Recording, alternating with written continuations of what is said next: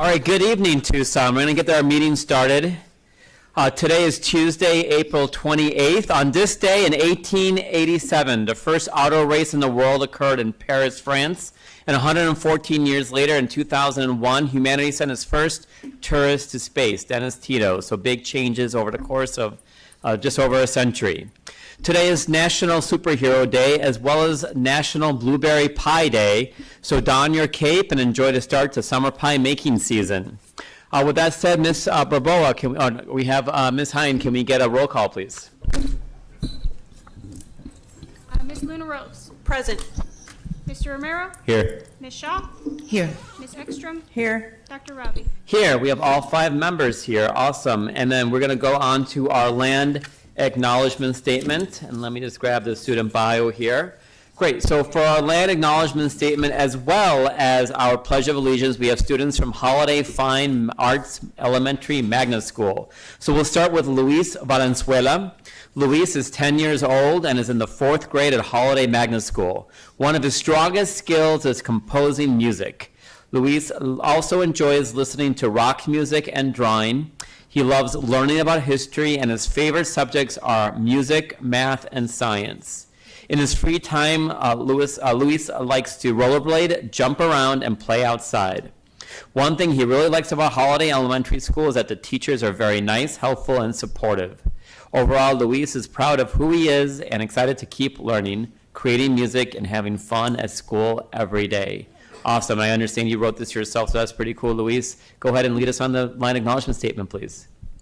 On behalf of the governing board of the Tucson Unified School District, I, Luis Valenzuela, acknowledge that the schools, buildings, and facilities of the Tucson Unified School District reside on the ancestral homeland of the Tohono O'odham Nation and the federally recognized tribal land of the Pascua Yaqui tribe.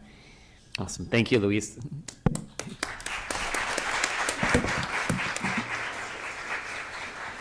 And for our Pledge of Allegiance, we have Kamari Christopher. Kamari is 9 years old and in the 3rd grade at Holiday Magnet School. She loves staying active by running and dancing with her friends. At home, Kamari enjoys spending time with her turtles, organizing her bookshelf, and reading chapter books, especially her Pugs books. Math is Kamari's favorite subject and likes practicing multiplication and division facts. She also enjoys sewing, weaving, and 3D printing on Magnet Wednesdays. In her free time, Kamari loves helping her mom cook and work in the garden.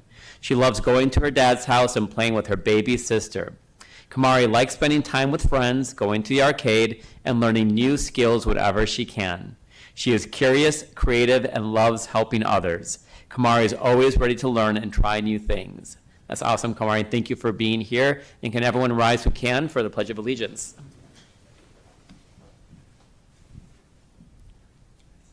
I pledge allegiance to the flag of the United States of America and to the republic for which it stands, one nation, under God, indivisible, with liberty and justice for all. Thank you, Luis and Kamari. Dr. Taru, do we have any agenda adjustments for tonight? President Shaw, board members, we have a few. So I'd like to recommend our appointments, items 7.1, 7.2, 7.3, and 7.4, moving directly after the call to the audience. I know we've got families here supporting their loved ones. I also would like to move after the appointments. I'd like item 8.1 moved after the call to the audience as well, and then item 8.2 as we are welcoming the grandchildren of the late Robert D. Morrow, and I'd like to make sure we get their item at the top of the agenda, as well as numerous staff members and students from Palo Verde High School. So those would be my recommendations. Can we also move 8.3, the ISBD discussion? Yes. Following that as well, so we have that earlier on as well. All right, any objection, governing board members? All right, I'll take unanimous consent for that change to our agenda tonight. And Dr. Tria, the floor is yours for awards and recognitions. Yes, Dr. Shaw, members of the governing board, it is always a pleasure to celebrate student and staff excellence in the Tucson Unified School District. So it is always wonderful to lead with one of our most amazing learning communities, Monzo, which of course is no stranger to accolades. I'd like to highlight Monzo because it recently received a generous $10,000 donation from Fry's Food Stores and Kroger companies as part of their Zero Hunger, Zero Waste Foundation in honor of Earth Day. This investment aligns with the powerful hands-on learning already happening at Monzo every day. Through an award-winning integrated ecology program, students engage deeply in sustainability, biology, and desert conservation, bringing learning to life through their school garden, greenhouse, and outdoor classrooms.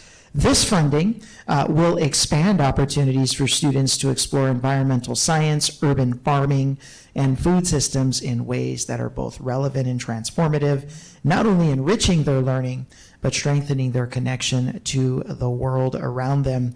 After all these years, heading into my 10th, serving this wonderful community, there's nothing more fun than visiting Monzo. Those that have been there, whether it's you're looking at the tilapia tanks, or you're looking at their composting, or you're looking at the tortoise, or you're looking at the way that the students take care of the hen house and they work in the photovoltaic gardens, it is an amazing testament to the district's commitment to sustainability and ecology. And this $10,000 is going to go a long way in helping the school expand those efforts. And I know probably Ms. Ekstrom and Mr. Romero join me in celebrating their cooking show. That's my latest memory, those carne asada tacos that those kids made at the cooking show, the competition earlier on this year. So how about a round of applause for the generosity of Fry's and Kroger for their support of Monzo.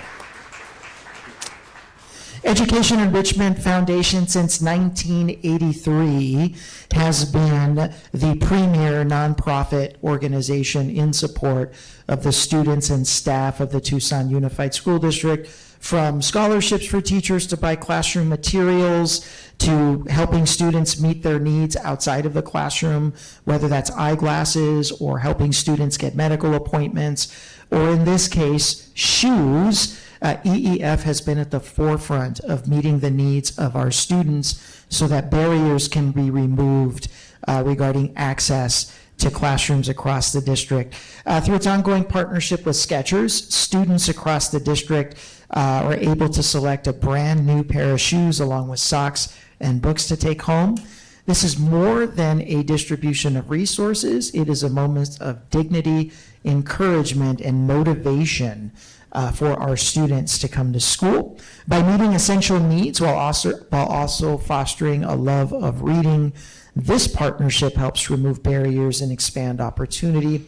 The foundation continues to serve dozens of students across multiple schools each month, and we're deeply appreciative of their consistent presence and support in our district.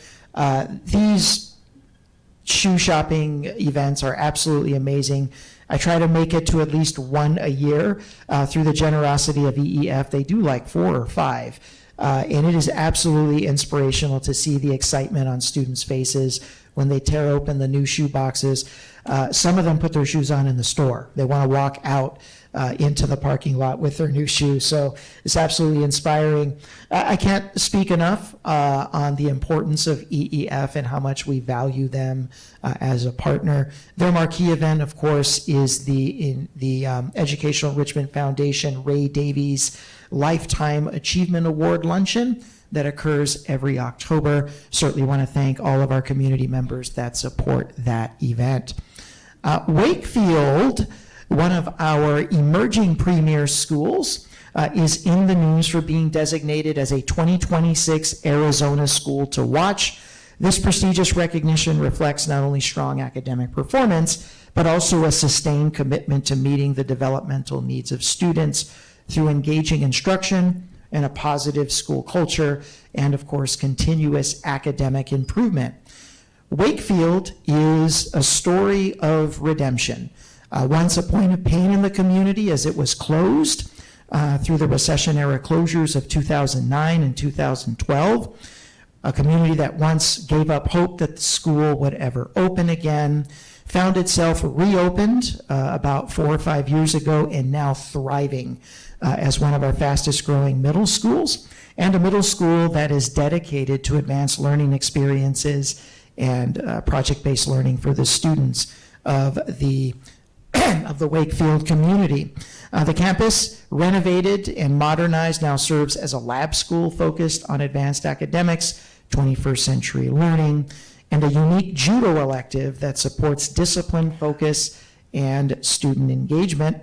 Under the leadership of Principal Josephine Lane and her team, Wakefield has built a learning environment where students are supported, challenged, and inspired to grow. The school will be recognized nationally in Washington, D.C., and at the state level later on this year, joining a network of exceptional middle schools across the country. We're incredibly proud of the Wakefield Knights for this absolutely amazing achievement. Let's give them a round of applause. Absolutely. I also want to highlight a meaningful literacy partnership supporting the students out at Maldonado Elementary. Through the Reading Pig, now celebrating 10 years of impact, students are gaining increased access to books and strengthened opportunities to build strong, lasting reading habits. This work is led by local lifelong educator, Dr. Nicholas Clement, former superintendent of the Flowing Wells School District, whose commitment to literacy and student success continues to leave a lasting imprint in our community. In addition to his work with the Reading Pig, Mr. Clement, he is the founder of the legendary Teacher Day, a national movement that honors educators each year on the third Thursday in September. Together, these efforts underscore a simple but powerful truth. When we invest in literacy and celebrate educators, we strengthen the foundation for lifelong learning. We are grateful for his continued partnership and dedication to our students.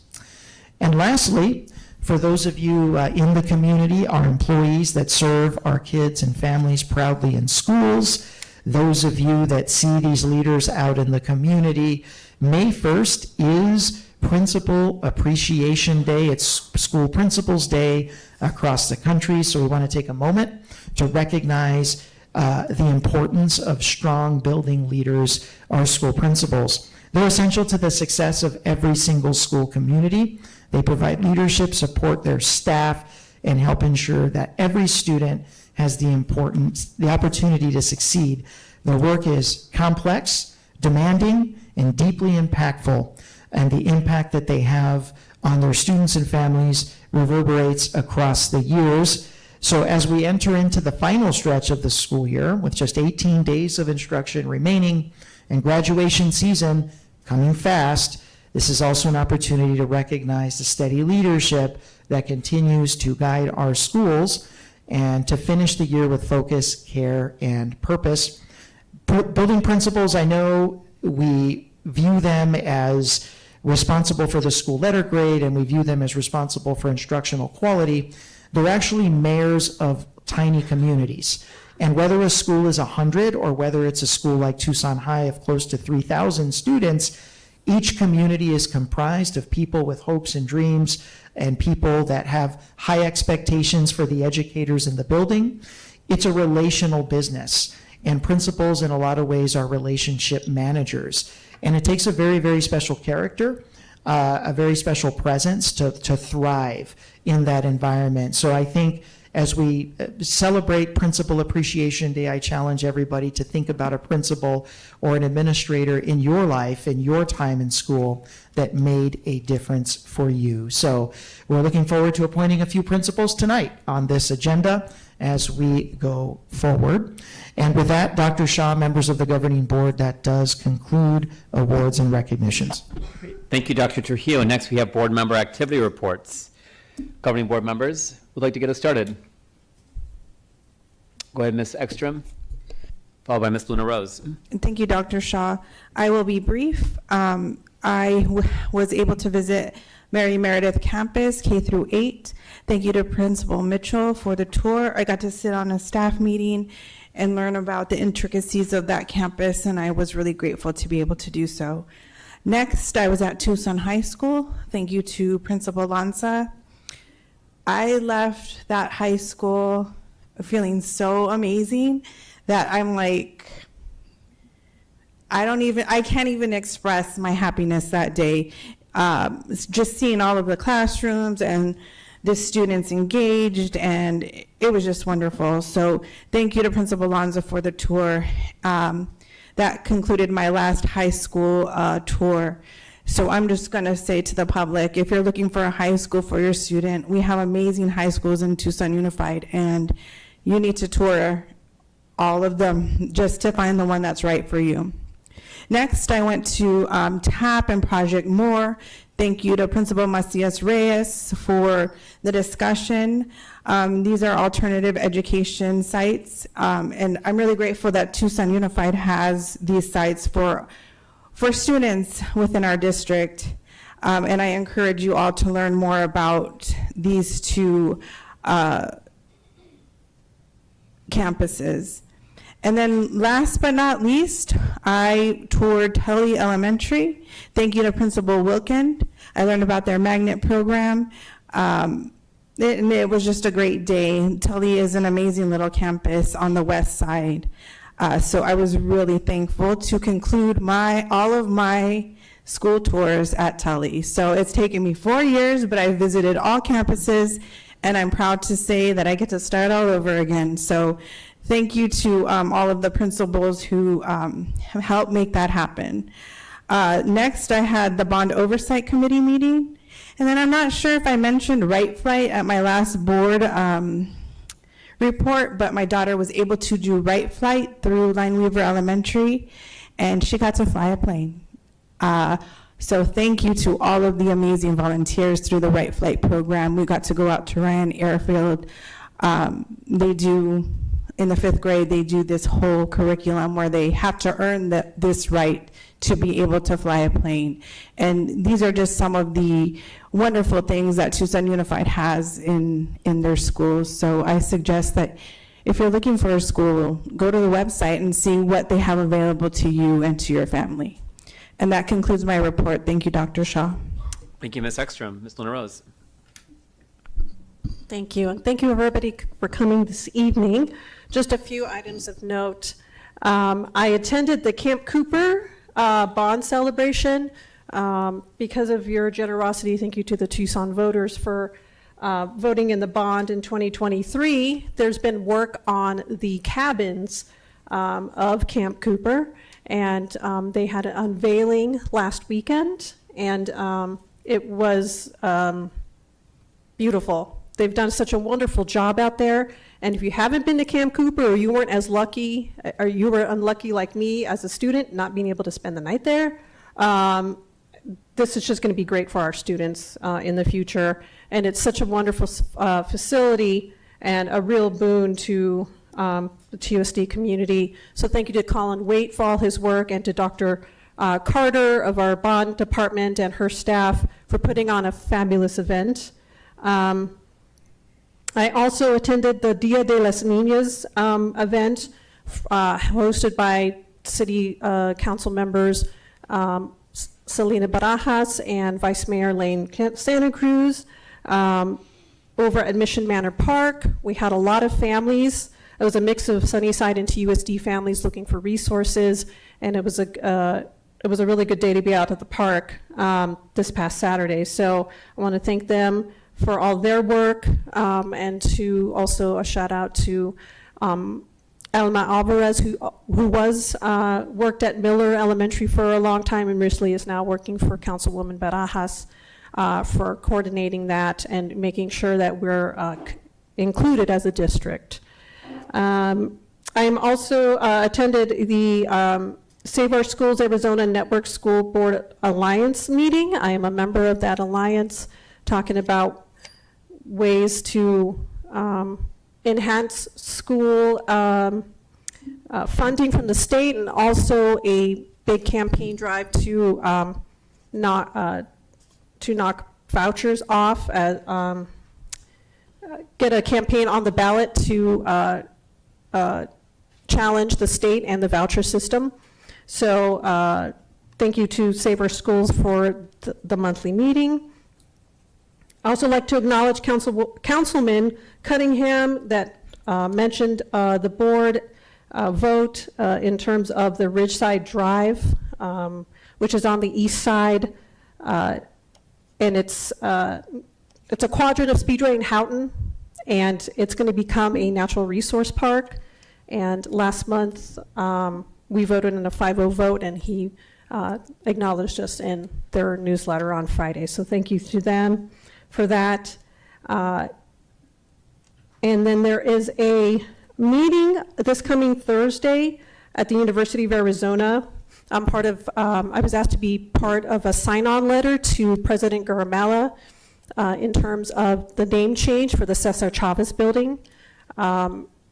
They were going to, the U of A was going to have this meeting without any input from the Latino community. So I signed on the letter as a school board member, and there was also members, our former colleague, Congresswoman Grijalva, Mayor Romero, and other members of the community that are alumni or current U of A employees. It is this Thursday, April 30th, from 4 to 5:30 at the Integrated Learning Center, the ILC, which is across from the main library.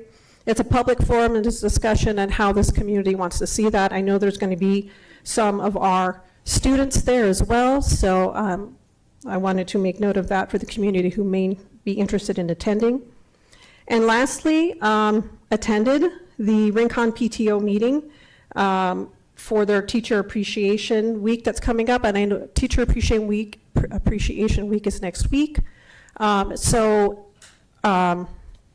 Obviously I would be part of that because that is my daughter's school, but all of you can support not just Rincon, but all the schools across our district, the PTOs, the teacher appreciations, just, they want you, they want your they want your help. We love community, and if you're a parent and want to get engaged, step in and talk to your child's principal on how you can help and be part of that process for your school. So I'm always advocating for the PTOs as a former PTO president. So that is my report for the evening. Thank you, Ms. Luna Rose. All right, go ahead, Ms. Shaw. Good evening, everyone. I had the opportunity to attend the Superintendent's Collaborative, which is a meeting of all the school districts in Pima County.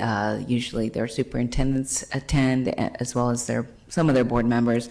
I was the only board member from our district there, but it was great to talk to other board members from other districts and hear about what's going on in their district. From that conversation, a member from the JTED board asked me to reach out to him, and later on I gave him a call about a potential bond that they may put out to voters. They'll be discussing that at, I believe, their upcoming meeting in May. I think it's the first meeting in May. So if you're interested to hear about that, please check out their website for information on that. I also attended the Alternative Education Advisory Committee. I serve as the board liaison for that. We oversee all of the alt-ed programs in our district, including DAPE and TAP and Project More.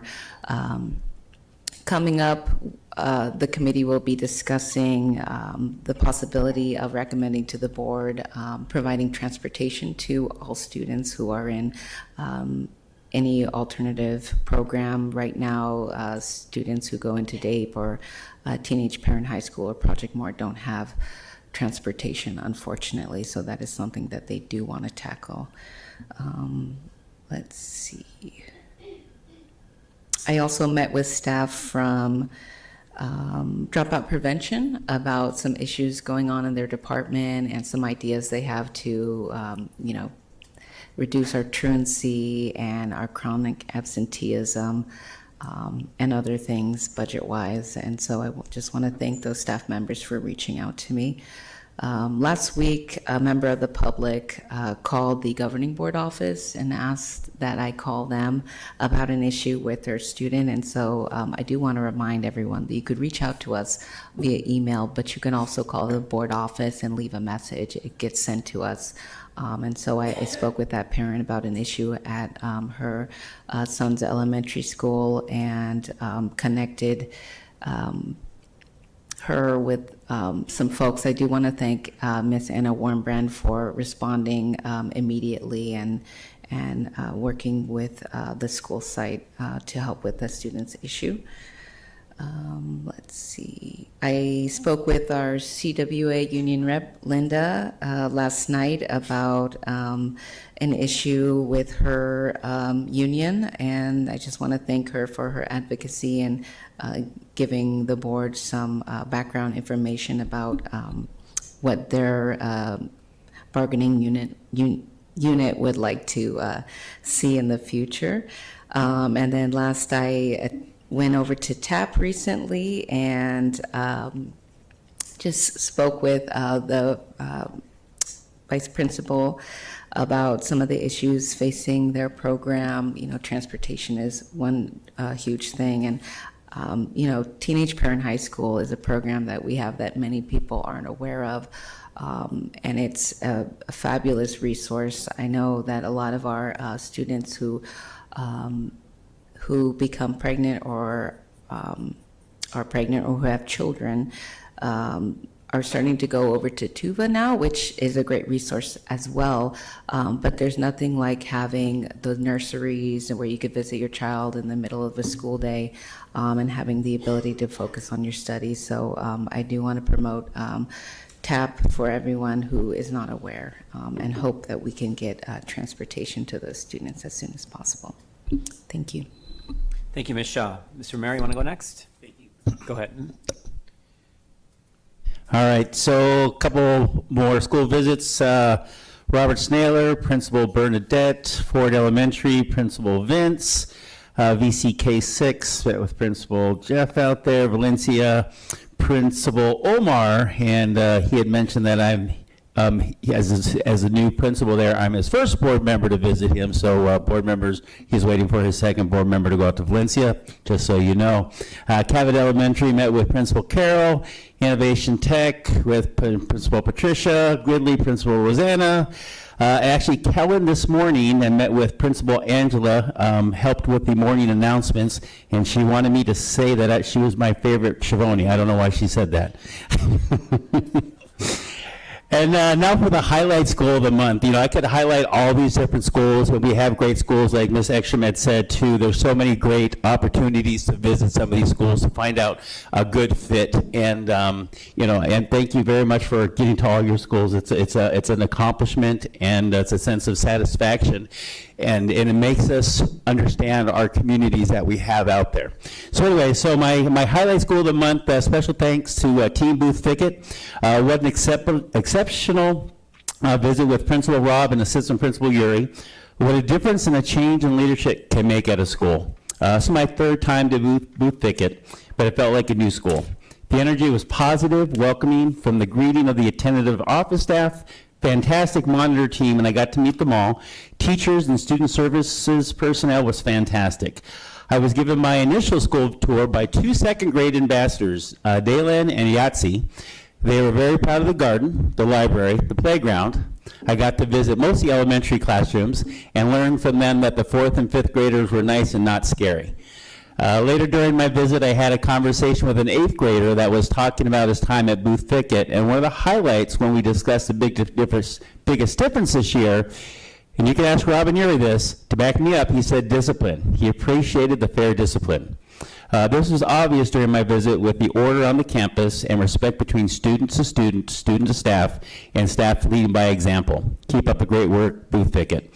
And then also had a event at 1010 in the Student Relations Department with Anna Warmbrandt and her staff there as well. And that concludes my board report. Thank you, Mr. Romero. I always love hearing all my colleagues' board reports. I know it might seem like we make a lot of decisions in ivory towers, but I really do appreciate that we're all heading out to schools and campuses and meeting with folks and learning about what's going on the ground.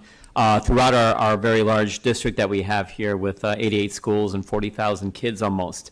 Myself, I had a chance to attend as well with Ms. Luna Rose, the Camp Cooper ribbon cutting. She already mentioned what that was for. And Ms. Shaw didn't mention the African American Student Services Awards that we both attended a few weeks ago over at the U of A campus. All of our student services departments have award ceremonies at the end of the school year where they recognize the amazing achievements of our students academically and otherwise. And so we had a great chance shaking a lot of hands that evening and congratulating the students that achieved so much.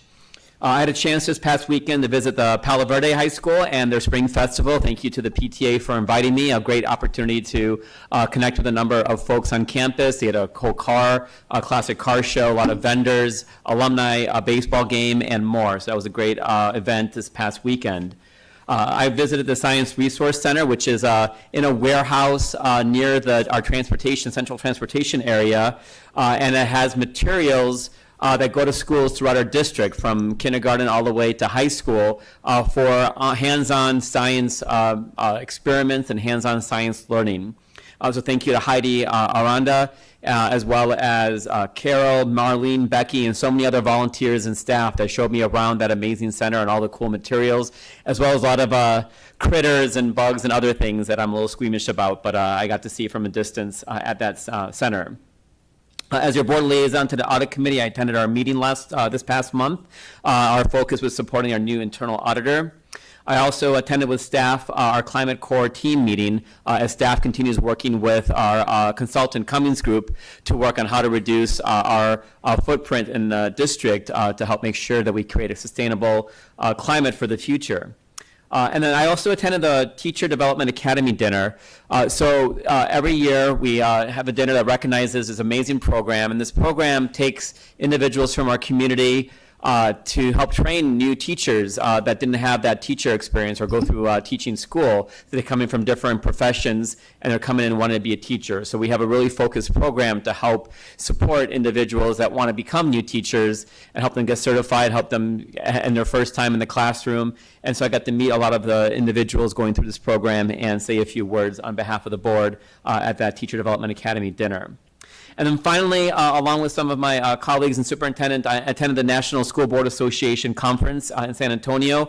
This is a really important job that we all have here as members of the governing board, and one that none of us had any training, no education, no really training about. So it was a great opportunity to go to a conference and learn from school districts around the nation on what they're doing to tackle some of the hard problems that we're also facing here in Tucson. I attended sessions from how to right-size and budgets in different districts and how they form collaborative relationships with unions and other stakeholders.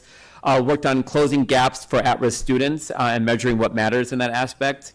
Attended a session on preparing for the U.S. overdose crisis, and there was an addiction medicine physician actually from the Phoenix area who I'm going to be connecting with soon again, talk about how to better serve our students at risk for addiction and overdose, and maybe get some ideas on how we're using our jewel money that we're using towards addiction. Also attended a session on literacy before third grade and how to make sure we have the teacher supports we need. That was all on day one. On day two, one-to-one on board accountability metrics and how we can work as a board to increase how much time we're spending talking about student success as opposed to other things that we talk about. And also vetting math education materials. You know, we as a governing board make the final decisions on any curriculum that we adopt as a district, and none of us have any academic or really teaching experience or training, and so it was a good session on how to vet materials coming in for mathematics and how to make sure that those materials are being used when we go in for our site visits to schools. And then last, I was able to join Ms. Luna Rose and Dr. Trujillo for our own presentation, my first time presenting at NSBA. We presented about our bond and our override that we achieved in 2023 and 2025 and what we went into those two races. And so it was a great chance for us to talk and give ideas to other school districts that might be going in for bonds and overrides in the future on experiences that we learned going through that process. A great chance to give back and make sure other districts get a sense of what worked for us here in Tucson. That's my call to you, my board member report, and thank you everyone for your board member reports, and I'll turn it over to our board clerk to begin our call to the audience. Thank you. And real briefly, Dr. Shaw, I would be remiss, I just wanted to add that that I met with our new internal auditor, Mr. Paul Houston, earlier in the week, and we had a really great discussion, and I look forward to working with him in his new role, and I think my colleagues will be pleased, I think, with his work. So thank you, Mr. Houston, for allowing me to come bug you for about an hour. Okay. Call to the audience. Members of the public may speak during call to the audience. The governing board clerk shall be responsible for recognizing speakers and for maintaining order where it may be appropriate. Those who speak in person or want to have their comments read shall email or call the board office to complete a request to address the board form before the meeting. Speakers who have not completed the form are not permitted to address the board. The speaker must state their full name and topic prior to addressing the board. Speakers are encouraged to be brief with a maximum time of 3 minutes. While more than one speaker may speak together in the time allowed, speakers are reminded that they are not allowed to speak more than once and that they may not transfer or delegate their time to others. If there are documents for the board, please give them to the board office staff and they will ensure each of us receives a copy. Those attending the meeting and or speaking before the board shall observe rules of good conduct. Speakers shall refrain from inappropriate or slanderous remarks, and because TUSD serves students from preschool through high school, please be aware that there may be children present and listening. At the end of the call to the audience, the governing board president will ask if any board member wishes to respond to criticism, wish to ask staff to review a matter, or wish to ask that a matter be put forth on a future agenda. No more than 2 members may address each topic. One second. Just want to confirm, we have one that needs ASL interpretation. Do we have an ASL interpreter here? Staff tells me there is someone. No, okay. I'll make sure staff knows that we're still working on that. Okay. Okay. I'd like to check in with Dr. Salmon. We do have somebody on the way. Okay. All right. Thank you. Thank you. All right. Our first speaker is Jonathan Caballero. I can never pronounce your this name, but Jonathan is student over at Palo Verde. I cannot. It's because I can't roll my R's. I can't. I'm terrible. All right, Jonathan, are you here? Okay. Well, hopefully he comes, and I would love to hear him speak. Next is Fatima.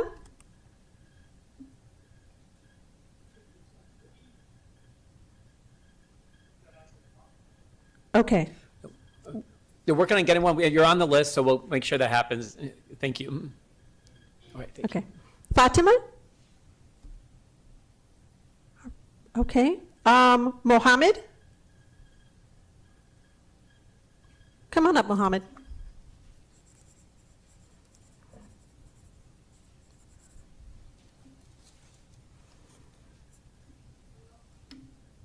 Oh, is the mic not on? Hold on, just a moment.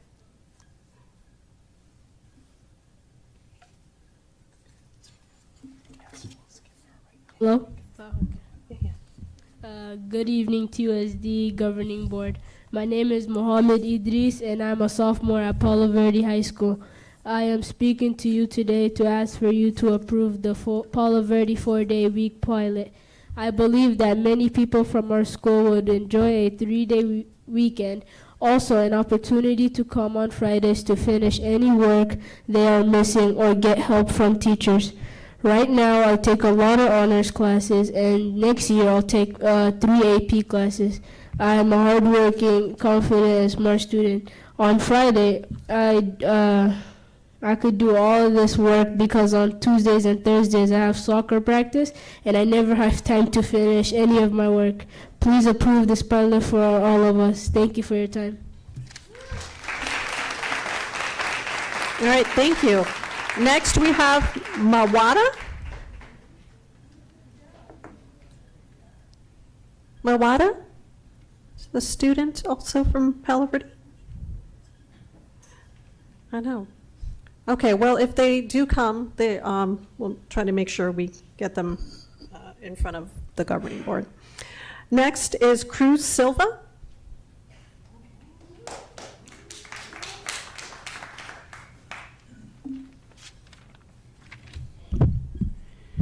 Good evening, President Dr. Shaw, board members. and Superintendent Dr. Trujillo. My name is Cruz Silva. I am a proud Davis Romero parent, PTA Vice President, and community member deeply invested in the future of our school. First, I want to sincerely thank you, gracias, for your responsiveness, dedication, and clarity during this difficult transition. The speed and care with which you acted reflects your commitment to our students and our community, and we don't take that for granted.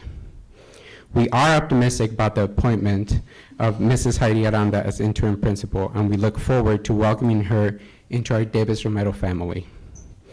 We also recognize that some frustrations exist within our community. Those voices matter, and they deserve to be heard through proper channels. As the PTA, we remain committed to being exactly what we were created for, a bridge between families and leadership, focused on solutions rather than demands. Our teachers are the foundations of our students' stability. They represent relationships, trust, and continuity.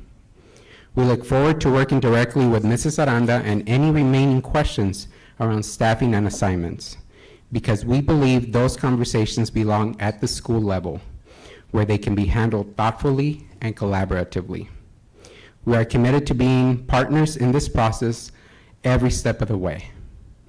Davis Romero is a gem for this district. Let's make sure it continues to shine. Muchísimas gracias. Okay, next we have Katie Alexander.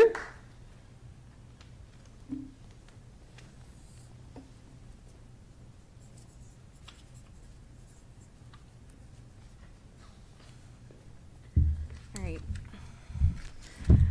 Good evening, members of the governing board, and sorry for spamming your email the last couple days. My name is Kate Alexander, and I'm a proud graduate of TUSD, and my family and extended family continue to serve Tucson as members of the Pima Community College teachers, as part of the University of Arizona, and on the city council. I'm also a graduate of Brandeis University and Columbia University, and could not be prouder of my TUSD education. I'm here today because a hiring process at Whitmore Elementary failed to incorporate the school committee's preferences and ultimately violated GCAB R3, a regulation on hiring of school principals that was adopted on March 11th after being passed by you. And this is really awkward. I'm sure the candidate you're scheduled to confirm tonight is in the room. So I want to be clear, I have no idea who they are, and I have no reason to doubt their qualifications. However, I know that they have been not set up for success because this HR process really broke trust between the Whitmore community and the district. Imagine an internal candidate that has served the school for years as an administrator and a teacher, who has been principal designee for months at a time, who many members of the school committee independently told HR they wanted to hire, who the principal believed she was training as her replacement for years. Imagine that candidate being told they were qualified for the position and then not even getting an interview. How did that happen? As we're talking about steady leadership with principals and how important that is to student success, how is a qualified internal candidate who is told to apply, who has trusted relationships in the community, overlooked? It just doesn't really make sense. And yet this isn't just an outcome at Whitmore, this is an inevitable outcome of TUSD policy for two reasons. One, because minimum requirements for principals require 2 years of admin experience, specifying that must be as principal or vice principal. But most elementary schools in the district do not meet the minimum enrollment requirements for a vice principal. This means most elementary school principals cannot train their replacement, and qualified administrators in elementary schools are arbitrarily blocked from advancing their careers in the schools where they have the strongest relationships. But this rule is inconsistently applied. In 2025, the current principal of Carrillo was appointed with 4 months experience as vice principal, but years of experience in other admin positions. Second, HR has not updated their guidance for hiring principals since this board passed GCABR3, which correctly puts school priorities at the heart of the principal hiring process. The remedy here is really simple. Delay, refer the issue back to the school council so they can exercise their option created by this board to interview additional qualified candidates. This candidate who you're going to confirm today may still get it, but let it be from a fair process. And in the future, the superintendent should revise the minimum requirements language to strike the parenthetical examples of principal and vice principal. Thank you. All right, thank you. Next is Cheryl Lennon.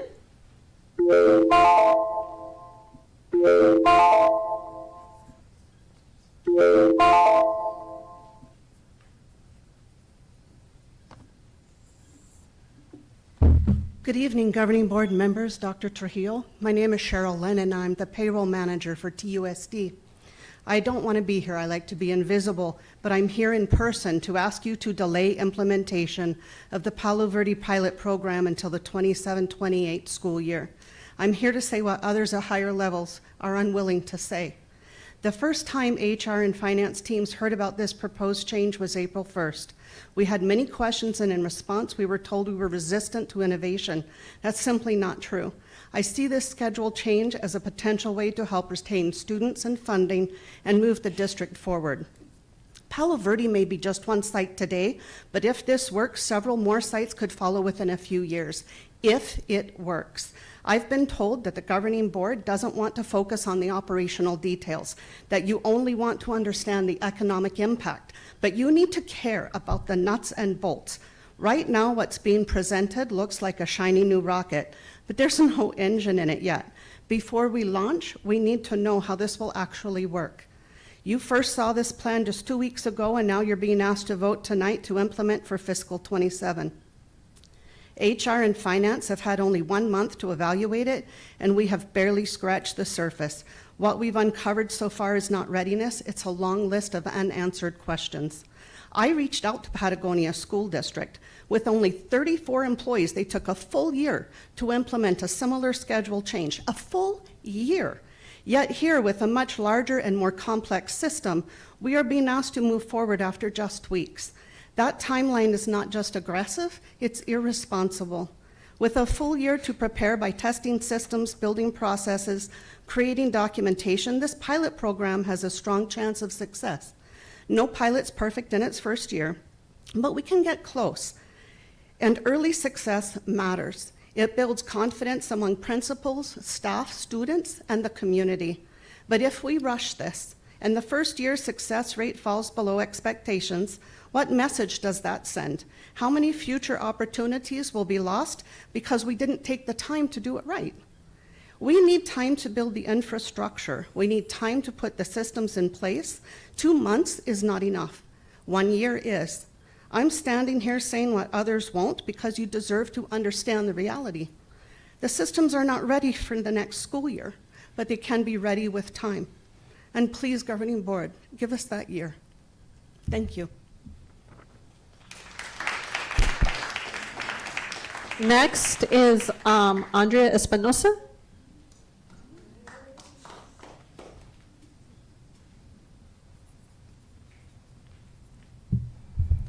Good evening, members of the Governing Board, Superintendent Trujillo, and community. My name is Andrea Espinosa, and I serve as the Community Liaison at Davis Romero. I'm here to show my beloved school some love and support. First, thank you for your time, your leadership, and the care you put into supporting our schools. I know these decisions are not easy, and I appreciate the responsibility that you all carry. I'm proud to be a part of Davis Romero. We have a very strong legacy rooted in bilingual education, relationships, and community. I see that every day in our classrooms. In kindergarten, Senora Yvette Lanz and Senora Alma Armendariz had devoted their lives to bilingual education. They build more than early literacy in English and Spanish. They create belonging, confidence, and joy in learning. For many families, this is their first experience with school, and they meet them with trust, care, and deep respect for their language and culture. That kind of beginning stays with a child for years. Our art teacher, Senora Tessa Valencia, is a gem. It is rare to have a bilingual educator leading a comprehensive art program. She doesn't just teach art, she creates a space where language, culture, and creativity come together.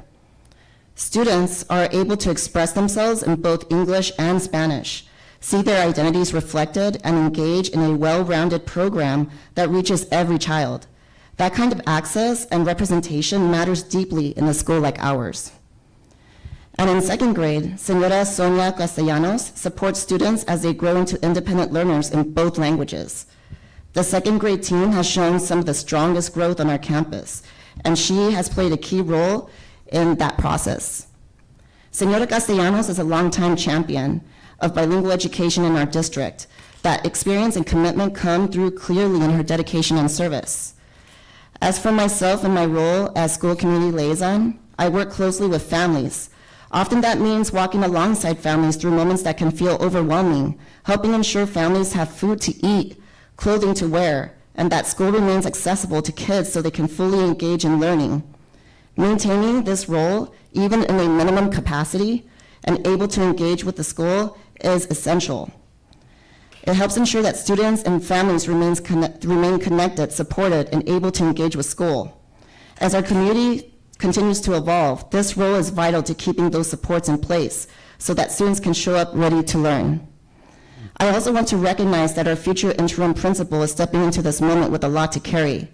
I hope we can continue to support that leadership with the resources and stability needed to move our school forward in a constructive way. Davis Rometo's strength comes from its people and from the trust we build every day. Thank you for your time, your service, and listening to our community. In Lakesh. Next, we have Katie Callahan.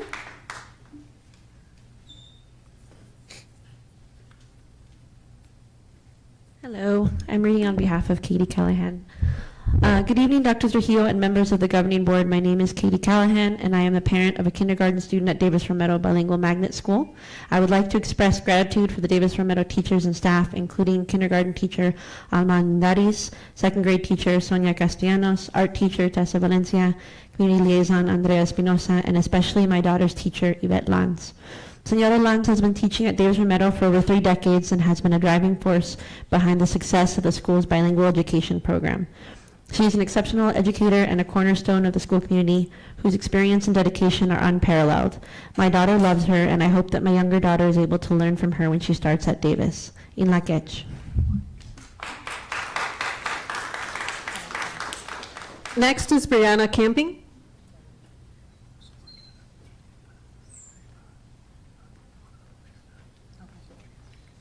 All right. Good evening, members of the board and Dr. Trujillo. My name is Brenna Camping. I'm an ELD avid and creative writing teacher at Palo Verde High School. Much was said at our last meeting as to why the 4-day week pilot would be beneficial to our school and to TUSD. There's the student enrollment, the teacher retention, the work-study opportunities, more flexible scheduling, time for appointments, and the list goes on. However, I'm not just here to speak with you as a teacher at Palo Verde. I'm also here to speak to you as one of Palo Verde's TEA site representatives. After the 4-day week was proposed, our administration surveyed the students, the parents, and the staff. Overwhelmingly, each stakeholder was in strong support of the pilot happening. You can review the results of the student and parent surveys in the information provided to you about this agenda item, and you will see both groups surveyed highly in favor. Teacher and staff responses were also in steep support, with 97% surveyed agreeing or strongly agreeing in favor of this pilot, and the remaining 3% surveyed neutral. This can't be just about the teachers, though. It has to be for the students. Our teachers feel so strongly about this pilot, not only for our own lesson preparation needs and work-life balance, but also because we believe that this pilot is a benefit to our students and their lives. I can give you so many examples of students whose lives would be benefited by this schedule. I have one student who struggled to schedule a job shadowing program with the vet clinic that I connected him with through Avid. I have another who comes constantly to my class after school to make up things that she missed because of JTED. And I can keep going on. There are so many situations in which Fridays dedicated to catching up, or sometimes even just a little bit more time to relax and be with their families, would change these kids' lives for the better. And that's why the teachers want this. In your resources on this agenda item, there are 2 documents that I'd like to mention, an MOA and an MOU from TEA. Both of these documents state TEA's agreement to work with the district to make this pilot possible. TEA has shown only support for this pilot, and regarding the details, the consensus agreement will not be a hindrance to making the 4-day week pilot a reality. This is good news for me because as the TEA site representative, it is my job to advocate for the workers. When 97% of the workers say that they want something, I listen, and I hope you will too by voting to approve Palo Verde's pilot program this evening. Thank you for your time. Thank you. Next is Dawn Flores.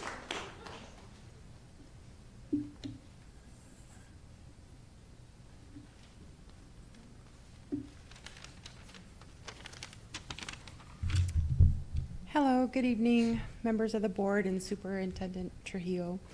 My name is Dawn Flores. I'm a full-time working mother with deep roots in the district. I attended Fort Lowell Elementary, Carson, Santa Rita, in which 2 out of those 3 schools are now closed. I'm here tonight to urge you to approve the 4-day school week pilot program for Palo Verde Magnet High School. I've had to navigate both sides of this. Last year, one of my daughters, I have 4 daughters in total, they all have attended TUSD high school, or TUSD schools. But one of my daughters last year graduated from a charter school because TUSD couldn't meet the needs of her IEP and her credit recovery. Like many parents, I had to look outside the district to find a path that would work for her. Maybe if a 4-day school week was an option with the additional supports, she could have stayed in the district. Now, I have a junior at Palo Verde. We chose that school for the STEM program because she loves math and science. She's a straight A student, 4.0, taking many AP and honor classes. She works incredibly hard, and I am very proud of her. But she is exhausted. She often spends her nights and her weekends buried in homework. I'm not faulting any of the teachers for this. They are preparing her for her future. She has 45-minute conference period incorporated into her schedule, which is great, but it's just not enough time for her to get all the assistance that she needs. Hence the reason why she has so much work to do on her own time at home, which makes me a concerned parent of her mental well-being if she's okay. I also have to talk about the reality of being a working parent. We're at Palo Verde on open enrollment, which means for years I was hauling 2 high school students to and from 2 different high schools while working full-time because the district buses weren't an option and the city buses just aren't safe. We all see the numbers that TUSD's occupancy is low. Families are leaving for alternatives because they're looking for something that actually fits their lives and their children's specific educational needs. There's that old saying, what's the definition of insanity? Doing the same thing over and over and expecting something different. If we want to stop losing our students that actually support, if we want to stop losing our students and actually start supporting the ones we have to try a different approach. The 4-day pilot program at Palo Verde is a chance to do that. It gives kids like my daughter a chance to breathe and gives the district a chance to finally innovate. I know that change can be scary and there are always logistics to work out, but I believe, thank you. Thank you. Okay, Dr. Shaw, we have hit the 20-minute mark.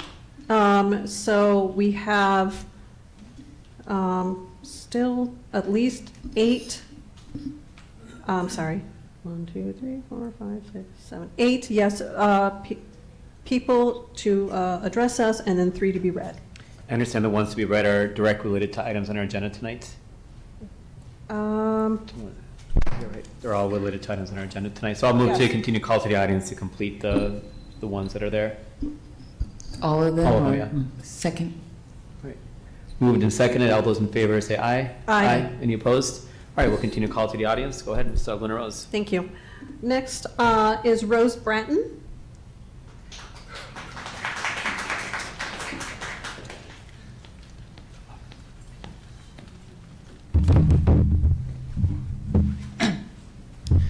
My name is Rose Bratton. I am a library associate and cataloger for the Educational Materials Center, part of Fine Arts. I'm one of the few remaining central library staff and a former library assistant. 4 years ago, this library assistant moved from part-time at Holiday to full-time at Booth Fickett. I assumed sole responsibility for one of the best libraries in Tucson. I always thought it was when I was a student there from 3rd through 6th grade.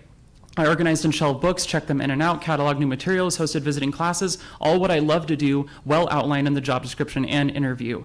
Added on to that, I was responsible for $150,000 in technology. I distributed Chromebooks, bags, chargers, and headphones, troubleshooted problems, assigned fines, made work orders, coordinated with TS, set up the computer cases, all on my own. The first and last 2 weeks of the school year in my library position, no books. Tech ate away at my time the rest of the year. One day in one class, we had 6 Chromebooks ransacked for an overall loss of $1,500 in district resources in one single hour. We never found out who did it, and this was a common occurrence. I was never trained to troubleshoot and distribute technology as a library assistant. I tried my best. I was also the only adult responsible during library time. PLC makes library an elective, just like OMA computers and PE, but with me as the teacher. Once, while focusing on checking out books, a crowd had formed around the new kid. I broke it up to find him crying. He lasted a week before he was pulled out of the school. I was never trained to supervise and discipline students as a library assistant. I tried my best. I was called to a meeting to teach a supplemental math program. I drew the line there, asked why a classified employee is being asked to teach, and the word teach left the vocabulary of the principal and CSP. I wasn't teaching. I was delivering curriculum already prepared for me. Policy code GCABR2 states teachers are assigned only when, quote, the teacher is highly qualified and appropriately certified. I'm not any of that. Should a class held by this classified employee with no teaching certificate count towards instructional time? Absolutely not. After all, I was never trained to instruct and teach as a library assistant. I tried my best. And this isn't just my story. I ran a survey. Half of our library assistants feel their work is consumed by technology distribution. A fourth of that feel they teach. There are 73 elementary, middle, and K-8 schools with libraries in this district, 73, and only one of them has a certified library position. The other 72, each one has one library assistant each, with no librarian to assist. And the job description says other duties as assigned. So new hires have no idea they'll often be asked to act as office assistants, school site technology liaisons, campus monitors, reading interventionalists, resource teachers, and of course, librarians. Woefully underpaid library assistants are forced to struggle under all of this. Policy breaking and borderline illegal practices that are ruining school libraries and the amazing staff that run them. The board needs to commit to conversations about this. They try their best every day. We need to do our best for them. Thank you. Thank you. The next is Lauren Aguilar. Lauren? All right, next on the list is Cameron Rodriguez.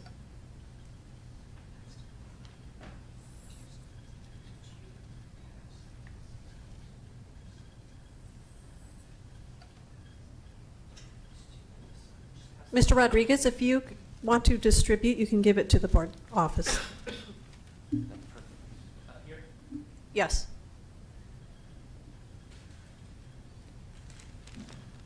This is my 8th time speaking. You may remember that I assured you I'd be back to speak if it got worse and more expensive for the district, and I keep my promises. You've seen my letter. You've seen the handout I'm distributing tonight. The district's own accident report, completed the day of my injury, was never shared with the insurance company or the district's own outside defense attorney. Now, on the back is a illustrated diagram of the precise place I fell down last July at the fire hydrant in front of the school, just down the block here, while asking about the impact of construction on school operations. When I thought I hurt something in my knee, I filed a claim and it was mysteriously denied. The denial said that it was, as you read here, off school property and on period break. Look at this diagram. Does this look like it was off school property to you? It's 1 foot from the front lawn and it was an in-service day. There was no period break. It's quite clear. Coincidentally, I received this denial in November, exactly 1 day after I inquired with TUSD's general counsel about retaliation concerns I had about the school, and I will let you decide how to interpret that. But regardless, workers' compensation law was designed to solve the problem of employers trying to nitpick over property lines, because they always do. And it instead asked, did the employee's actions benefit the employer? Since I was out there asking about school parking, I would say that is clear too. But district lawyers are not workers' compensation lawyers, so they offered their own generalized legal interpretation of the accident to the insurance company without any reference to this document, and it just happened to result in a denial. Off-property, off-period break, no retaliation here. If any workers' compensation law or actual claims adjuster saw this form, they would have accepted my claim immediately. But instead, 6 months without medical treatment for my knee, 6 months of board meetings, 6 months of the defense of the district's own document proves this unnecessary. And then, to top it off, the defense lawyer torpedoes their own case because they decided that they were done defending TUSD's legal mistake and wanted the district to know and just pay for it. If you were an insurance company and you paid for 6 months of pointless litigation based on a hidden mistake that generated immense regulatory exposure for multiple corporations, you would probably want the district to pay too. That's what an indemnification clause in the contract is for. And if it's the district's mistake, the insurer covers nothing and the district eats all the costs, everything. And filing this document, I believe, was the insurer sticking TUSD with a very large bill and saying, wrap it up. Please retain independent outside counsel to review this file before you vote to settle this case for obvious reasons. An actual workers' compensation specialist this time, not just any old lawyer, and not on May 4th, this week. The hearing is May 19th.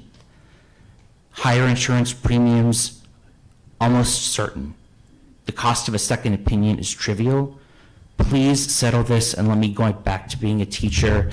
I'm tired of this. Thank you. Next is Lillian Fox.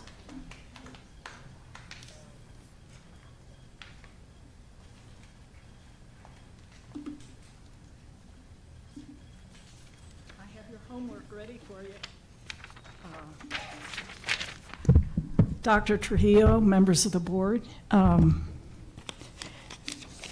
if you turn to this page, please, you have $87.3 million of unexplained furniture and equipment in your budget. This is a 6,720% increase over what it was last year.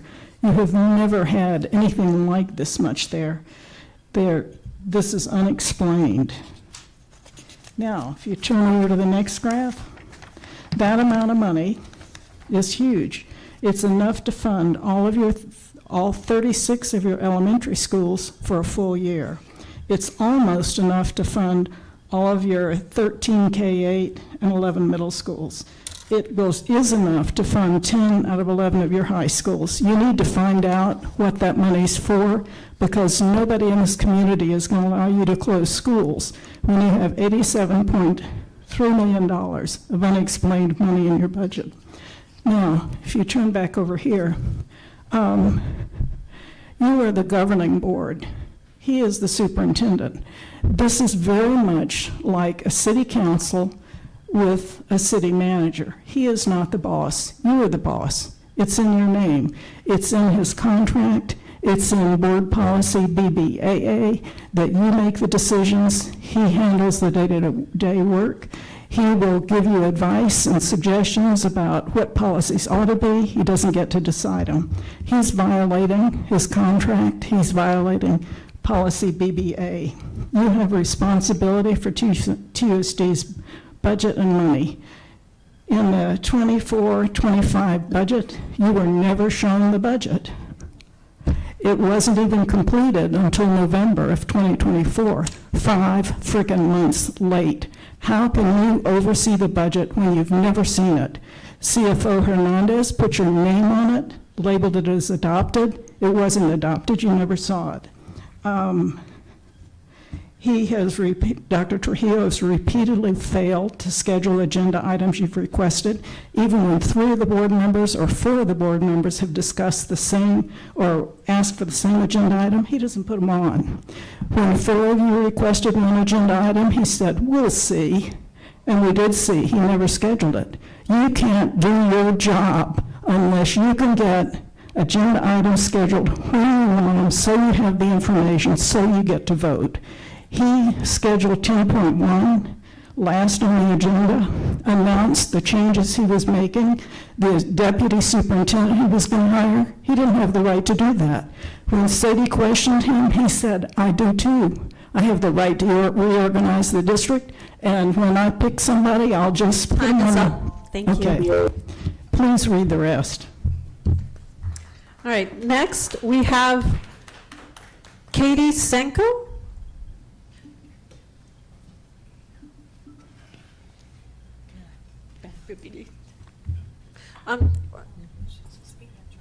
Yes, that's fine. Yes, 5 minutes. Thank you.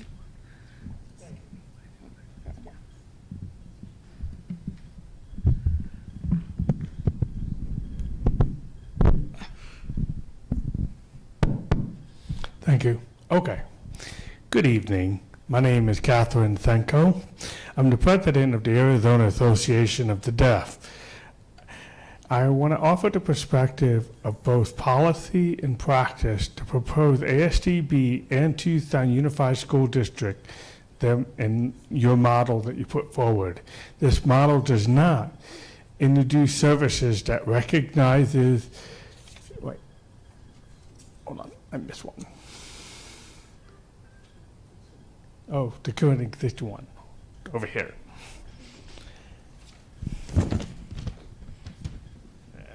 Okay, sorry. The services outlined, such as the teachers of the deaf, the teachers of the visually impaired, related services, and assistive technologies are already required under federal law through IDEA.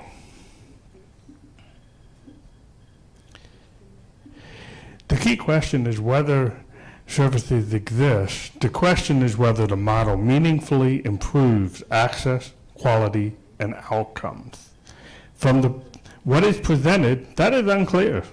What we see is a centralized site-based approach with limited dedicated space and a shared service structure. While this may increase coordination, it does not by itself create a specialized educational environment. That distinction matters. For deaf, hard of hearing, blind, and deaf-blind students, the access is not simply about receiving services.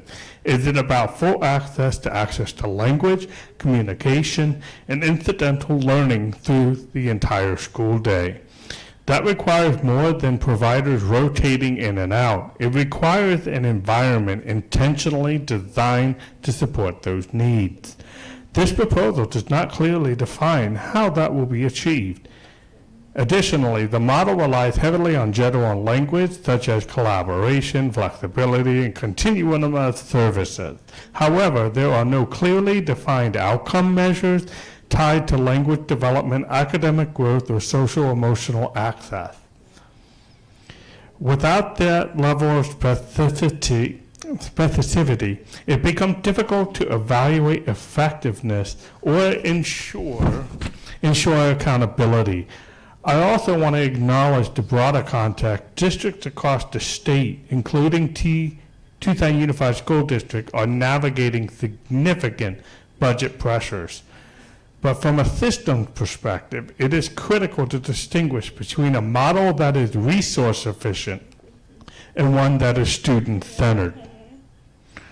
They're not always aligned. When specialized populations are served through generalized structures, there is a risk that access becomes fragmented rather than strengthened.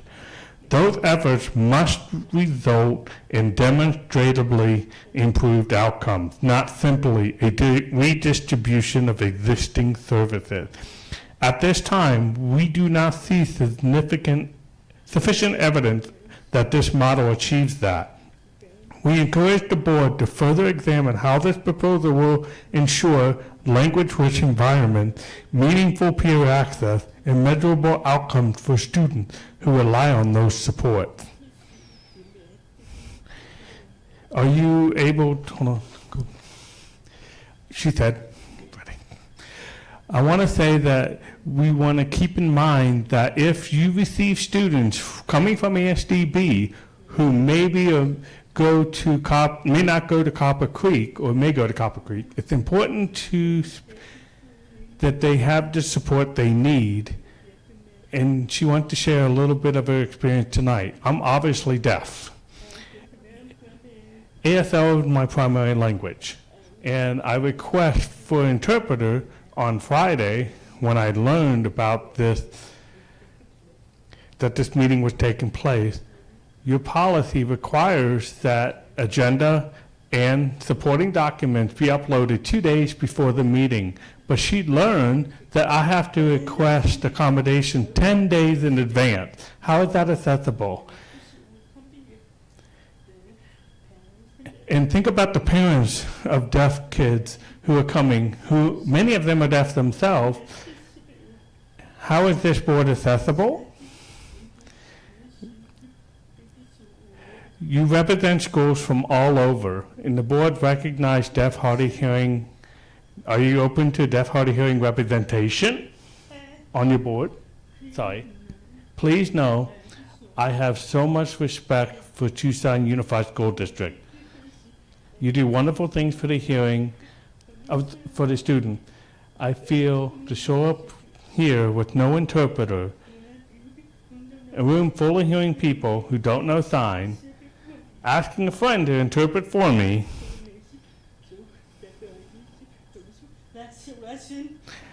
How does that make us feel comfortable that the deaf, hard of hearing student that will go to your schools will not feel isolated? Thank you. Thank you. Okay, next it's Thor Halverson. That's me. Oh, hi, Thor. Thank you. So, I'm also representing the rural students, like students from Douglas, students from Safford, students from other areas, where the proposed plan for ASDB and Tucson Unified School District will leave them lacking. Because right now, kids from Sierra Vista are having to get on a bus and go 2 hours one way to go to ASDB on campus. That's 4 hours a day. That means they cannot participate in athletics. They cannot participate in after-school tutoring. And for the more involved kids, they're just going to say, oh, we can't help you. So the concern here is that ASDB is supposed to represent the whole state. That means all of the districts. Okay, currently what's happening is they're shoving everybody into the mainstream and saying sink or swim. I can tell you that's not going to work. The reason why, I am a 14-year veteran educational interpreter for the deaf. I've seen this system already enacted on the East Coast. What ends up happening is the teacher of the deaf comes in, does a wellness check, and then leaves. All of the main instruction is done by somebody who is not a teacher of the deaf. The supportive services like speech therapy, language therapy, occupational therapy, physical therapy, and things like, say, development of ASL fluency, that's a hit or miss under those conditions. A lot of those positions were made contractually, which means hit or miss again. All the while, this student is in an environment where their peers are not there. They just say, oh, your peers are the other hearing kids. Guess what? They're not going to take the time to learn sign. They're not going to meet this student where they're at. They're not going to be able to pick their friends based on who they want to hang out with. They're going to be stuck with the kids who have the patience and the consideration to try to bridge that gap. But 9 times out of 10, it's very isolating. They're going to fall behind in school because if they're not fluent in ASL and don't have the independent skills, they are not going to function just by throwing an educational interpreter at them. They're not going to be able to take it in and process it. They're not going to have their fluency. They're going to be playing catch up, and guess what? They're already behind. It's not going to work. The best place is right there on that campus at ASDB. And I'm speaking as an educator. Thank you. Thank you. Next is Kirsten Cummings.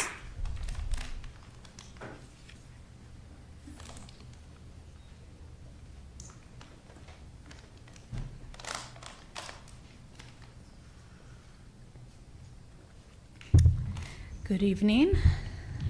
Need to find my page.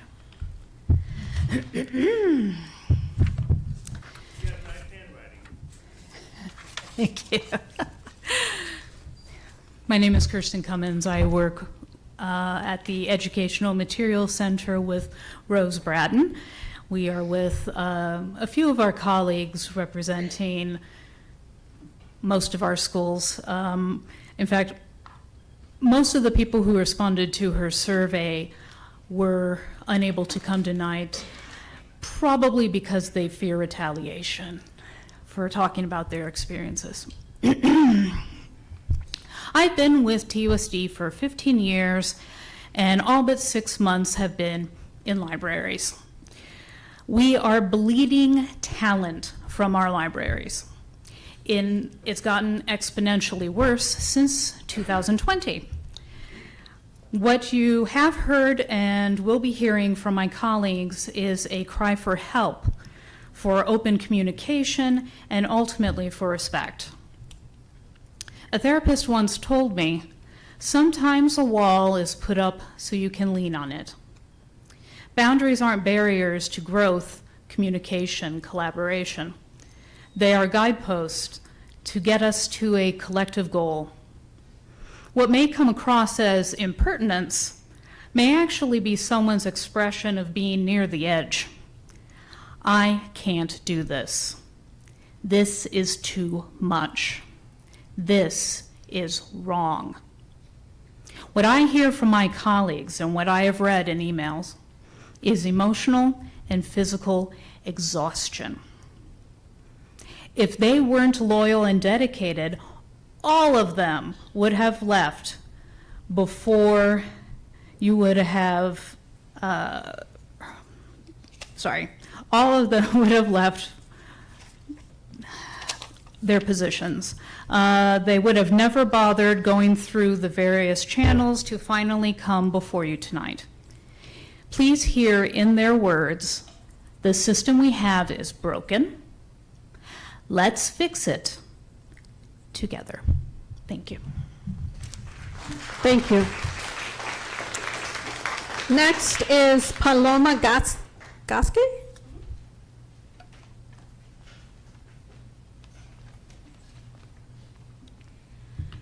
Good evening, everyone. My name is Paloma Gasque, and I am the library assistant for Miles ELC. I've been working for TUSD for 5 years, and I'm actually a third-generation TUSD employee. And I'm here to share my experiences with the layered concerns that we have with the library services. I am very lucky to be one of the few library assistants in the district that works full-time, 40 hours a week. However, despite my hours, my library duties and responsibilities have been affected by the need and demand to fix student Chromebooks and address the overall technology issues that occur on a daily basis. I have no official training or education in technology, but as a librarian, I do a lot of research, which has allowed me to help my students and fellow staff members. And I think I did too good of a job trying to solve those issues because I was given resources by field technicians from TS to help eliminate the workload for TS. Regardless of the joy that I feel in being that one person that can solve these issues at my school, it does have a downside. I have had to fix Chromebooks and other miscellaneous technology problems in the middle of my library classes. I've had to work during my lunches because I serve both middle school and elementary school, and their schedules are not the same. During state testing, I had been warned about not clocking out for my 30-minute lunch that had been required by current labor laws. However, I thought it was inappropriate to tell the testing coordinator, sorry, I cannot help you or your student during your state-mandated exam, I have to go to lunch. Which, especially with state testing, time is of the essence. And, sorry. I am a library assistant. I am not a site technology liaison, but I do the work of both jobs. And I only get paid and recognized for the one, and it is the lowest paying job. My concern is our title of library assistants. We have the same responsibilities and expectations of a library media specialist or librarian, And if you compare both job descriptions, they are almost identical. We are librarians. And unfortunately, not many know or understand what our positions entail outside of check-ins, check-outs, and story time. I had a peer once asked, "What do you actually do?" I had another peer tell me, "Why are you tired? All you do is stare at books all day." And that was said seriously. So here are the things that we do as library assistants. We catalog books. We encourage literacy and reading for leisure, and then we also maintain our collections by site level because each school has different demands based off their student body. And unfortunately, I have not been able to put in certain books into my catalog because of the demand for technology. We were awarded 2 grants and were able to get a bunch of new nonfiction books, but I have not been able to put them onto the shelves. And it's due to the fact that cataloging cannot be done intermittently. It has to be done in one go. And I feel like I'm denying my students and my teachers that because of these situations. Thank you very much. Have a good evening. Thank you. Okay, and that concludes our, unless any of the students that I called earlier were able to attend? Okay, I don't see any. Okay, so we'll go on to the emailed letters. First from Kiana Manson. Palo Verde High Magnet School is a magnet school and continues to be part of the Desegregation Unitary Status Plan and the Post-Unitary Status Plan. Yet its magnet status and desegregation plan are not addressed in the administration's proposal. The key purposes of a magnet school are student, ethnic, racial integration, and improved student academic achievement. Neither are addressed in the plan. The plan states that there are varied funding that will be used, which is vague and does not specify the budget sources included in the 910G desegregation funding. The proposed plan was not posted on the TUSD desegregation internet page, nor was it a public hearing posted and provided.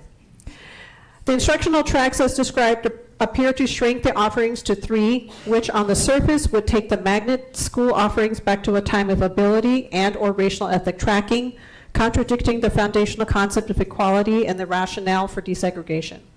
The outline tracks are 1, track 1, community-based instruction, track 2, life skills and social skills, track 3, activities using unique learning systems.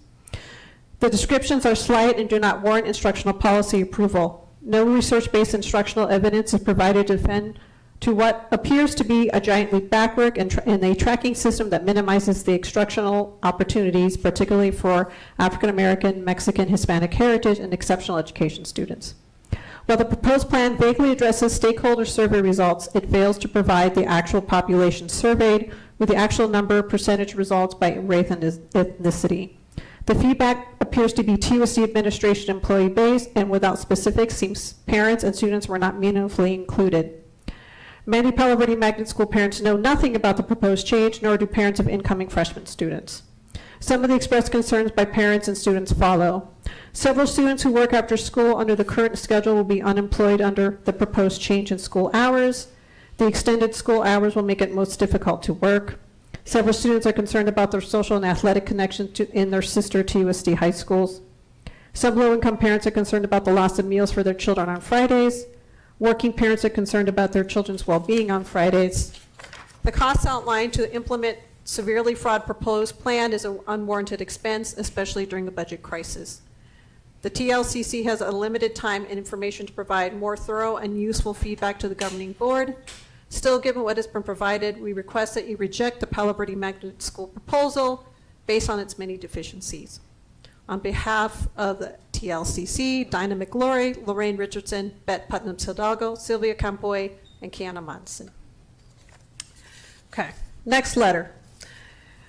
From student Vincenzo Christoph. Dear TUSD Governing Board, I am Vincenzo, a junior here at Palo Verde High School. I am writing to persuade the board to vote yes on the Palo Verde 4-day school week. Going to TUSD schools, I've had countless friends and situations that would have benefit parents and my parents by having a later drop-off time on Monday through Thursday. I remember hearing as a kid, this 3 o'clock traffic is ridiculous more times than I'd like to remember, and had my family members stressed over getting me from school.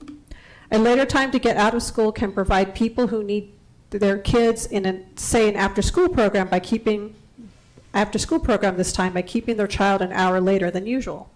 Some scholars may challenge this by not wanting to stay after school for as long as due to sporting events or other responsibilities. This is when the school must become flexible, making sure that there are proper accommodations for a scholar schedule who do extracurricular or sports. We've already been assured that programs like JTED will have accommodations at this time, and other extracurriculars will too. These programs are beneficial to a scholar's working life. This 4-day week and school extension can not only help all families, but especially those less fortunate. Sometimes parents need that extra hour to make it from whatever side of town they're on time to pick up the kids after school. Personally, I wish it was more currently conveniently time for my family to pick me up as well. My mom gets picked up from work around 5:30, leaving my dad rushing to have me home to watch my siblings and to pick up my mom at an appropriate time. Having the school release at 4 would mean my dad would be able to not only pick me up, but also pick up my mom in one swoop.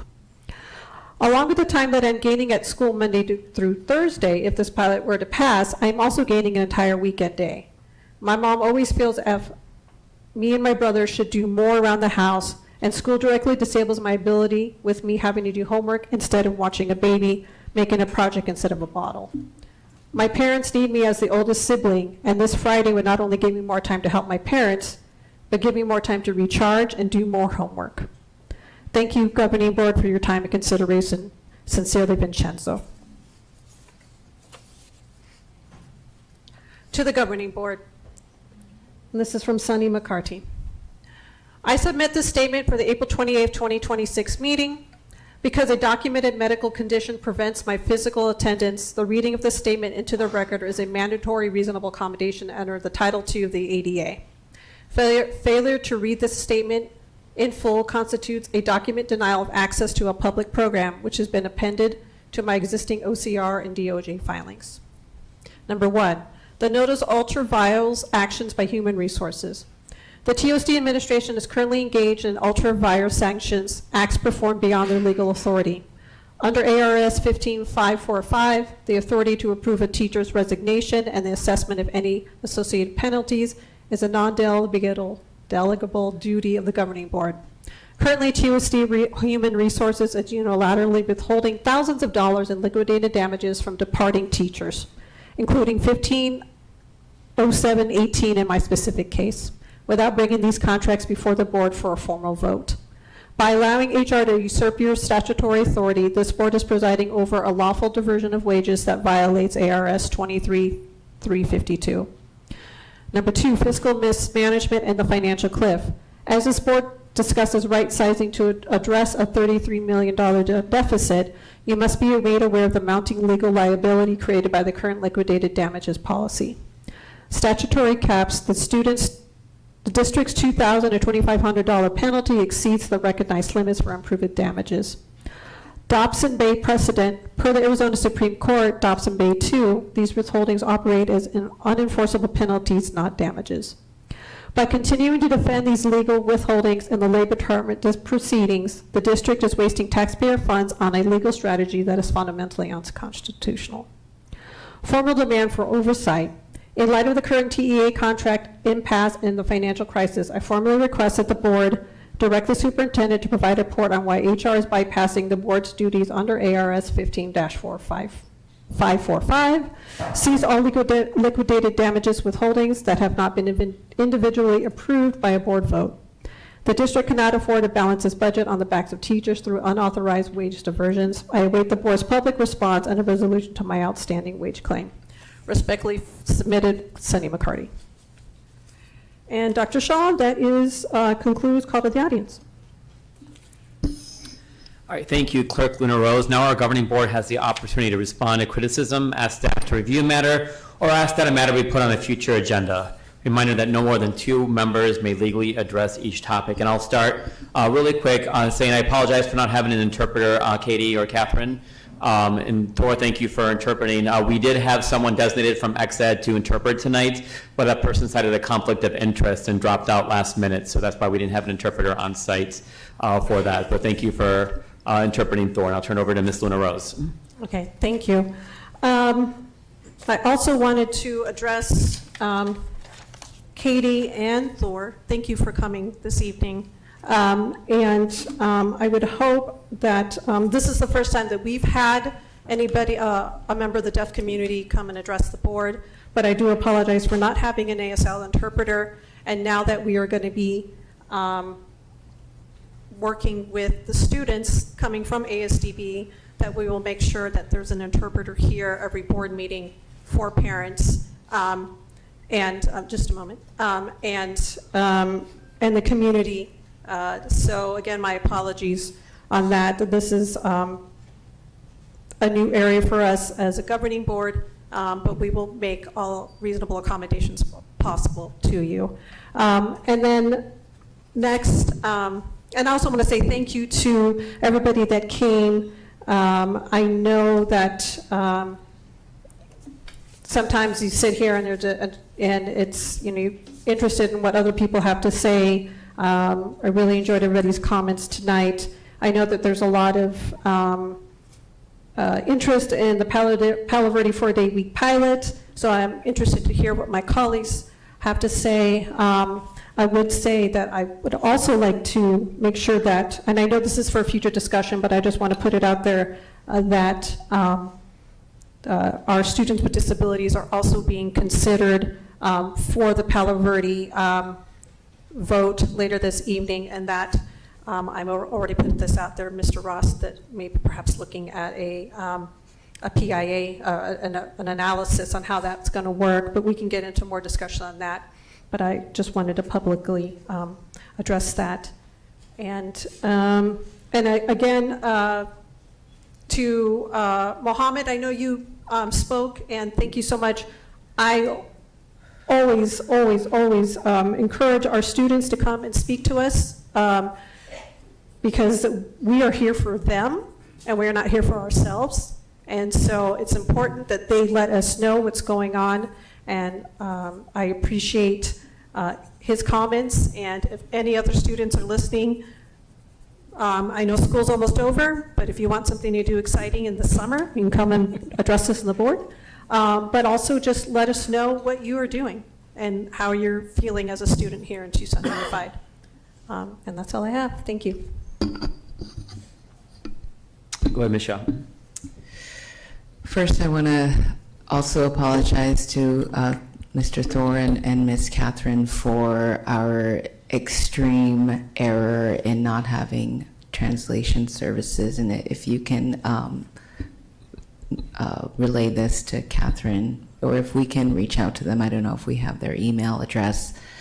You know, having an item about ASDB on our agenda, to me, should make our staff already requested, so that in the instance that there was a conflict, we would always have interpretation services. So we really need to do better as a district. I'm super ashamed and upset about what is happening at this governing board meeting today. And I'd like to ask staff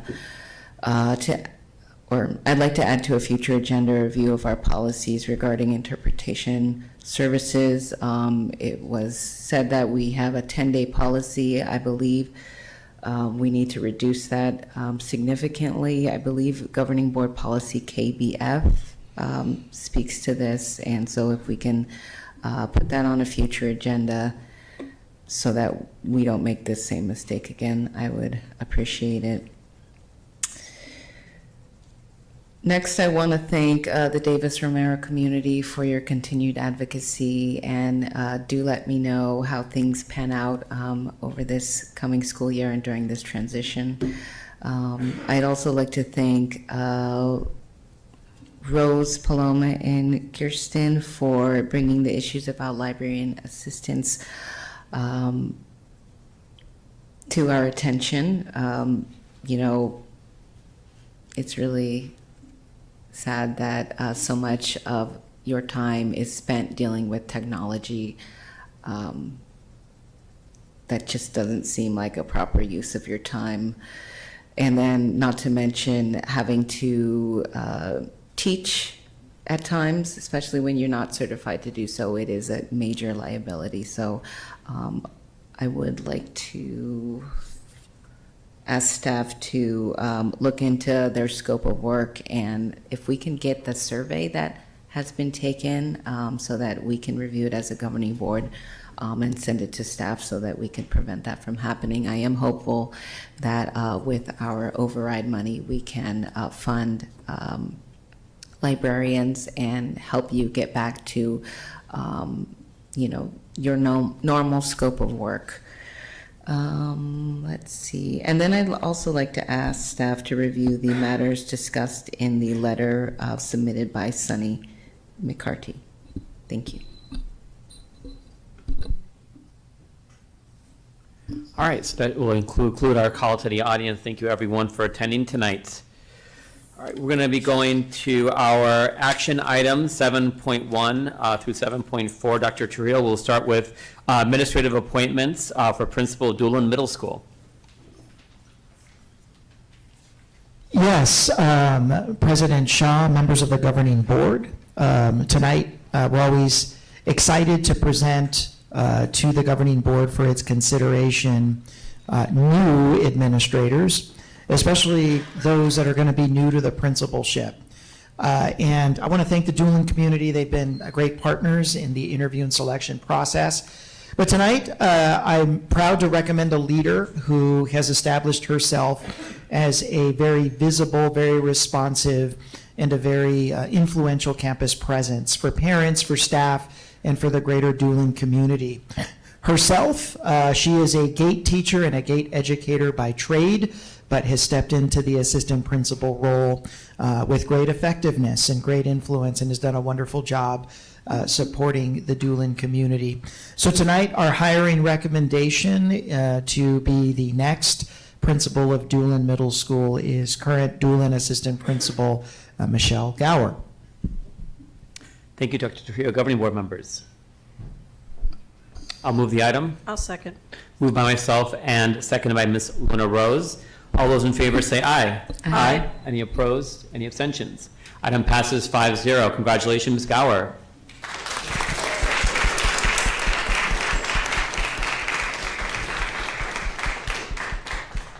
And so what we'll do is, if you're here in the audience, we'll give you a moment to speak and welcome or introduce yourself to our TUSD community. And at the end of these 4 appointments, we'll have a chance for pictures. And make sure after you speak to go to the receiving line of our leadership team ready to welcome you. Is Ms. Gower here? Yes.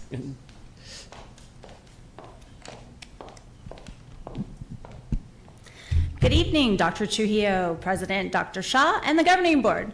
Thank you for this wonderful opportunity to continue on my journey to at Doolin in the role of principal. I'd also like to thank Ms. Santine, Mr. Sanchez, my family, and the Doolin community for their support throughout the process. I look forward to working with the parents, teachers, students, and staff to move Doolin to the next level. Thank you. Congratulations.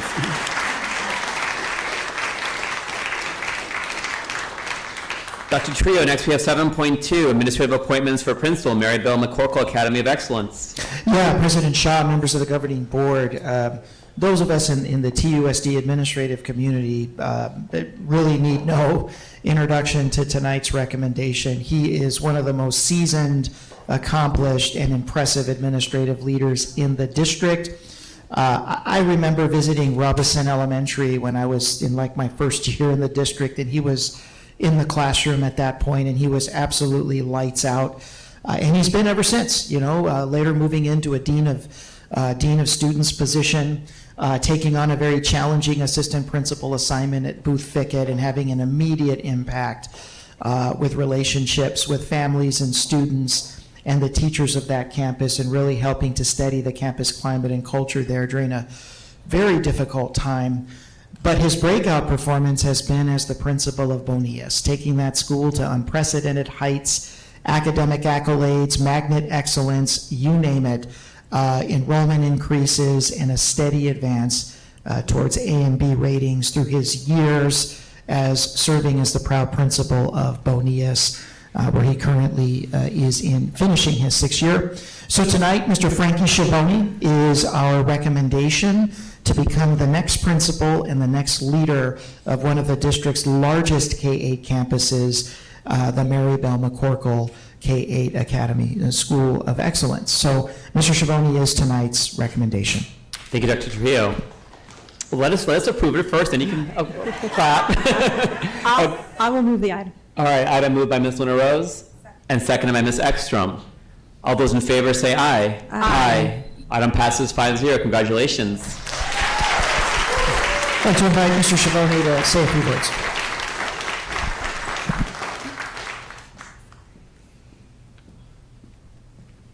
Good evening, Governing Board members, Dr. Shaw, Dr. Trujillo, and Mr. Ross. Thank you very much for the kind words. I certainly love working in TUSD, and I do love what I do.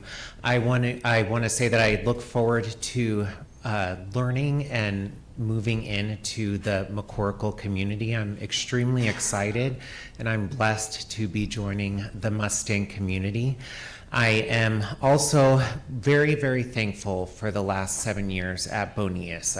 They took a chance on me when I was a brand new young principal, and they got me here to where I am today. So I'm very lucky and blessed and thankful for them. And I also want to thank my family and friends for the encouragement and support over these many wonderful years. So thank you, everyone, and I'm very grateful. Thank you. Congratulations, Frankie.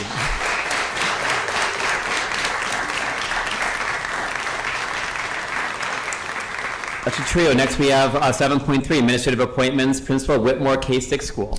Yes, President Shaw, members of the governing board, tonight's hiring recommendation has currently been serving for the last 5 years as an assistant principal for the Tucson Unified Virtual Academy. But previous, her background was as an MTSS facilitator coming out of Roberts Naylor K-8, developing a passion for academic interventions and making sure that students get the resources and get connected to the interventions that they need. And her background as an instructional coach out in Decatur, Illinois, where she hails from, has certainly primed her for this lead instructional role that we're going to ask you to consider her for tonight. So we are proud to recommend the current assistant principal for the Tucson Unified Virtual Academy, Karen Anton, to serve as the next principal of Whitmore Elementary School. Thank you, Dr. Trujillo. Governing board members. I'll move the item. Moved by Ms. Shaw, seconded by Ms. Luna Rose. All those in favor say aye. Aye. Any opposed? Any abstentions? Item passes 5-0. Congratulations, Ms. Anton.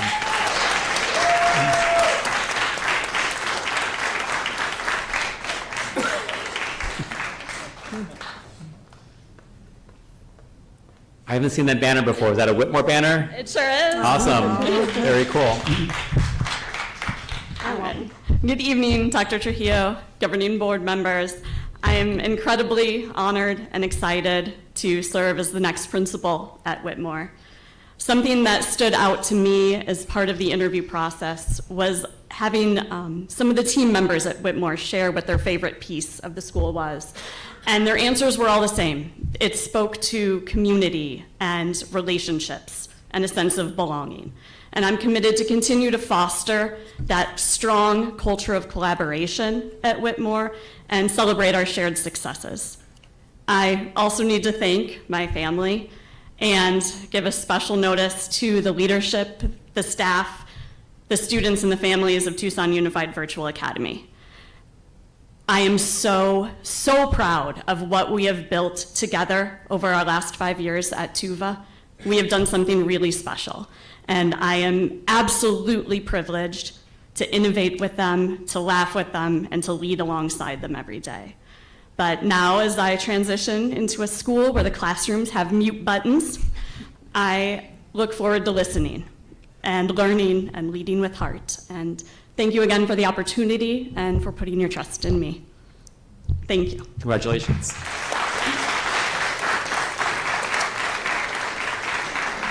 All right, and last but not least, Dr. Trujillo with 7.4, Administrative Appointments to Interim Principal of Davis Romero Bilingual Elementary Magnet School. Yes, governing board members, tonight's candidate has had a very impressive an accomplished career in the Tucson Unified School District. For the last 7 years, she has been a key member of our own leadership team, serving as a senior director for curriculum development and professional development and training for teachers. Prior to that, she was vital for me coming in and learning all about the district's math curriculum.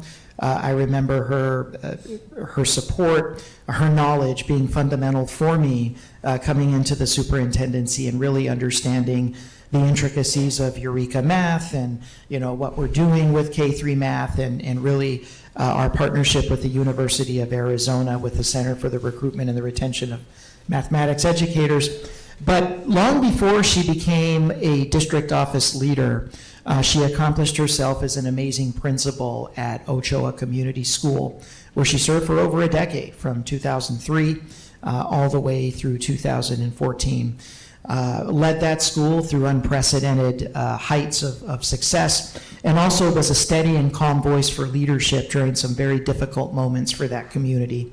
But one consistent theme under her leadership was community, and was bringing staff together and making sure that the Ochoa community knew that they had a leader that they could trust and that they can believe in. And we're going to ask for that leadership to be on display for another potentially rewarding assignment pending governing board action. So tonight, our recommendation for interim principal at Davis Romero Bilingual in Magnet School is our current Senior Director for Curriculum and Professional Development, Ms. Heidi Aranda. Dr. Shaw? Yes. I would like to move that Ms. Heidi Aranda serve as interim principal at Davis Romero Bilingual Elementary Magnet School. You have a great person coming into your school, and believe in her because she will work with you, and she helped save Ochoa. So I'm honored to make this motion tonight. I will second. Moved by Ms. Ekstrom and seconded by Ms. Luna Rose. All those in favor say aye. Aye. Any opposed? Item passes 5-0. Congratulations, Heidi. Thank you for taking this on.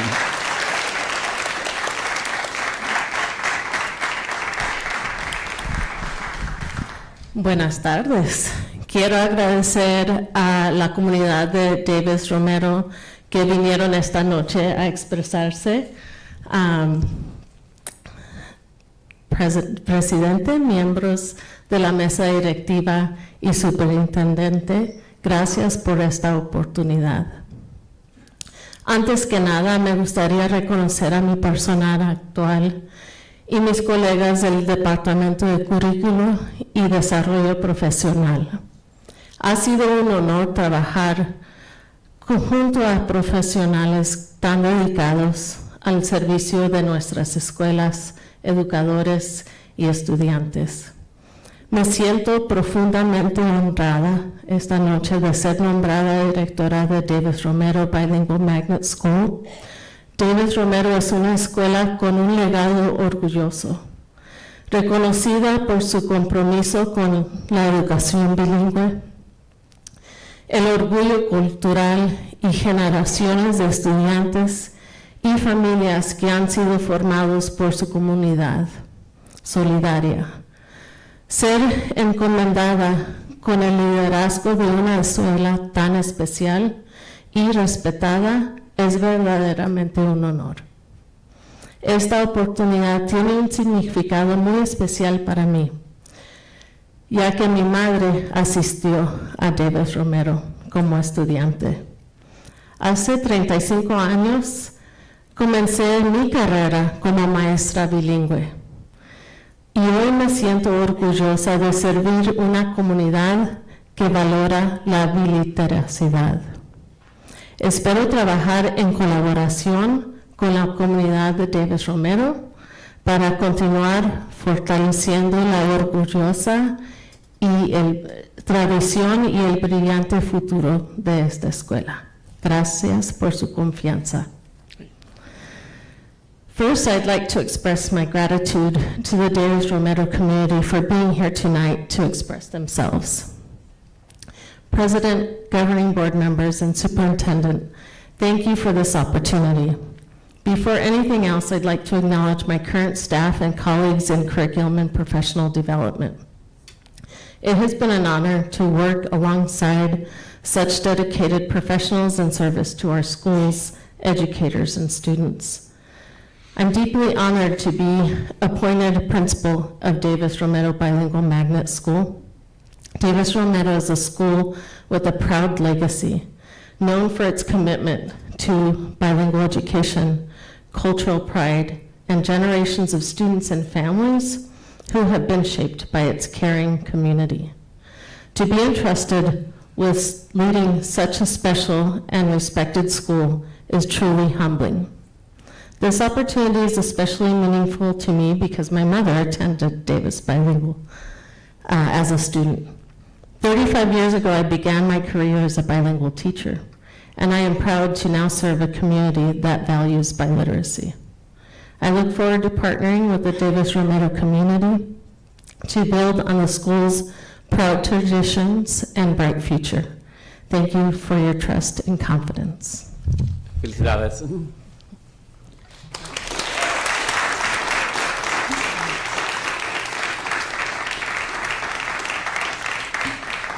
We'll take a quick 5-minute break, governing board members, to do photos and quick potty break, and we'll be back in about 5 minutes so we can continue our agenda. I think he's talking to you. Why is he talking to me?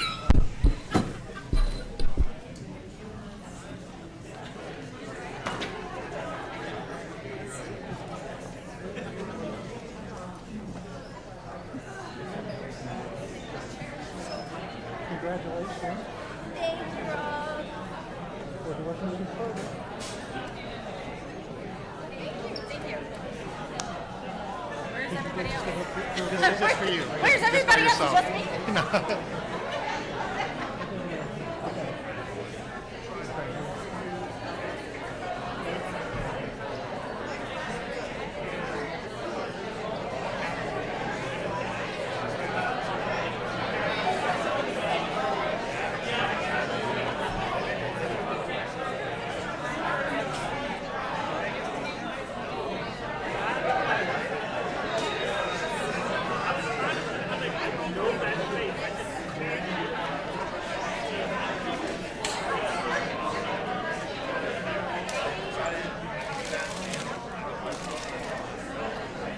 That's where you come in, right? 1, 2, 3, 4.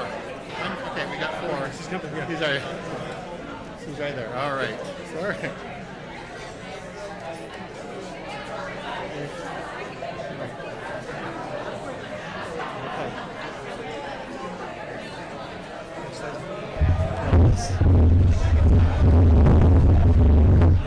That's good.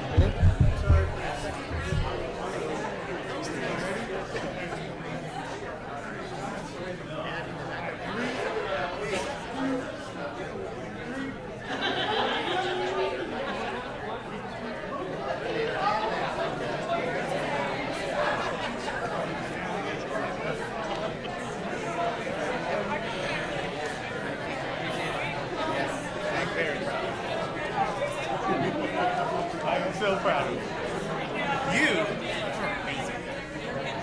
You are amazing. Oh, you're going to love our gifts. Oh, yeah? Yeah.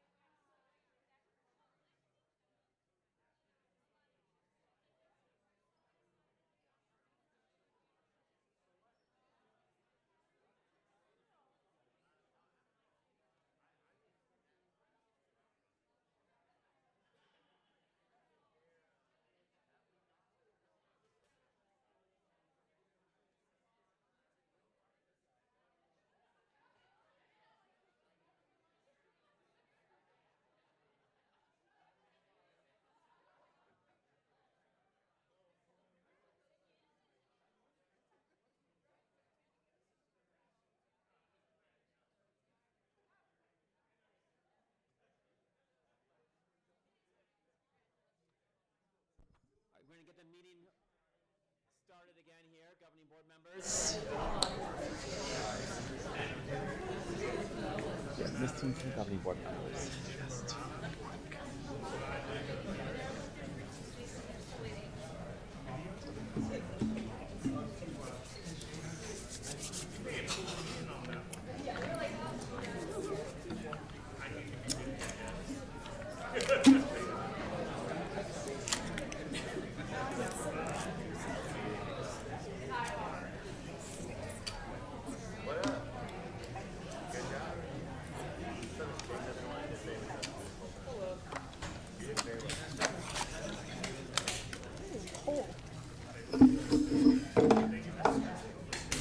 No, we lost.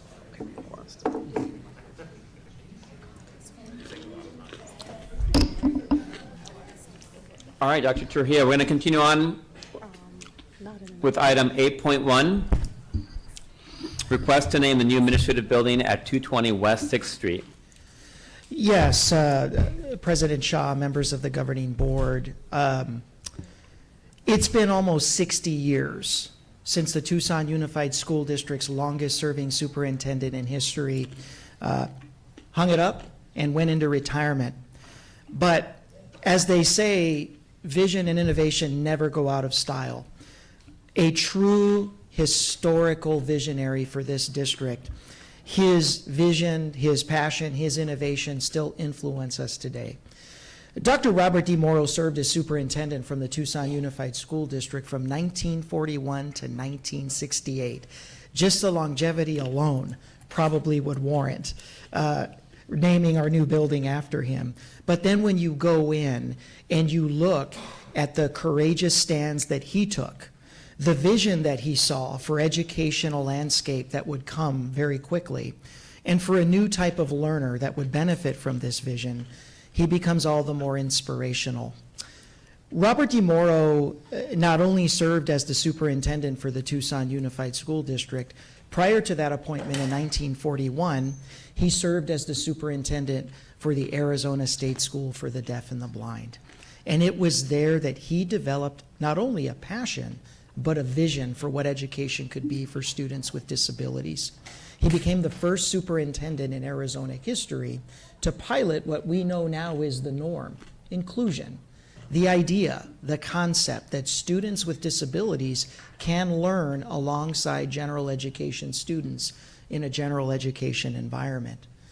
He would go on in his 10th year, 12th year, in the early 1950s to take one of the most courageous stands that any educator could have taken in that era, the stand to desegregate Dunbar Elementary School. Unforced, unpressured, voluntarily, moved by conscience, for a vision for an inclusive educational experience for African American students in a time where that was anything but the norm. In the face of criticism, hateful comments, and even threats, he stood tall and he defended his recommendation to desegregate Dunbar. And along the way, his administration in 1963 purchased 10 acres of land over in the Gates Pass area that would become known as Camp Cooper, because he had a vision that the desert Southwest that he grew to love, moving from Nebraska, could one day serve as the most beautiful classroom for thousands of students across the Tucson Unified School District. Pioneer in outdoor education. For 27 years, he watched a district grow and flourish, meet challenges, have its successes, and fail time and time again as he tried to innovate. When he came into office in 1941, the Tucson Unified School District was just over 3,000 students, around 3,200. When he left, the district was over 53,000 students in 1968. His leadership saw the passage of some historical bonds and overrides that provided foundational funding sources for the schools that we know and love today, like Borton, like Blenman, like some of the beautiful high schools that we see, Pueblo as well, and Choya. And so it is my honor this evening, governing board members, to honor the legacy of this amazing educator, this educator who has left a lasting influence and legacy on the Tucson Unified School District that we know today. I couldn't think of a better way to honor that legacy than to transfer the name of the Robert D. Morrow Educational Center, as we know at 1010, over to our new building at 220 West 6th. I'll close by saying, like most people, when I came into the district my first couple of years as superintendent, I like to refer to the district headquarters as 1010. I still do from time to time until I catch myself. No, say his name, because that reminds people of who he was and what he meant for the district and what he meant for inclusion and what he meant for integration and what he meant for outdoor education. So I find myself more and more and more as the years go on saying the Morrow Center, because his legacy deserves nothing less. So with that, governing board members, I would like to proudly recommend that you take action to name our new building at 220 West 6th Street in honor of Dr. Robert D. Morrow as the Robert D. Morrow Education Center. Thank you, Dr. Trujillo, for that introduction. Governing board members. I'd just like to thank you for that beautiful tribute. Many don't know all the amazing things that Mr. Morrow did for our district, and so I am so happy that we are going to, I hope, name our new building after Mr. Morrow. With that, I'll move the item. Moved by Ms. Shaw, seconded by Ms. Ekstrom. Any other comments? Go ahead, Ms. Luna Rose. Thank you, Dr. Trujillo, for bringing that to the board. I know that there has been a lot of talk in the last couple months since we approved the buy over at 220 West 6th. Who is it going to be? And I know a lot of names were floated, and so the fact to continue with Mr. Morrow and what he did for this district, I think shows real insight in terms of the things that he did that have laid the foundation. And I think that this is, it's still needed. It's still needed for people to know who he is, because without, we would look like a different district without his contributions. And I didn't know he started Camp Cooper, so that's awesome. Anyway, that's all I have. Thank you. All those in favor? Aye. Item passes 5-0. And I understand we have family members? We do, and though I'd like to welcome and say hello to Patricia and Deborah, Dr. Morrow's granddaughters. They're here with us this evening. I'd like to ask for them to rise and be recognized. They're very proud of their grandfathers. Very proud of their grandfather and his work, and they're happy for the steps that we've taken tonight to honor their grandfather's legacy. I had an opportunity to meet, I think it was Deborah, right? We spent some time in my office and just hearing the stories and the memories of her visiting her grandpa over there at 1010 and running through the halls. Very, very moving to hear those stories. So I'm very proud of the action tonight and look forward to moving from the Robert D. Morrow building over to the new Robert D. Morrow building. So thank you very much. Are there any statements or anything you want to say quickly about your grandfather, the legacy he left? Probably put you on the spot. He maybe never prepared anything. Yeah, I did invite them to Okay. speak, and they did politely decline. So. All right, well, thank you for being here and for honoring your grandfather's legacy. It's an amazing, amazing legacy and achievement for our district. Thank you. All right. Yes. Mhm. All right, thank you. We'll be moving on to item 8.2, talk about Palo Verde High Magnet School Pilot Program, 4-day school week.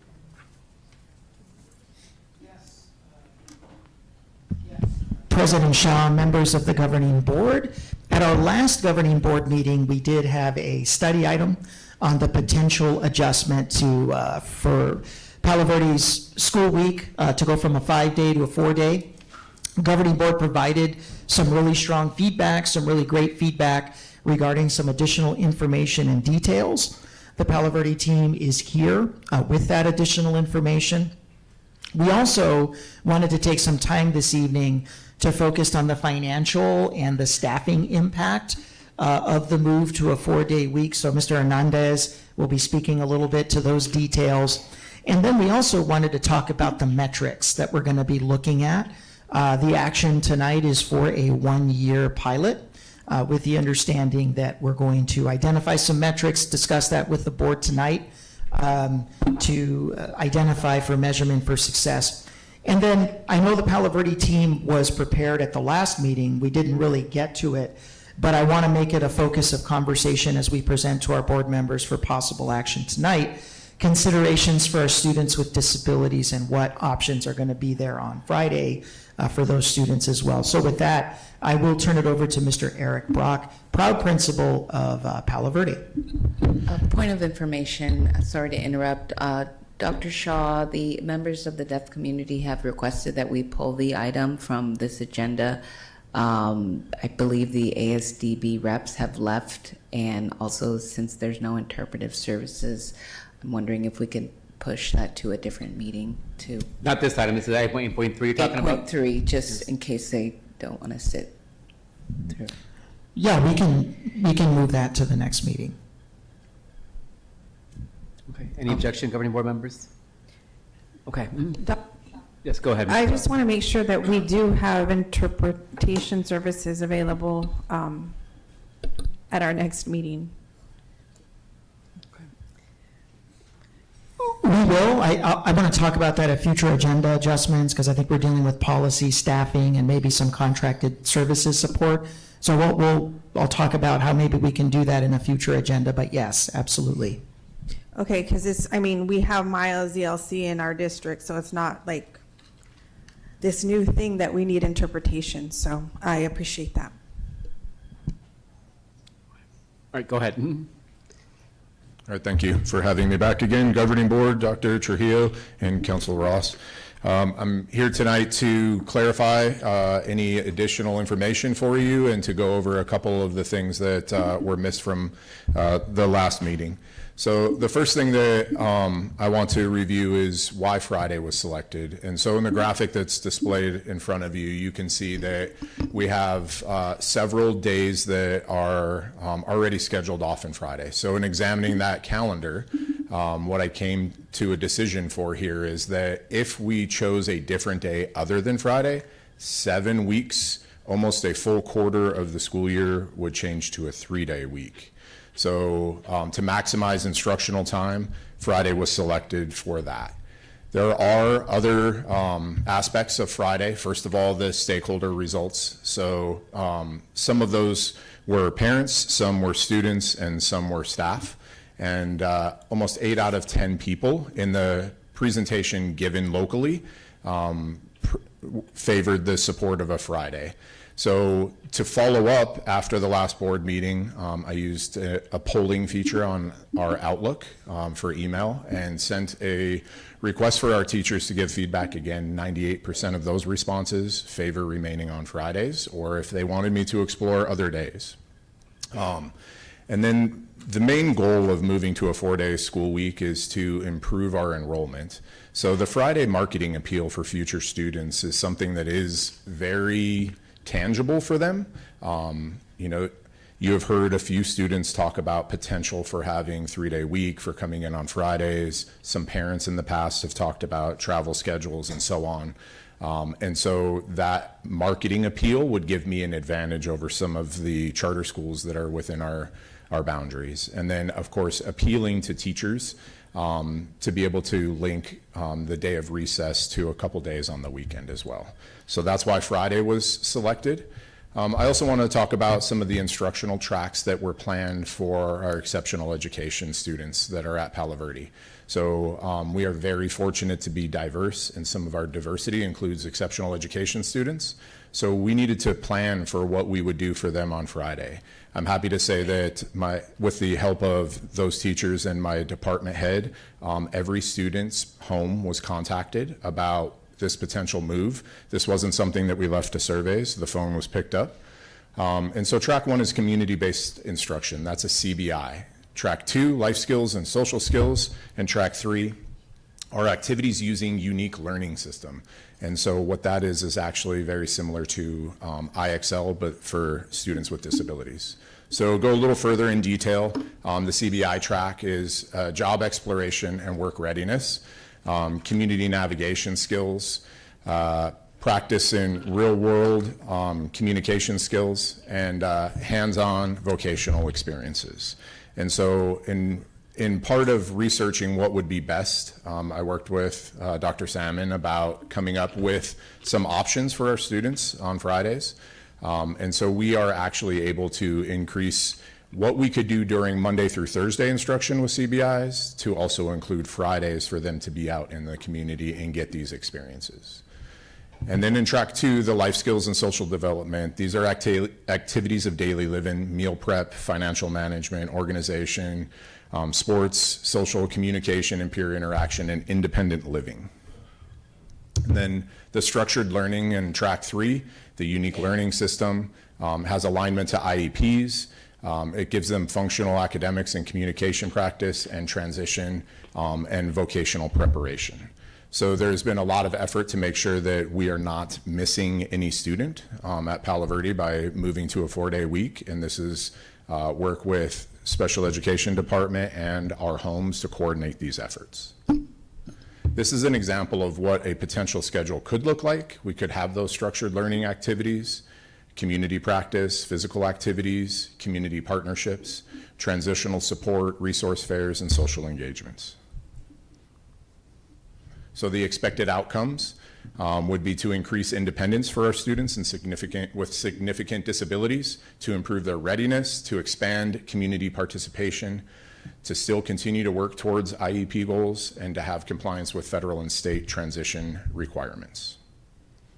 And then I wanted to talk about how we could judge the success of a 4-day model, a pilot. So things that I think I would be responsible for coming back to you to show how we're doing would be the course pass-fail rates in core content areas. That's English, math, science, and social studies. And below each of these areas are the sources that we can use to pull data to get that for you. Credit attainment and credit recovery rates. One of the great things about being open for students on Friday is that we will have not just the ability to help tutor them to get specific help from their teachers, but also to offer Apex credit recovery for students in a large block of time so that they can continue to recover credits if that's what they need. And so those subcategories would also be reported to you. Graduation rate and trajectory indicators. We would have FAFSA applications, and that's something that my college and career readiness counselor is amazing at my school, and we have continued to grow in those areas. But to be able to have a student come in to get assistance in completing FAFSA on a Friday, a day of recess, is something that I definitely look forward to. If you've been in my school in the past, you can see pictures of our graduates in caps and gowns, and in schools that they have been admitted to and think that they will be attending, and these FAFSA applications are a big part of what would help them do so. Continuing for the metrics, attendance obviously is something that we're going to focus significantly on. In talking to many principals that have adopted a 4-day week, they say that I should be able to expect to raise the numbers significantly, especially in the first year. And then specifically in most recent news publication, I believe that was by Channel 9 on Patagonia, showed a 3.61% increase in their 4-day model for attendance purposes. And then of course our enrollment. In the last presentation, you saw my counselor talk about the discipline and suspension reductions in fighting as well as bullying. So to be able to report those rates to you, to have the parent satisfaction scores for the school quality surveys, and then of course to address any issues with teacher retention to show you how the model is working for keeping teachers. Okay, so that concludes the part that I wanted to make sure that I added for you from the last time that I met. I know that Ricky has a part of a presentation, and I know that there's some information from TEA as well. Is there anything that I could answer for you? Governor, were there any questions, comments, feedback on what was presented to us just now? I'll say, I think our metrics are good here. I'm really curious to see. So are you planning on coming back to us at the early part of like January with like first semester metrics? I do believe that I could probably get you more information quickly, but yes, certainly at semester break, there will be more inclusive information. Yeah, I think those are solid metrics. Did I interrupt you, Ms. Ekstrom? Were you about to say something? Yeah, you talk about successes that you're expecting to see. what are the source of failures that you're projecting to perhaps happen? Okay, so in the last board meeting, some of the studies that I came across showed that in suburban school that there was potential for math loss. And so I met with my department head in math and came up with some safeguards in order to address that. So the overall minute counts for our school actually do not decrease. While we are having a day of recess, we've increased the school day by an hour, but classes are actually 5 minutes longer during the week. Additionally, to address the math issue, we're adding an elective grades 9 through 11 that's a math support class. So if you had algebra, you would have an algebra support, geometry, and so on. So we would actually double what ADE asks us for math minutes. Okay, I remember you talking about that. I guess I'm wondering about attendance. If there's, attendance not happening on Thursdays or people not coming back to school on Mondays, what are you going to do to address that? Okay, so we are fortunate to have a 7-period day, and so our teachers operate in a PLC. In addition to given time to work as a department to attract students to come in for things that they've made up. In the last board presentation, we had invitations that we showed you that our departments would use, both to call them in on Friday, but also to offer support services through Zoom so that the students could access tutoring capabilities remotely. So the first thing is the teachers are going to address that issue.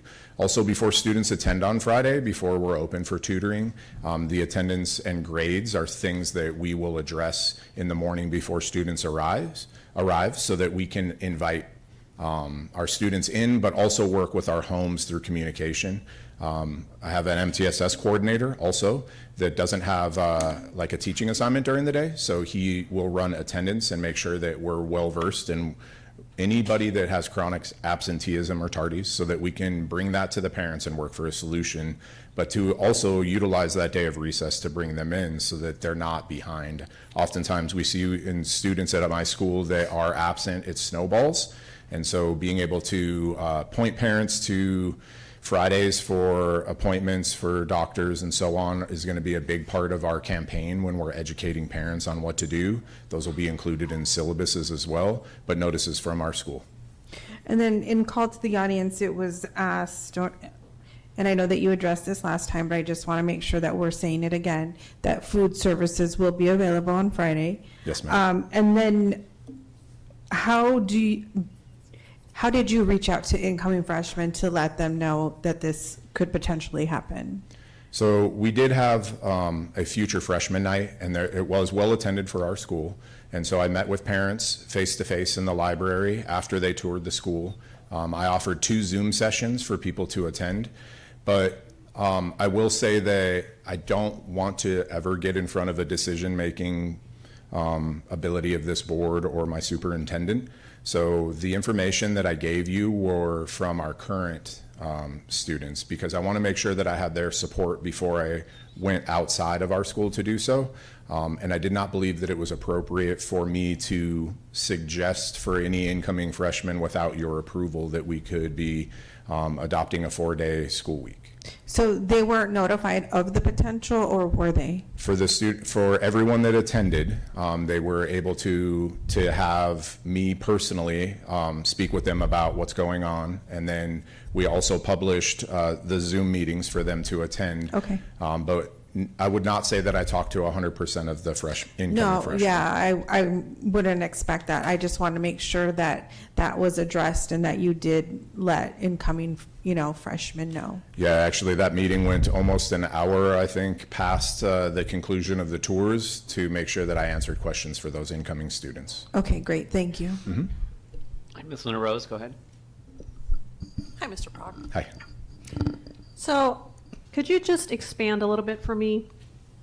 As I'm looking at the expected outcomes slide, enhance progress towards IEP goals.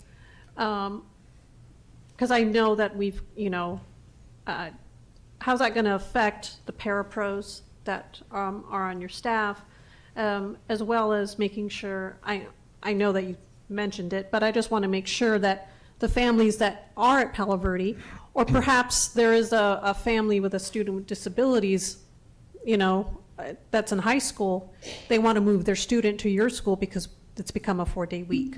But they also want to make sure that services are going to be provided. So can you go into more detail about that? Sure. I think I'm inferring your question to be two parts. First, I'll talk about the parapros. So they are an hourly employee, and so we are not asking for any additional costs to move beyond what their hourly requirements are for payroll. So what gives us a unique situation is that we can sort of schedule them where we could have extra help in the morning to receive students, we could have help at dismissal, and then we can also utilize them on Fridays, but they will just complete the hours of work and then be able to assist those students that come in on Fridays. And then the second part of the question that I think I heard was for the attainment of some of those IEP goals. So we will be meeting what the requirements are for IEPs Monday through Thursday, without doubt. And that's the law.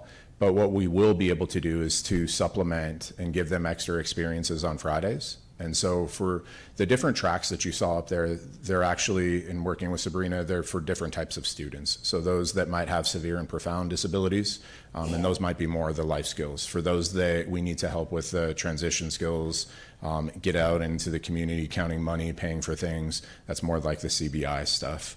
And then we also have those students that can work on a computer and do the unique learning system, similar to IXL. And so those are just enhancements of some of the goals that they might already have that they're working on Monday through Thursday, but also give them an opportunity to be enriched and have additional experiences on Fridays. Okay.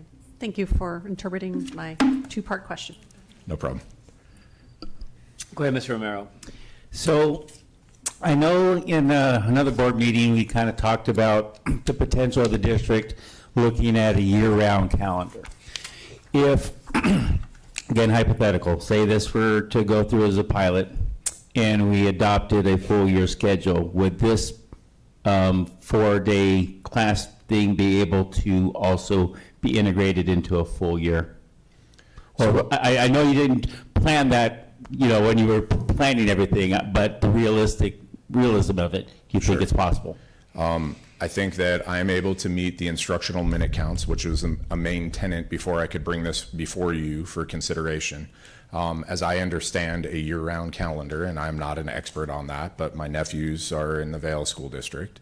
The fall and spring breaks are considerably longer than ours. It creates an opportunity for them to be in session more, but with greater breaks. So what I'll say is that I'm confident that I meet all the minute expectations in this model, and if we stretch it out over the course of the year, I have no doubt that we meet all expectations for that. Thank you. Let's go ahead with the presentation from Mr. Are you have anything to say, Ms. Shaw? Go ahead, Ms. Shaw, then we'll go to Mr. Hernandez's presentation. Thank you. Talk more about the proposal. Thanks for the presentation. Some members of the public have asked why this plan was not posted on the desegregation page, nor was there a public hearing called, since this is, you know, a magnet school and technically falls under the unitary status plan. And so I was just wondering if Dr. Trujillo could speak to that. Yes, we didn't view this as a as a performance impact analysis qualifying change, because there's going to be no material, there's going to be no substantive or significant changes or any changes at all to the actual magnet program of the school. The magnet program is the only part of Palo Verde High School that is funded through desegregation. We are not changing the theme. We're not changing the focus. We're not changing anything about that program. We're not reducing its budget. We're not introducing a new staffing model. All of those moves would have necessitated a performance impact analysis. This is a free and autonomous district outside of court supervision making a decision on a maintenance and operations funded high school and its proposal to potentially go from a 5-day to a 4-day work week. Now, that's not to say that a performance impact analysis isn't just a good thing to do in general, but in terms of it being something that is a traditional desegregation modification that we would bring for a PIA. We didn't view this one as a PIA qualifying project. And sort of in that same vein, I know we spoke about this the last time you were here, but can you talk a bit about like the instructional time? I didn't see it in this presentation, but like what are the actual hours from Monday through Thursday? How much is it like by an hour that we're increasing each of the days since we're eliminating Friday? And then, you know, I know some people are hesitant because parents may worry about what their kid's going to do on Friday, or if they have food, breakfast and lunch available. But we have determined that, you know, students can show up on Friday. There's a myriad of opportunities and they can get breakfast and lunch. But could you, if you want to address that and my other question? Sure. So if I miss any part of your question, please remind me. But first, they are 60-minute classes and we have a 7-period day. So in working with the Director of Transportation, what we determined is a begin time and an end time that was consistent with allowing the most amount of bus drivers to be available and the most amount of buses. So that's an 8:10 to 4:10 programming, Monday through Thursday. And then what we are attempting to do on Friday is to make sure that we support our learners in the day of recess to have this extra opportunity to enrich them. But also specifically for those that need extra credit recovery, this gives them a 5-hour block that they can come in on Friday, get help from teachers, and recover credits. Yes, we are open. Food service is available. I did talk to Lindsay Aguilar about that. Students can come in and grab breakfast and then go visit their teachers. They can grab lunch. They can do both. And then they can be on campus getting extra help. Another thing that's really important when we consider what a letter grade involves for a school is the opportunity for work-based learning. And so to be able to complete that caveat, which is a part of our score in the CCRI index, a student must complete 120 hours. So I did work with Chuck McCullum, the director for CTE, to continue to not only service our students that complete CTE classes. Those are also magnet classes.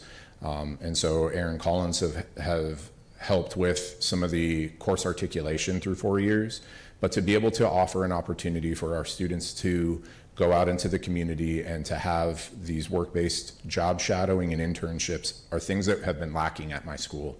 And I'm excited to be able to tell an incoming parent that by the time they complete some of our CTE programs, our magnet strands, that our kids are going to be able to have this background so that they can tailor their college education to a career field of their interest. To be able to complete that 120-hour internship and give them a head start, a point of reference on their resume when they're asking for admission into these colleges in the future, and to give our parents something proud to send their students to Palo Verde for. Thank you. Dr. Shaw, I missed a question here. Go ahead, Ms. Hexter. For your English language development, you know, each learner is supposed to have 500 minutes. Correct. How is that going to happen? So we have a 2 hours, we have students with a 2-hour model block and students with a 4-hour model block. And so by using those blocked classes, we're able to achieve the minute counts. Okay, thank you. And I just want to make sure that you know that I did work with Ben, who came out from Language Act and sat with my coordinator locally and made sure that we verified the minute counts. Okay, thank you. All right, go to Mr. Hernandez. Let's go to your presentation, and we'll have a chance to ask some questions about that and talk more about this proposal more generally. Yeah, so there are two presentations. Originally, I had one that's just financial review and then a financial implementation, because I understand there were questions in regards to the original one. So there'll be kind of two slideshows, but I will make sure to kind of go through them rather quickly. So I know that the district's payroll manager was up here talking to you about some of the concerns that she shared. And so we've talked through some of these solutions essentially with Mr. Brock, with Shauna Rodriguez, and with HR and employee relations. And so I'll kind of quickly go through them. All teachers are going to be paid on actual days worked. So Right now, the consensus agreement requires teachers to have a 75-hour biweekly pay. That's how we essentially allocate their contract. Because they're salaried, they're not paid by hour, they're paid by essentially effort, but the effort is essentially calculated at a 75-hour kind of pay period. You know, just think about it like an 80-hour pay period. Teachers, though, based on the schedule presented by the school, are going to be short every week that should be 1.5 hours, not 3 hours. They'll be short about 1.5 hours to meet their 37.5-hour contracted time, right? Because their contract is still what their contract says. That is what the consensus currently says. So the agreement that we've established, which is included in your BAI, is that these teachers are going to work 6 hours on a Friday within a 4-week pay period, or within a 4-week time frame, which is 2 pay periods, to essentially make up that time. Because in essence, we're going to be overpaying teachers for work that they haven't done, but they will do. So the school administration is going to have to determine how they schedule staff to make up those hours that are required by the contract, right? Because we're essentially paying you for a level of effort, and that effort hasn't been reached until after every 4 weeks goes by. Now, with other staff, when it comes to non-teaching salaried staff, so think about, you know, besides Mr. Brock and the assistant principal, but like curriculum service providers, the MTSS, people of that nature, they are going to be short by about 6 hours per week. To meet their weekly totals, because they're paid on an 80-hour, kind of traditional 80 hours or 40-hour work week. So they need to work 6 hours every Friday in order to meet that goal, or any combination thereof. And so this, again, the school administration, we're not telling the principal how to schedule their staff. It's just, this is what the math works out to be. We need to figure out essentially how we're going to schedule people to make up for the hours, because again, we're going to be paying you in advance of the work that you still haven't done, which technically, you know, we need to make sure that we're always, if we're prepaying people, that the payments catch up to the hours. Now with hourly staff, people who clock in and out, they're just going to be paid on clocking in and clocking out, right? So whenever they punch in and punch out, those are the hours they're going to get paid for. Now, people are obviously up to a maximum. Office manager, for example, is a 40-hour work week employee. So as long as that person clocks in and out 40 hours between Thursday, which is the start of a pay period, and Wednesday, which is the end of the pay period, they'll get their 40 hours. They can obviously, like, you know, make changes in there, but ultimately it's, as you clock in and out, that's what you're going to get paid, because that's how we pay all hourly employees across the district. Now, other things to consider is that we are going to require every single staff member, including salaried staff, which includes teachers, to clock in and out.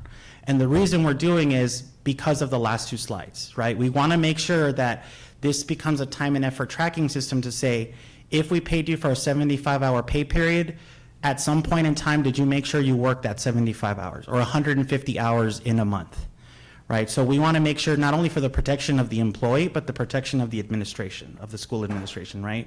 Because if there is a debate on, I didn't get paid or my pay is docked or something, we can have a timekeeping system that says, well, you clocked in here and clocked in here, or clocked out there.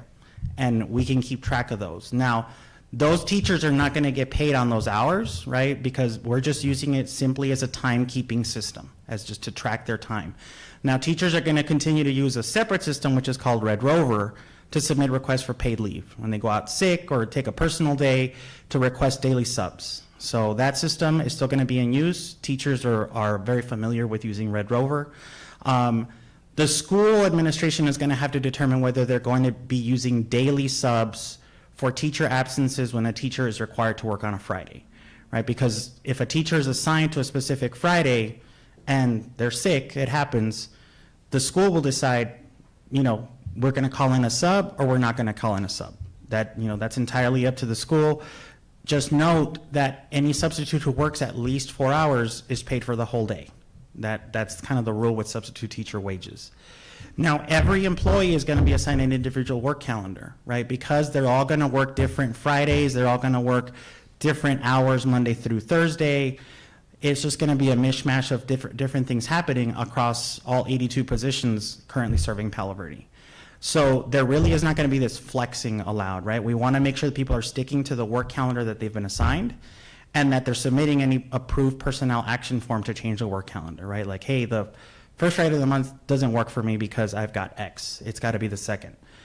We can make that change. It's just got to follow the protocol, which is what we would do at any other school where the individual is changing a work calendar. Palo Verde staff are going to be the only staff who are going to be allowed to submit paid leave requests that are more than 8 hours or more than 7.5 hours. Right now, paid leave requests are capped at 8, right? Because technically you don't work more than an 8-hour day.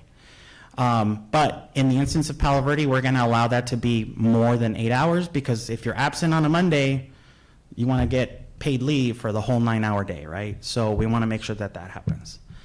Holidays, they're going to get a little tricky. So paid holidays are only going to be paid to employees who are assigned on a Friday that falls on a district paid holiday. So per the employee agreements, employees need to be on paid status the day before and after to get paid for a district holiday, and we have no concerns with that because everybody should meet that requirement. But the thing of it is that let's take into consideration, let's just say that Veterans Day falls on a Friday, and I'm not assigned to work that day, but I work Monday through Thursday. Technically, I've met my hours for Monday through Thursday, therefore I'm not gonna get paid for that Friday holiday, because otherwise, instead of getting paid 40 hours, I'm gonna get paid 48 hours. And so we're overpaying somebody for a holiday. Now, if I'm scheduled for that Friday, because I have to make it up, we will pay you for that Friday, right? Because that is your assigned work day, and it is a district holiday. So we will pay you for your actual hours worked. And so that's going to be a case-by-case basis that we will need to track for every employee based on their own work calendar. The implication of all of this is that the processing calendar for the entire district is going to shift back by a full business day.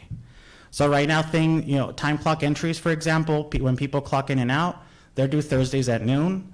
They will now be due Thursdays by 9.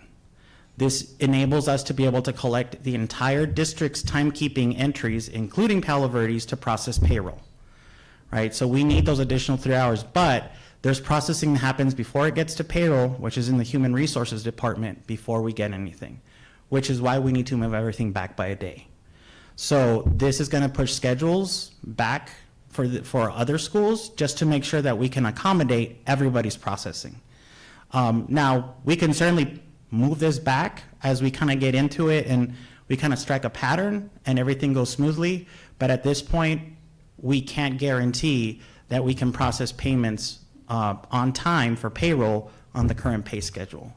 We already have people in HR and payroll who work weekends during pay weeks in order to make sure that we're paying, all 86,000 or 8,600 people. So with that said, can you go to the one that says financial review, please? 2 slides. That's it.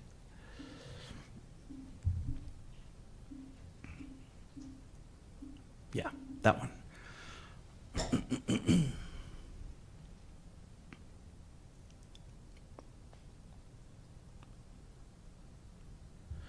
So I did conduct a financial review just to kind of, what are the financial implications of this, right? So in terms of savings, they're not substantive. We're not necessarily expecting additional costs from running a 4-day work week.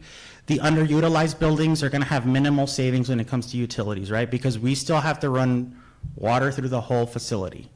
Now, obviously, as certain parts of campus are underutilized, lights aren't gonna switch on, toilets aren't going to flush as often, things of that nature. So generally there will be, but it won't be substantive. When it comes to food service, just as a reminder, USDA reimburses food service only for meals that are served and consumed on campus.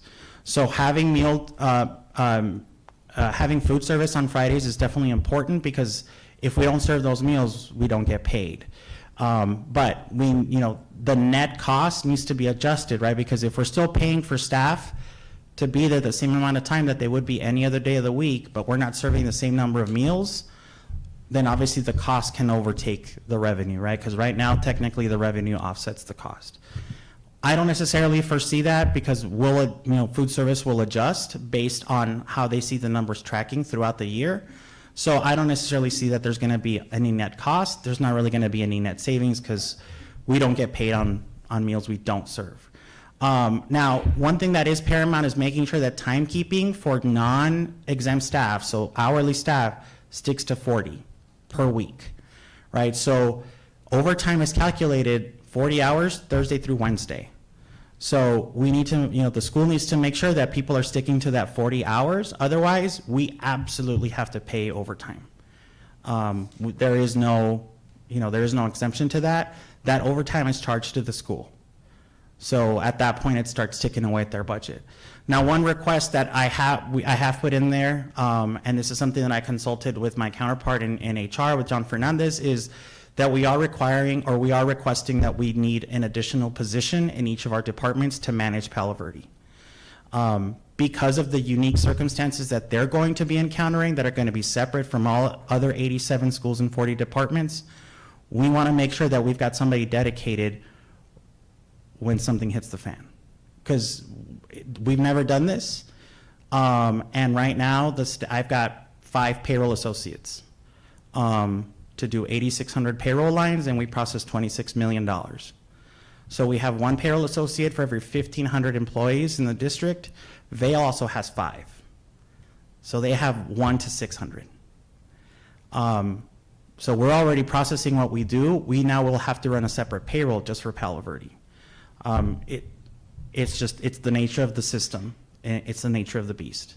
And I can certainly answer questions about that request. Now, in terms of potential state increase on the flip side, one of the things that I talked to Mr. Brock is taking a look at freshmen through juniors right now. So this year, there were 199 students in those grade spans that were in school for less than a full FTE, so a full ADM. We got less than $5,000 to $113 for those students. Either because they withdrew or dropped, they had excessive absences. Now, I've excluded seniors from this because obviously seniors may have modified schedules where they don't go to school the full 7 periods because, hey, I only need 2 classes to graduate and the end, right? But if we take those 199 students and we improved their attendance and therefore improved their ADM, you can see what the dollars would look like, right? So anywhere between $70,000 by increasing by just 5%, to all the way to essentially doubling if essentially all those students became full-time, right? Like if they stayed enrolled and on time through the 100th day, every one of those 199 students would generate an additional $712,000 for the district. So there is a potential benefit that if this is going to improve attendance, there certainly are positive impacts to state aid. So that is all of it. Thank you, Mr. Hernandez. Ms. Ekstrom, go ahead. Thank you for your presentation. So I guess my question was going to be about mistakes that happen with hours and how you were going to deal with that. So I guess that would be the extra position that you're asking for? Yeah. Okay, and so say that hours are miscalculated and someone's missing like 6 hours. How long will it take them to get reimbursed for those missing hours? So if it's an error on the district side, Yeah. so if it's something that we didn't do, we will run special pays. Those individuals usually get paid by Monday or Tuesday, following that Friday payday. So they get paid right after the weekend comes through. The only reason being is that obviously banks don't process on the weekends. Okay. Thank you. I want to ask kind of a follow-up question. I'm a little confused. For your initial presentation, talked about most of the staff at Palo Verde, a lot of our district are salaried. And so it's the onus on Principal Brock and the internal team at Palo Verde to ensure hours are met.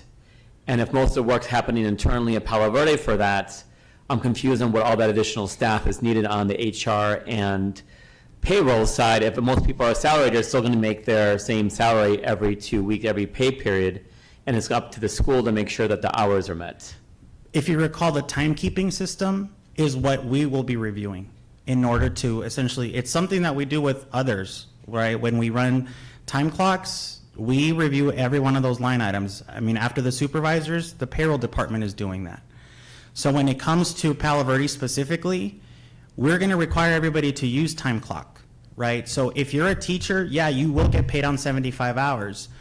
But remember, based on the current scheduling, you're going to be short 1.5 hours every week. So you have to make up those 6 hours.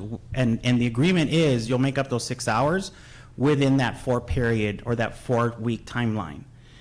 We want to use time clock to be able to see when a teacher clocked in and clocked out, so that we can see, are you meeting the 75 hours? Because even though they're scheduling them for specific time, I mean, I don't expect Mr. Brock to kind of be like managing head count at the end of the day, right? We expect employees to clock in and clock out like we do every day now.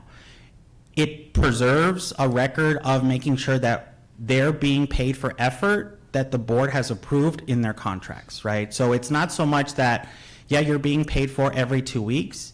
It's ensuring that you actually are working essentially 150 hours in a month, right? That you're not shorting yourself, or you're not overworking too, right? Because if people are overworking, then we need to make sure that we bring that to the attention of the principal to say, hey, you've got a teacher who's, you know, she's working 155 hours, you know, she can do that. She's not going to get paid more, unfortunately. But we don't want that person working more for no compensation either, right? Unless there needs to be a reason to do so. So we want to do that for the protection of it, but that's not something that happens at the site. It currently never happens at the site. Right, so I clock in and clock out at work as well, and so my pay period is automated through ADP. So my supervisor knows exactly how many hours I'm working, payroll knows how many hours I'm working. And so if it's just all automated in the payroll system, and whatever system that TUSD is using for all the clock-in, it seems like you'll just get a number each pay period, and it needs to calculate 150 hours for 4 weeks. I'm still confused on why additional staff for a few dozen employees need to happen. So in addition to for that, automated clock in and clock out. Right. So in addition, it's not no just one's looking at time sheets and time cards and calculating themselves in a calculator. It's all automated. Yeah, no, that's trivializing the work of the payroll staff, and that's not what they're doing. So we don't use ADP. We have a $550,000 ERP system that currently is not robust enough. I will tell you that. This is a message I've given to the superintendent. The system that we have now is 12 years old. We continue to have to buy ancillary software pieces in order to make it what it needs to do. ADP, I've used ADP. I've been an employee that used ADP. It is a phenomenal piece of software. We don't have that. A lot of it is manual, but it's not just timekeeping. It is leave requests. It is when somebody goes on FML, we need to make sure that we're correctly calculating family medical leave, paid parental leave. We need to make sure that people are including leave requests for days they actually work, that they're not working on days they're not supposed to, that holidays are properly processing, that people are not flexing schedules because they're going to be assigned to specific schedules. The problem is going to become is at the moment that you 5 get the first email from the one teacher who didn't get paid on time, to Mrs. Ekstrom's example, my department is held accountable. And so in order to minimize the level of errors that may happen, because they will happen, unfortunately, Dr. Shaw, we need a person who's dedicated to that work. Moreover, if this, kind of to Mr. Romero's point, if this is successful enough that in 27, 28, you want to roll it out to Pueblo and Choya, for example, which are kind of schools number 2 and 3, right? You already have somebody who's essentially established a process, a system that is able to accommodate a whole new set of people. Because if they see the success that is happening at Palo Verde, I guarantee you that other principals are going to want to jump on the bandwagon, and we want to make sure that we're ready to do that for them. We don't have the bandwidth to do this. I mean, I'm not going to lie to you. We don't, right? We're already having, you know, we're already having to do that. In the 4 years that I've been here, I've never asked for additional funding for any of my departments. Frankly, we've done everything we've been doing with the same number of staff. In fact, I cut 1 in my last budget. But the expectations are the same. I'm just giving you the reality of what I know needs to happen to make Palo Verde successful based on the constraints that I've got, which are payroll rules and consensus agreements or employee bargaining agreements. I need to make sure that we're balancing both of those. Ms. Rose? Thank you. So you actually just kind of answered my question. Well, you know, and I appreciate Mr. Brock thinking out of the box. I really do. but my concern is like the implementation. I think the implementation is actually harder on the financial end than the actual being at the school end. So would it make it any better to hold off until a 27-28 school year, or does that make any difference? This is a conversation I've had with everybody. It's frustrating. It is. I'm not going to lie. I had the same questions many of you. I can't wrap my mind around why the $330,000 a year visions, or $600,000 a year visions, the millions we spend on it, okay, as our primary workflow software for finance and HR, can't find a way to automate this function for 82 employees in a single school. When we have all kinds of other employees in the district that are 9 months, 10 months, 12 months, variable hour, crosswalk guards, we've got food service employees, we have daily subs, and we're here, and we can't figure out one single school with 82 employees how to differentiate a payroll schedule because we have an antiquated system. It's very frustrating, okay? I think the sense of urgency around not waiting for 27, 28 is because this district is in dire need of innovation. It is in absolute critical need of doing things differently, breaking through the mold, rethinking time, rethinking schedules.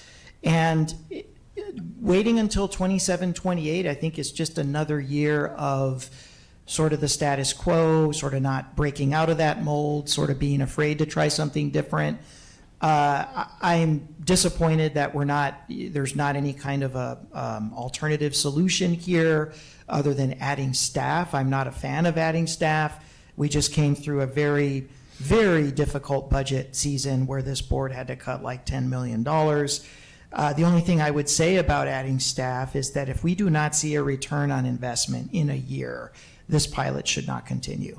If it is successful and we actually are increasing average daily attendance, because what I really like about the model is the focus on getting kids who have stopped coming to school with excessive absenteeism, re-engaging them.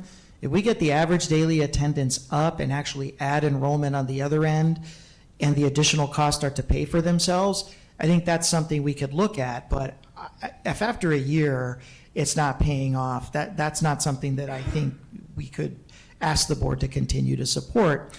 In the spirit of the commitment we made to try to go the other way with administrative staffing, which we tried to do, and even though it's a couple of positions, I still feel like, well, now we're adding administrative staff. So it raises a larger question about visions and the need to really look at a different system, I guess, and being able to do that. In my own sort of non-knowledge of visions, to respond to what I heard the speaker say at the call to the audience, and then even what I've discussed with Ricky, is that they found out about the scheduling needs in February. Well, if you would have asked me, I would have said, okay, so you've got February, March, April, May, you've got 4 months, like more than 100 days to differentiate a pay schedule for 82 people in a single school with the multi-million-dollar visions. What could be so difficult? We just heard it. So it's frustrating. I would just say that if we are going to go 27, 28, tremendously disappointing. I guess that if that's the direction, we'll go there. But if we're going to proceed with the pilot, I would say that any additional staff should be covered by a return on investment. And if it's not, then this probably just isn't the model that's returning our investment anyway. Those are my thoughts. So one correction, April 1 was the first time my department was engaged by the school. Nevertheless, to put it in perspective, I don't want my department to be the reason this doesn't go forward. I really do not. If the issue and the concern is adding 2 entry-level staff members to the human resources and the payroll departments, we will make it work, because we've done it in the past. You guys have come up with some really creative ways of doing raises and stipends and all kinds of things, and we've made it work. and people have gotten paid. So if that is a concern, the $128,000, I mean, I'll speak for myself. John may be running in here right now saying, stop him, but. Right behind you. You know, oh, look, he's right there, see? Spider-Man himself. You know, but we'll make it work, right? Because that is the requirement that is the request of the board. We, like I said, our departments do not want to be the reason why this doesn't work, because to address Dr. Trujillo's points, we've figured out how we want to do it. I mean, obviously, I just gave you 5 slides on how it's going to work, right? And it's something that Mr. Brock and Shauna Rodriguez were presented last week. They all said yes. You have agreements that Mr. Freed has laid out with TEA specifically and others that essentially incorporated a lot of this. What we're saying is we just need a set of hands to make sure that they're doing exactly what the agreements say, because the other thing that the other districts did not have, and with all due respect to my colleagues in the employee bargaining groups, is they didn't have bargaining groups, right? So we have to live within the constraints of the bargaining agreements because we have to respect those. Those are incorporated in the contract. So we want to make sure that those live in there. When it comes to the system itself, I don't like it. I'm gonna tell you that I'm gonna be the first one and probably like the one CFO in this entire state that uses Visions. Everybody uses Visions. They have a monopoly on this. It is not a robust system. Am I looking for something else? Yes. I am going to be the one district that's going to get rid of Visions. I absolutely guarantee you, because I'm really frustrated. Dr. Shaw? Who's that? Me. All right, Ms. Ekstrom and then Ms. Romero, and then Ms. Shaw. So ADM and enrollment is the success that we're looking for. I just want to make sure that that's the measured success. The financial success, right? I think that's the financial success. I think the academics. Yeah. You know, is that what our success is going to be? Like, is that what's going to be measured? Or are we going to look at student, you know, grade improvement and, you know, things like that? Well, I think we have a bunch of metrics, right? Right, but I still haven't been given the answer. What will be the success that we're looking for?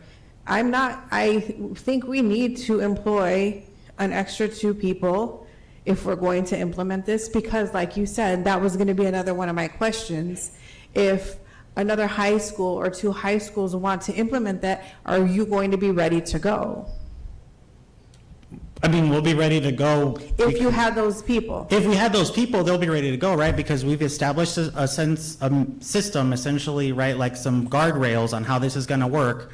A pilot is what a pilot is supposed to be. We're going to tweak it and improve it along the way, right? We'll tell you where the pitfalls are and where the successes are happening to have that nice kind of feedback loop happening, so that if and when in 27, 28, you get 2 more high schools jumping on board, hey, you want to jump on board, you just got to make sure that you understand these are like the 1 through 10 that you got to do, right? Because that's essentially what we've done in 30 days with Palo Verde.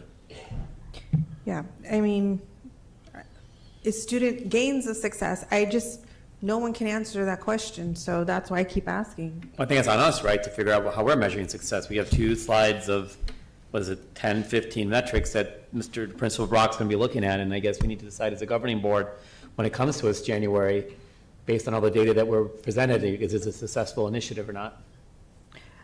Well, I mean, my dad always told me you gotta spend money to make money, so that's where I'm at with the positions. I will support the positions if the will of the board is to move forward with it for this year, because I can't see putting more work on 5 people.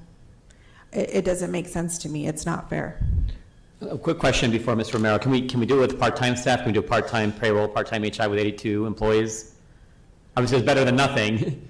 We can try to deal with part-time. And we'll make up with the others. I mean, speaking for my department, I don't know about John particularly, right, in his process. We'll accommodate it however you want, right? Like if what you approve is 2 half-time positions in each department, then we will figure out a way to make the half-time work, right? Because that's the will of the board. Mr. Romero, go ahead.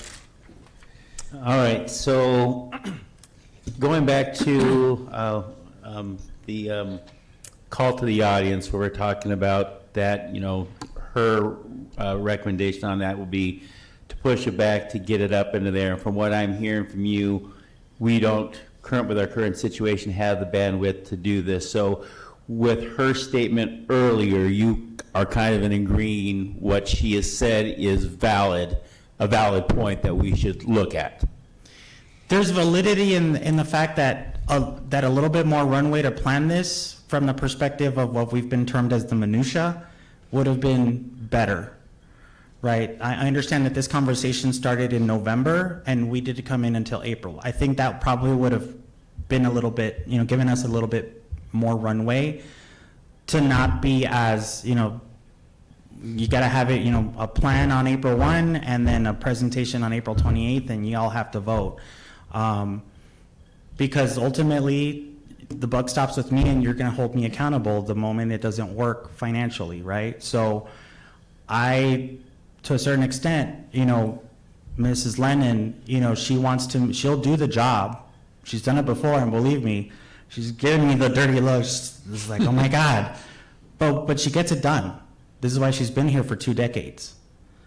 So my thing is like, yes, it would have been nicer to have a longer runway, but I think we can do it if we have the extra pair of hands.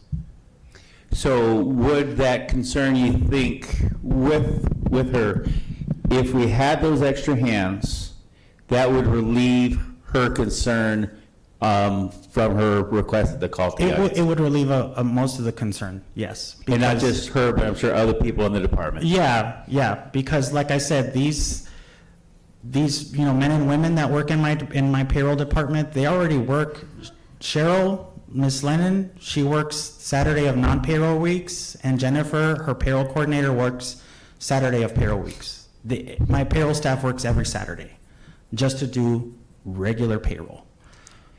And I know, and anybody that I've ever had with business, anybody in the county department, they, like she said, does not like to come out in front of the public on that. There is, to me, you know, big concern because she did to come on out.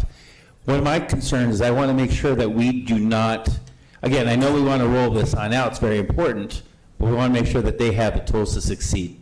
Now, to your point of adding 2 more people on, you know, to help soften that, maybe address that concern so that it makes it a little bit more achievable, so that when we hold you accountable, you say, well, you didn't give me the right tools. Well, you know, of course you set me up for failure. That's not an answer we want, especially only going to give it a 1-year type of thing, you know, and then for me, looking at it from that point of view would be a bad optics. I think if we're going to give this a shot, our first year is going to be rocky no matter what. Any new thing that we did, even when we did K6, you know, any type of pilot, you know, yes, we need to look at the metrics, the data. Are we making money on this return on investment, or can it potentially still do that? Because it's not going to be flip a switch and automatically we're going to have, you know, new enrollment and, you know, reduced absenteeism and tardiness. And I don't want people to think that this is some wonderful thing that's going to just flip a switch overnight and we're going to have a great thing, but we have to have the right things implemented. Now, also kind of going back into, I know Dr. Shaw had mentioned like the ADP thing. Is there anything that we can do where it's a bit of visions that we can contract an ADP just for Poverty High School and not hire extra staff, and they can do the monitoring? It would probably. I'm not just saying them. Yeah. I'm just saying, you know, I'm not promoting them, but just anybody that can. Yeah, like any payroll processing system, it would probably cost just as much to hire, you know, Paycheck City, ADP, Workplace. You know, the tons of systems that are out there. I think that type of work that you're talking about is time well spent to do the entire system, right? Let's find something, because this isn't just a challenge for Palo Verde, right? This is a challenge for any time we want to do something kind of different, and we're trying to make a square hole in a round peg, and a system that is not evolving, that we're spending a lot of money to do, is not a good system, right? And this is something that I've griped on with, Mr. Hamadi, with Mr. Fernandez, and we're kind of all in agreement, like, maybe we need to go out and explore, and that's kind of a ball that's gonna get rolling here pretty soon, because we need to have the right systems in place that are going to do the kinds of things that especially we want from our school principals, right, is this kind of innovation.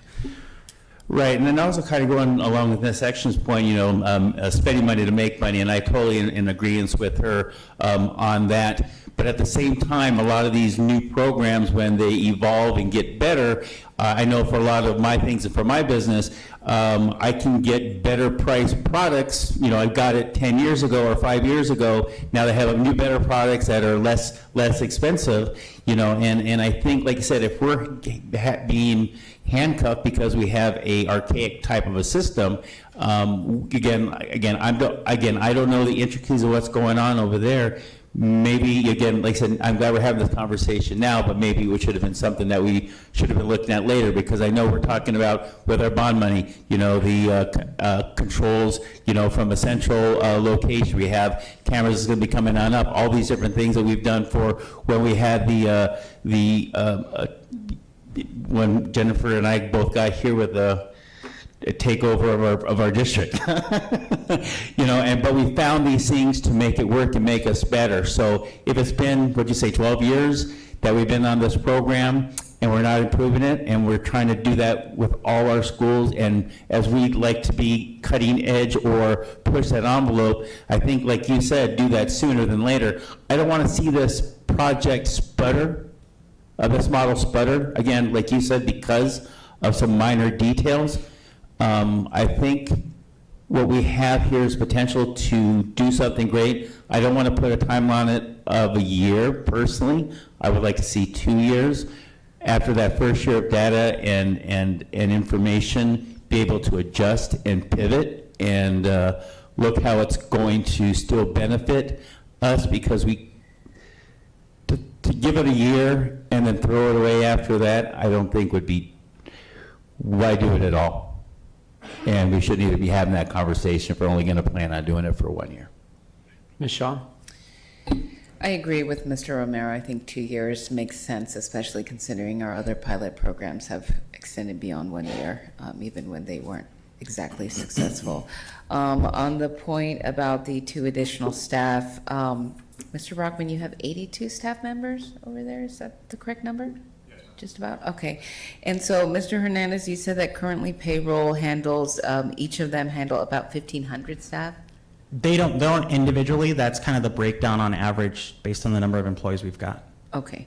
And so, yeah, I mean, I do see a need, even though the 82 is within the entire, 1,500 per staff, but because this is so specialized, I do see the need for a new pair of eyes, or more hands. But I wonder why we're not dedicating 2 staff to payroll. Why does human resources get 1? Because it seems like payroll is where the real need is. So I won't speak for John, but a lot of the stuff I'm the end of the road in the payroll process, in the whole process. HR is kind of at the beginning of it. Yeah, no, good question. I think Ricky kind of explained that we're all working in the same system and it's the same process. So HR and payroll are kind of tied hand in hand. I think payroll, at the end of the day, we want people paid correctly, but a lot of the front end work to make sure that's done, the processing of personnel actions, making sure that when we're bringing people on and are hiring them, they're in the right positions, they're in the right calendars, they're in the right leave plans. All of that works hand in hand. And so, I think I would kind of share Ricky's sentiment. We don't come here, HR hasn't come here in the past 3 years that I've been here asking for more resources. We tend not to, because we're always, I think we're always coming in the spirit of if we're going to have to do budget reductions, we all have to take our share. I think this issue, I really like what Ms. Ekstrom said about if this pilot works, then the return on investment is going to be, I think, phenomenal once you start expanding to 1, 2, 3, 4 schools, and you can see it just based on the one school, if Palo Verde works. And I think we'd like to see it work, and I think it will pay for itself. But not putting the resources in to get it right in year 1, I think, is a challenge. So I've cut a payroll associate, I cut a coordinator just this last year. divided the work up, capped overtime, said everything we got to do with less. This one caught everyone by surprise, and I think we want to see it succeed. It's just, we got to go back to our team and say, put on the extra work, less processing time to get it right. I think, having the capacity to be innovative as well would be helpful. To follow up, are there any HR staff that work on Saturdays?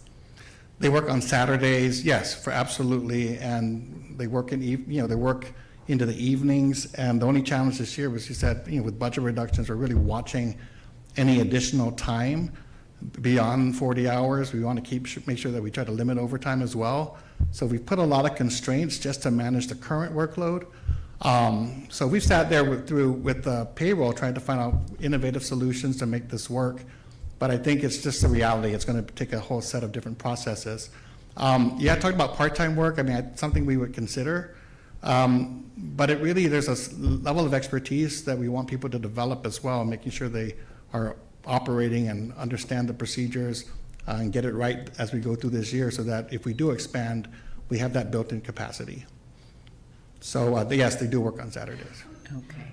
Yeah, I just want to place the most employee time where it's needed most, so maybe we can, I don't know if we want to look into like 1.5 FTE for payroll, 0.5 for human resources, based on the amount of work needed for Palo Verde. And then to, I think, Ms. Ekstrom's other point about like gauging success, I think, obviously enrollment is going to be a huge factor in how successful this is, but also the quality of education that students in Palo Verde will have for this next school year, and then the quality of life that they will attain via this new model. Thank you, everyone, for all the comments. I'll say myself, I agree with Dr. Trujillo on our district really needs some innovation right now, just something different. I'm hesitant to wait another school year for logistic reasons. I think we need to move forward with something that's going to be giving the students and parents and families and teachers, what they're asking for, and try something different to see if this makes a difference. And as we look at enrollment, Principal Brock, I would also look at like where the students are coming from. If they're coming from other TUSD schools, that's not adding anything financially, but if they're coming from other places and staying. I agree with my governing board members. I think we need to have a longer runway, Dr. Trujillo, than just 1 year on this return. Coming to us in January isn't to see if this is working or not, is to see what we need to pivot to make this work next year, and what we can do to change it or try different things to make this work better. And I'll just say, I'm saying this not like to play lip service to this, but as a parent of an incoming freshman next year, we're committed to be Badger families, no offense, and we're already committed to that. Our friends are going to Tucson High. She's already got involved with the band people there, and we're committed to that. But when you were giving the presentation 2 weeks ago, I was thinking, like, well, how would she do in like a situation like that at Palo Verde? I hear from my board colleague, Miss Luna Rose, all the time about her daughter in color guard and how busy she is all the time. My other friends with high school students, just the long hours after school with band, with other activities, sports, and just how hard it is to find family time to connect in the evenings, to be able to do things outside of school, and then activities and homework. And if some of that homework can be done on that day off, to be able to catch up, I would love that for my daughter, to be able to be busy after school, spend time with the family, not have to focus on homework, get caught up on that Friday with homework, sleep in a little bit, get caught up and sleep, because it'll probably be a busy Saturday, and Sunday doing more activities. And I think a lot of other parents, as they see this, not just even as going into next school year, but the school year after that, seeing this succeed, I wonder if a lot of other parents will feel the same way of having that opportunity for their children to have that day to just either do an internship and focus on homework and not have their evenings so driven every single time, so they can spend family time having dinner together, watching a show together, and other things that have a lot of value on top of homework. And that's coming from me, who's a homework nerd and all that from my life. And so that being said, I will move the item to get us to that 4-day pilot program with additional, I'm going to put in my motion additional 0.5 FTE for both payroll and HR to help implement that. Second. All right, we have a motion and a second. Governing board members, any other conversation before we continue on here? I do, Dr. Ms. Luna Rose, go ahead. Sorry to belabor this a little bit, but I just want to make sure these new employees that, well, I know they'll be treated well because you have great departments. But my question actually is, if this is a successful program, then, well, we want this to be a successful program, but let's say it's not. What's going to happen to those employees? Are they going to be hired knowing that this is a pilot program and it's a 1 or 2 year contract dependent upon succession? We can certainly disclose that to those employees, right, that they're part of a pilot program. I mean, Dr. Carter, who's our bond manager, I mean, she knows she's got a tenure. When the bond is done, she's done, right? So what? You didn't know that? There's a lifespan to the bond program. Not to Dr. Carter, though. But yeah, I mean, we can, in all seriousness, we can certainly disclose that to those employees and tell them, look, this is part of a pilot project, and based on the success of this project, your employment will continue. It's got to be subject to budget limitations, right? We would not want to keep an additional staff member that at least for my department, I don't need at this time, right? Obviously, if this is successful, which we hope it is, then hey, at least we've got somebody who's well-trained in rolling it out elsewhere. Okay. Thank you. I don't think I'm comfortable with just a 0.5 FTE. So that would be the only reason why I wouldn't vote for this. Are you wanting a full-time? I think a full-time person. I mean, if it down the road you come to find out that they don't need to work full-time, maybe that's also in language as they're hired. But I mean, we want to set this up for success. So I think a 0.5 without knowing is not setting this up for success. You're always welcome to amend the motion if you'd like. I'm just making comments for right now, so I'd like to hear from my other colleagues. Go ahead, Dr. Trio. I'll just say, first year expectations are not, they're not that insurmountable. To cover the cost, it's literally 25 students. 25 students. In a school of 600, I have to think that that's very attainable. A combination of getting more kids to come to school that are excessively absent, that don't get included in our 40 and 100th day counts. Let's say we get 10 that way. We get kids reactivated and they come to school enough to actually be counted. And then Palo Verde picks up 10 or 15 other students who see this marketed and see this promoted. And just like that, you can cover your costs. So it's not, I just want to throw that out there, that it's not that insurmountable. Not the academic stuff. I think, I agree, that's a longer runway, right? I think if you want to see gains in credit currency and lessening course failure and standardized test results, I think that, yes, that's another runway. But the pure financial, I have to think 25 students is very attainable for us to get that first year to cover these costs. And that $6 million price tag that's already there, that is currently their proposed budget. So that's there now based on the enrollment they have today, right? So any students, to Dr. Trujillo's point, any students that they add above and beyond, and I'm looking at them every 30 days, it's, for lack of a better word, technically it's gravy, right? It's just more for the school, right? So we will add teachers to the school if their enrollment grows, right? So right now, I checked it this afternoon, they're at 698 enrolled for school year 27-28. Right, so they're on their way up. If this definitely rolls out, they've got obviously till August to kind of keep making this work. If they get more students, we will give them more teachers. Right, that's the way it works. In addition to anything else. Go ahead, Mr. Romero. So going back to Ms. Ekstrom's point on this of the 0.5 versus the full one. Is there something we can do, because we don't know how long time it's going to take. We're guessing at this point because everything is brand new. Could we put something as far as part of our motion, minimum of 0.5, maximum of 1, unless we find out we need more, at least give, because we don't know what the criteria is going to be, how much time it's going to be, I guess, and have that as a buffer. Because like I said, I don't want to pay extra if we don't need the effort, they're not doing anything, but maybe you have them do other things, but, or is this person gonna be specifically only for focusing on Palo Verde? 'Cause that's what it's sounding like to me. That's all they're gonna do, but if they're gonna be a one and they don't have enough to do on that whole time, then we need to fluctuate their time. Yeah, and that's essentially what it will be, right? So right now their dedication is to Palo Verde, and as things evolve, I mean, we can accommodate from there. I will tell you that hiring half-time, it would be hard.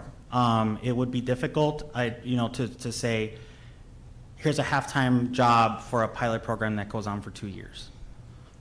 That, I don't, and it's already difficult enough to hire staff in the HR and finance departments that have school district backgrounds.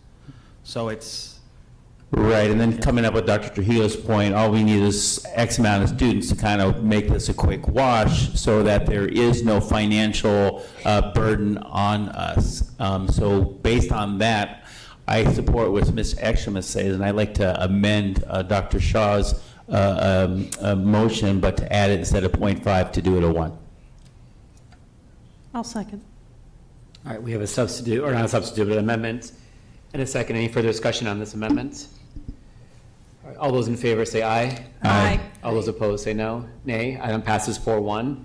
And any further discussion on now the amended motion? All right, all those in favor say aye. Aye. Aye.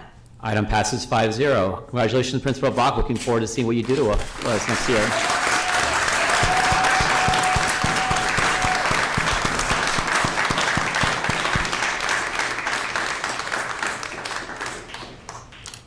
Okay. All right, we're going to go to our consent agenda. Dr. Trujillo, we have consent agenda items 6.2 to 6.8.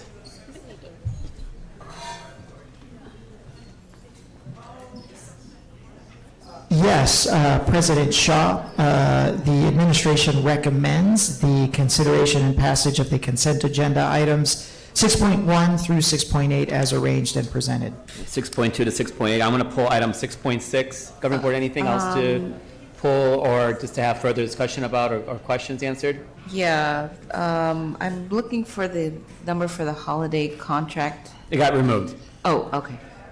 Thank you. Okay. So before us, we have, I'll make a motion to approve item 6.2 to 6.5 and 6.7 and 6.8 on the consent agenda. I'll second. All right, item moved by myself and seconded by Ms. Luna Rose. All those in favor say aye. Aye. Item passes 4-0. Dr. Trujillo, I pull item 6.6. This is to approve to use SAVE cooperative contract for K-12 English Language Arts supplemental resource curriculum. Yes, to walk us through item 6.6, I have Assistant Superintendent for Curriculum Instruction, Dr. Flora Hewitt, and then also assisting us will be now the interim principal at Davis, but her day job through June is our Senior Director for Curriculum and Instruction, Heidi Aranda. Thank you. May I bring these up to the stand? Absolutely. So my concern, I'll say, I want to pull this item. My concern wasn't the materials, the new materials, the written materials. My concern and why I pulled this item was to talk more about the digital materials that we're approving, in tune of like, this is what $1 million contract, so a couple $100,000 or so on digital materials to teach literacy for our youngest kids. You know, we've had a lot of conversations over the last, some back and forth on this, on digital materials for our students over the last couple of months, and I've expressed some concerns about digital materials, especially for our youngest learners. And so wanted to ask specifically about that piece of this. Yeah, absolutely. So the digital access, I did provide a backup presentation if you wanted it to have access to it. But what it does is supports instructional planning. It's essentially a repository of all the materials that teachers use for lessons.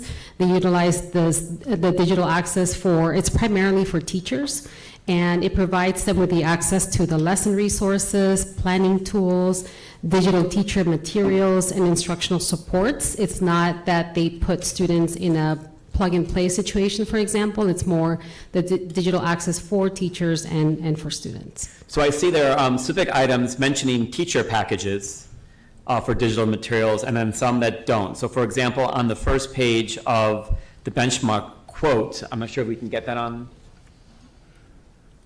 the display.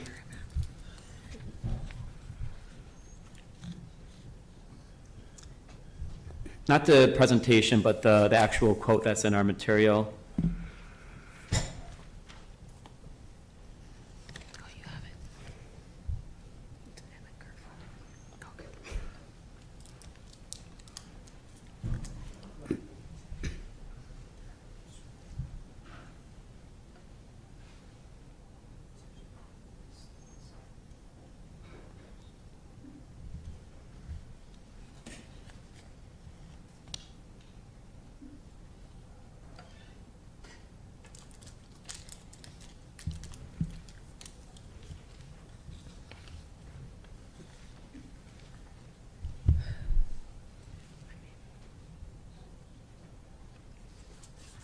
Well, I was trying to pull it up, so if we get it up, that's great so I don't know if the other board members have their, the PDF up, the 2026 benchmark quote PDF that it was on their governing board material. Yeah, there we go. And then at the bottom of the first page, so a lot of them have like these teacher packages and teacher digital, like the first one's a teacher subscription renewal digital, but if you go down to the bottom of that first page, the third from the bottom. The subscription? Yeah. Yeah, so the third from the bottom is that benchmark phonics, grade K, I'm assuming kindergarten, student digital renewal subscription, so student versus teacher. So is that spending $45,000 to have digital material for kindergartners to try to read on a tablet?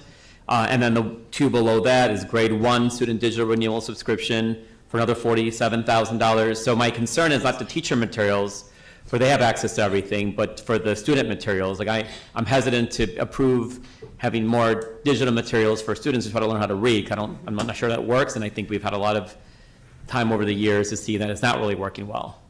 Yeah, no, we do. Do you want to explain the phonics piece for our students?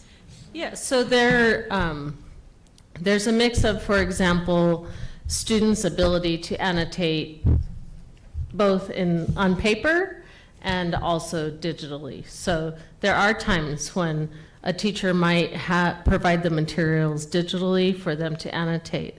There's also an entire assessment system that aggregates data for teachers to be able to see how the students performed, what the trends are in their class, and how to use that assessment information for instruction and planning. And that is, that requires a student license for them to be able to do some of those assessments as well. So it is both some materials that sometimes, especially, our students take all of their assessments digitally. So it's important for them to know how to do the things that they do on paper with these materials, sometimes also digitally. There's also a lot of accessibility features digitally. Kids can have things read to them. They can, like I said, annotate, highlight, just have different scaffolds for accessibility. I appreciate that. Like I'd rather have, my second graders on this, and I don't want them on computer screens trying to learn. I don't think they're learning on computer screens. I see them interact with computer screens. They're 8 years old. They're in second grade right now. And so right now with the information I have, I'm not going to support the item, and I encourage my governing board members to not. I think our kids are having too many screens in front of them. I think we need to focus on paper and pen and not spend hundreds of thousands of dollars on subscriptions for digital materials at this point. Dr. Shaw? Go ahead, Ms. Ekstrom. My fifth grader is like, please take me off my laptop, so I won't support this either. Dr. Shaw. Ms. Shaw. I totally agree. I think, as a district, we need to move away from digital materials. I don't think there's anything in our history that proves that they've been beneficial to our students. And so I appreciate you pulling this and for your advocacy for printed literature.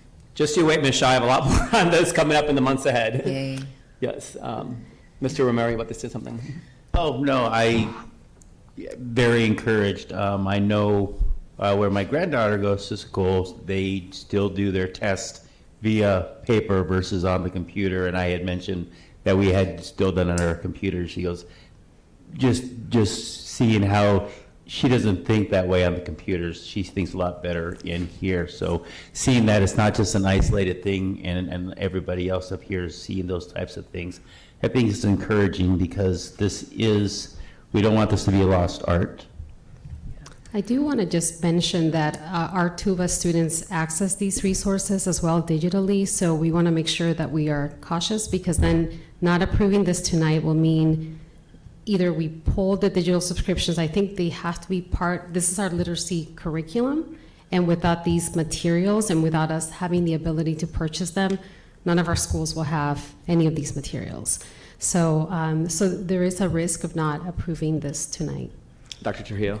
So I'll ask, if we approach the vendor and say, we just want the hard copy materials, we don't want the digital add-on, will that lower the price? Question number two, we keep the digital add-on for the online, platform that we have at TUVA. I mean, or is it I'm not sure if you're saying it's an all or nothing. Would they be able to knock off some of the price if we just said, hey, look, we're interested in the hard copy materials. I'm hearing support for the consumables and the text. And if we just strip away the digital add-on, what does that do to the price? And then you keep the digital add-on for the, the 1,000 students that are at TUVA. Would we consider making sure that our teachers have access to the digital resources for lesson planning and able to display on the screen the resources so they can model that? That would be helpful as well. I'd like to hear your feedback too. I think that's important, right? Yes. So I think, I'm understanding students engaging with screens and with digital content as different from teacher-driven display materials like a PowerPoint or like an infographic or like a Venn diagram. Dating myself, I used to use those in the classroom, but there's a difference. I understand that. Yeah, I mean, I'm envisioning the classrooms that I walk through, and teachers teach and model reading strategies by putting the text up there that the kids have, copies of, showing how to underline keywords and highlight and annotate the text on the sides, and how to, use their comprehension strategies. I think it would be very difficult for our teachers to not have that digital access to be able to do what they've been doing for the last 7 years with Benchmark Advance, which is their core Tier 1 ELA adoption. Yeah, so I know so much work goes into these quotes and the work that you're doing, and so I'm sorry to derail this for us tonight, but I see board majority on holding off on approving a lot of digital materials, so I hope this can come back to us. I don't have a problem with teacher subscriptions, but really looking deeply into those student subscriptions. Can we limit them to just TUVA and get rid of them for most of our kids? I think, a lot of us have young kids and we're just sick of the screens, or young grandkids, and we don't think they're learning on them. Dr. Shaw? Yeah, go ahead. And I would also say, during the pandemic, we were able to provide computers to every student in our district. And so I don't see how that would be different to provide hard copies of literature to our TUVA students. They probably the most need hard copies, you know what I mean? And so I know we invested a lot in smart boards and also those like cameras where you can have something like this and then it can be projected. Plus, most of us or all of us grew up without all those things, and those teachers managed as well. And so because there's other districts who are still doing the old school model, I know it's going to take a little bit of adjustment for us as a district, but I'm encouraged if we can move in that direction. Okay. Go ahead, Ms. Luna Rose, last comment, and we'll move on. Thank you. So I just want to say thank you to coming to us. I know you put a lot of work into it. And as the lone parent up here who's got a child that's just about to graduate in 3 weeks, I actually asked her about, her time here and the screens and all of that. And I was surprised by her answer, saying that obviously she feels, she loves TUSD and she's happy to be a student here, but she would hope that the younger grades could kind of detach from the screens. And I know we implemented like the cell phone policy and all of that. So I think we're starting to see a change with that Gen Z if they're coming to us and saying, or Gen Alpha, like, hey, things are changing. So, but I also want to make sure that we keep our TUVA students successful. So I'm wanting to be able to see that type of hybrid. What does she say about the high school students? What does she feel about technology, and is it too much, or does she want it to? I think it's too much. What does she think? Oh, what does she think? She thinks it's too much. She thinks that it got to be more of a distraction, despite, and she's been a very good student, but even for her, it's a distraction. Yeah. So, but again, I want to make sure that our TUVA students are being served well. One last Go thing. ahead. Is it possible, because of course we're dealing with purchasing and timelines, that we get the teacher digital and the physical resources at least approved so we can order and get the materials in time? Is that Sure, I'll move that. I'll possible? move that we can approve the digital for the teachers and then the physical resources. Yes. I'm not sure if you need to redo the whole quote or something for that, but, We may have to, yeah. We will get it revised. okay. But Yeah. we have it June 30th, like we have to receive the materials by June 30th. So Okay, so you need that piece tonight, I can make a motion for that. Is there not enough time to have this at our next meeting, just so we know exactly what we're voting on and the dollar amount, because I'd feel more comfortable rather than having to wait another year? My concern is for ordering purposes and the supply chain, making sure that we get it before June 30th is our challenge, because it's a large amount of materials that we'll be getting. Why June? That's our fiscal year, the end of the fiscal year.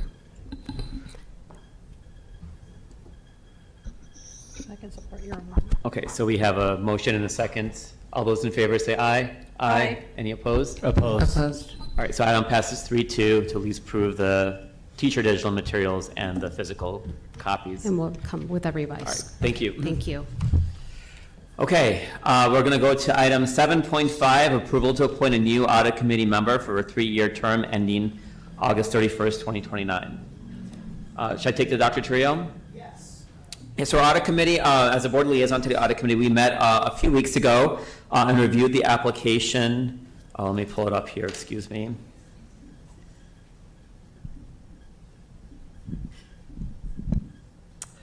Of John Wallace. He's an individual who's retired, who comes with a lot of business experience and leadership and business experience that will hopefully bring the financial acumen to help support the district in the audit committee. It was supported unanimously by the audit committee in open session. So moved. Second. All right, item moved by Ms. Shaw, seconded by Ms.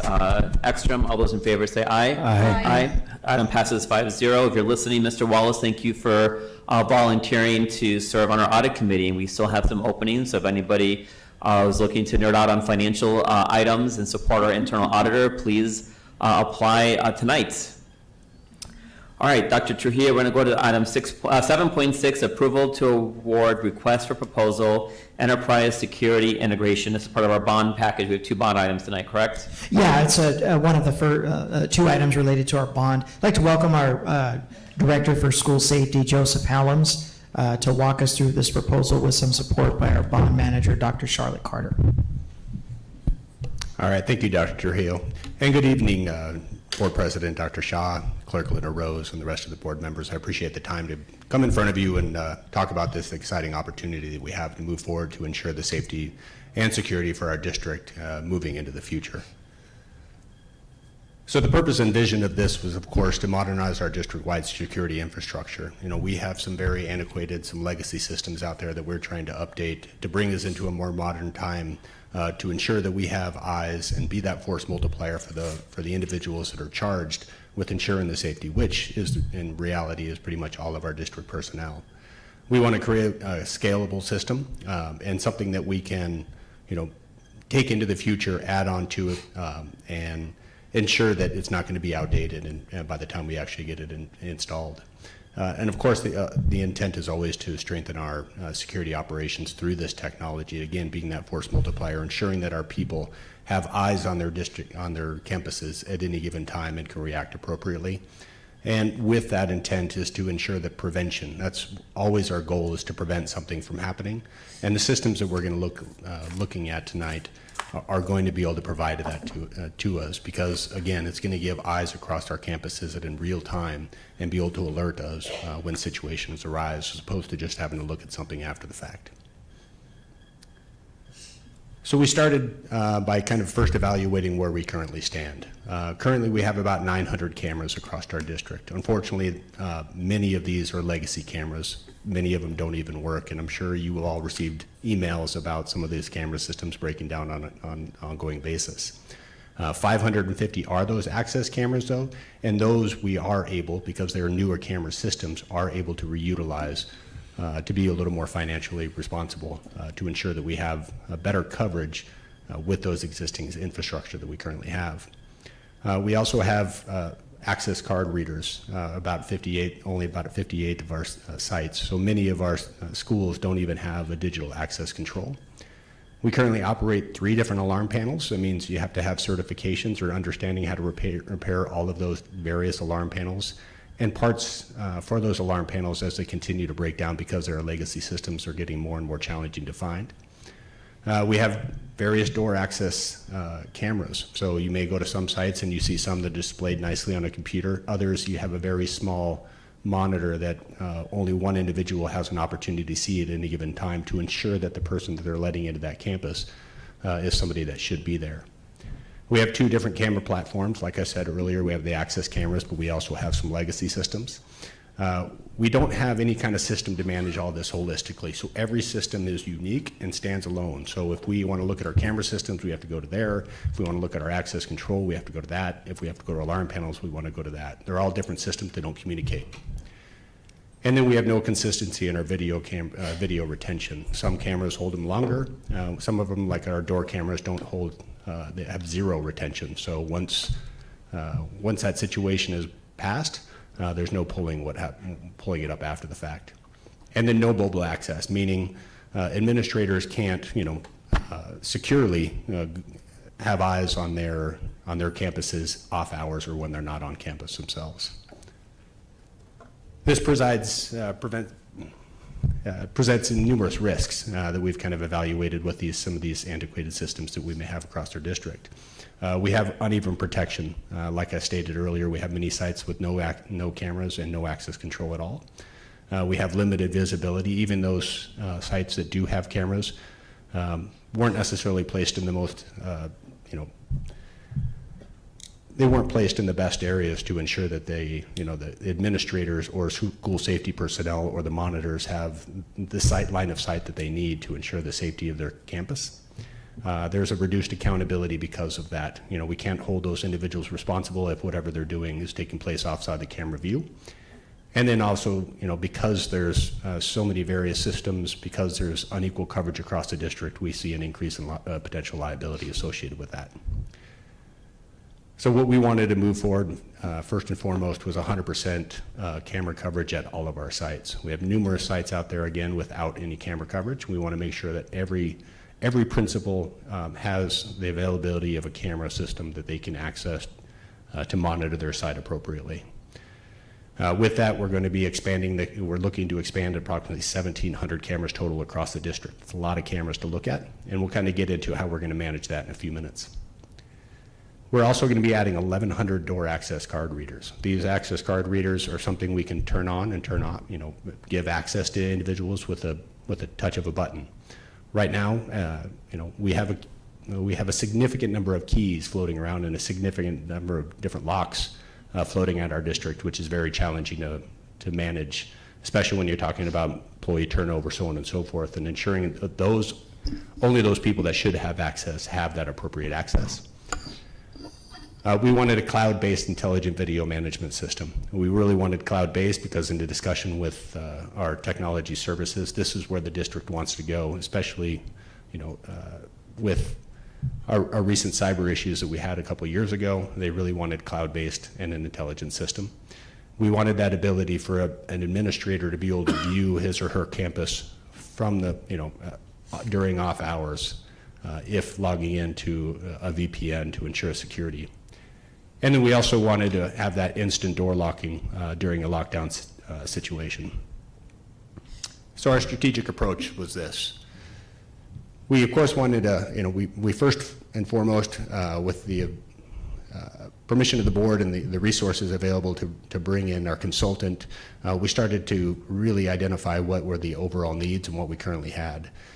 And from that, we were able to identify what our approach was going to be. We wanted to shift to an enterprise-wide platform. We wanted one system across all of our campuses so it's easier to work on, easier to understand when people, easier for ongoing training, and easier for our personnel that'll continue to maintain that going forward.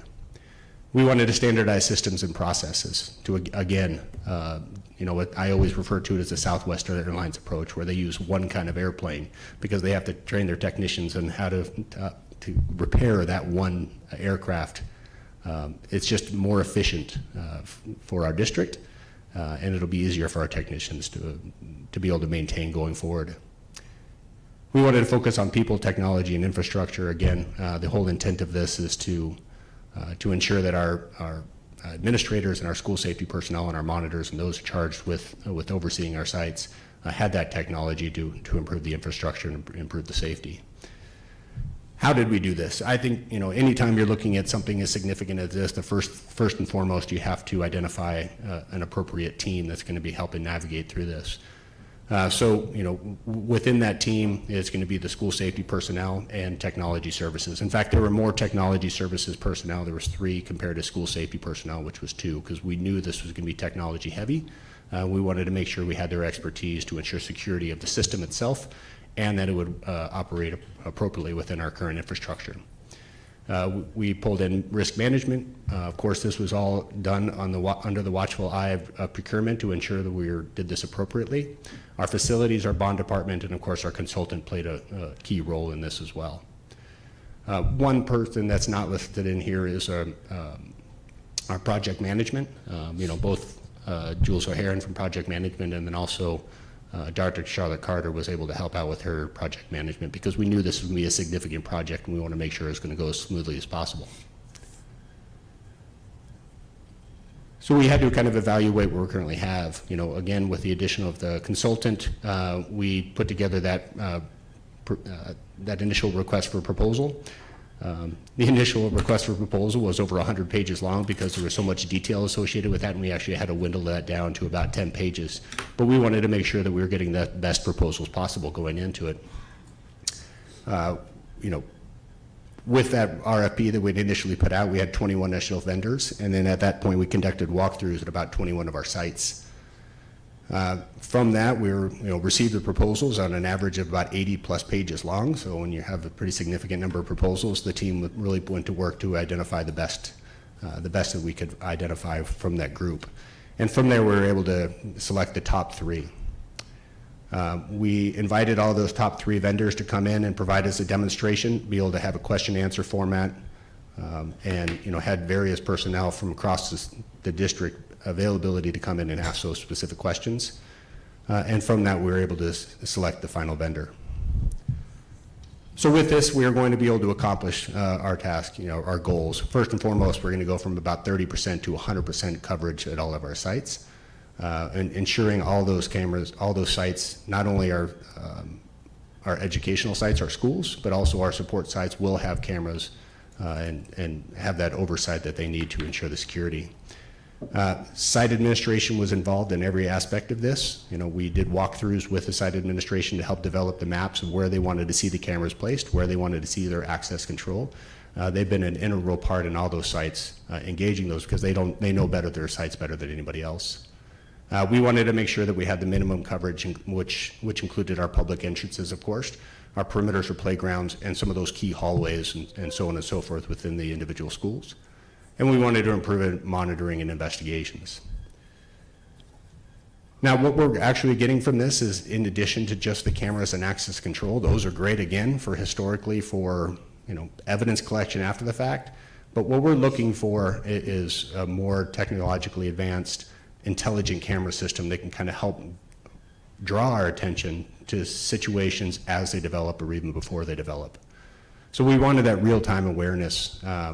These systems are outfitted with alerts that will basically, you can program into where individuals should and should not be at specific times a day.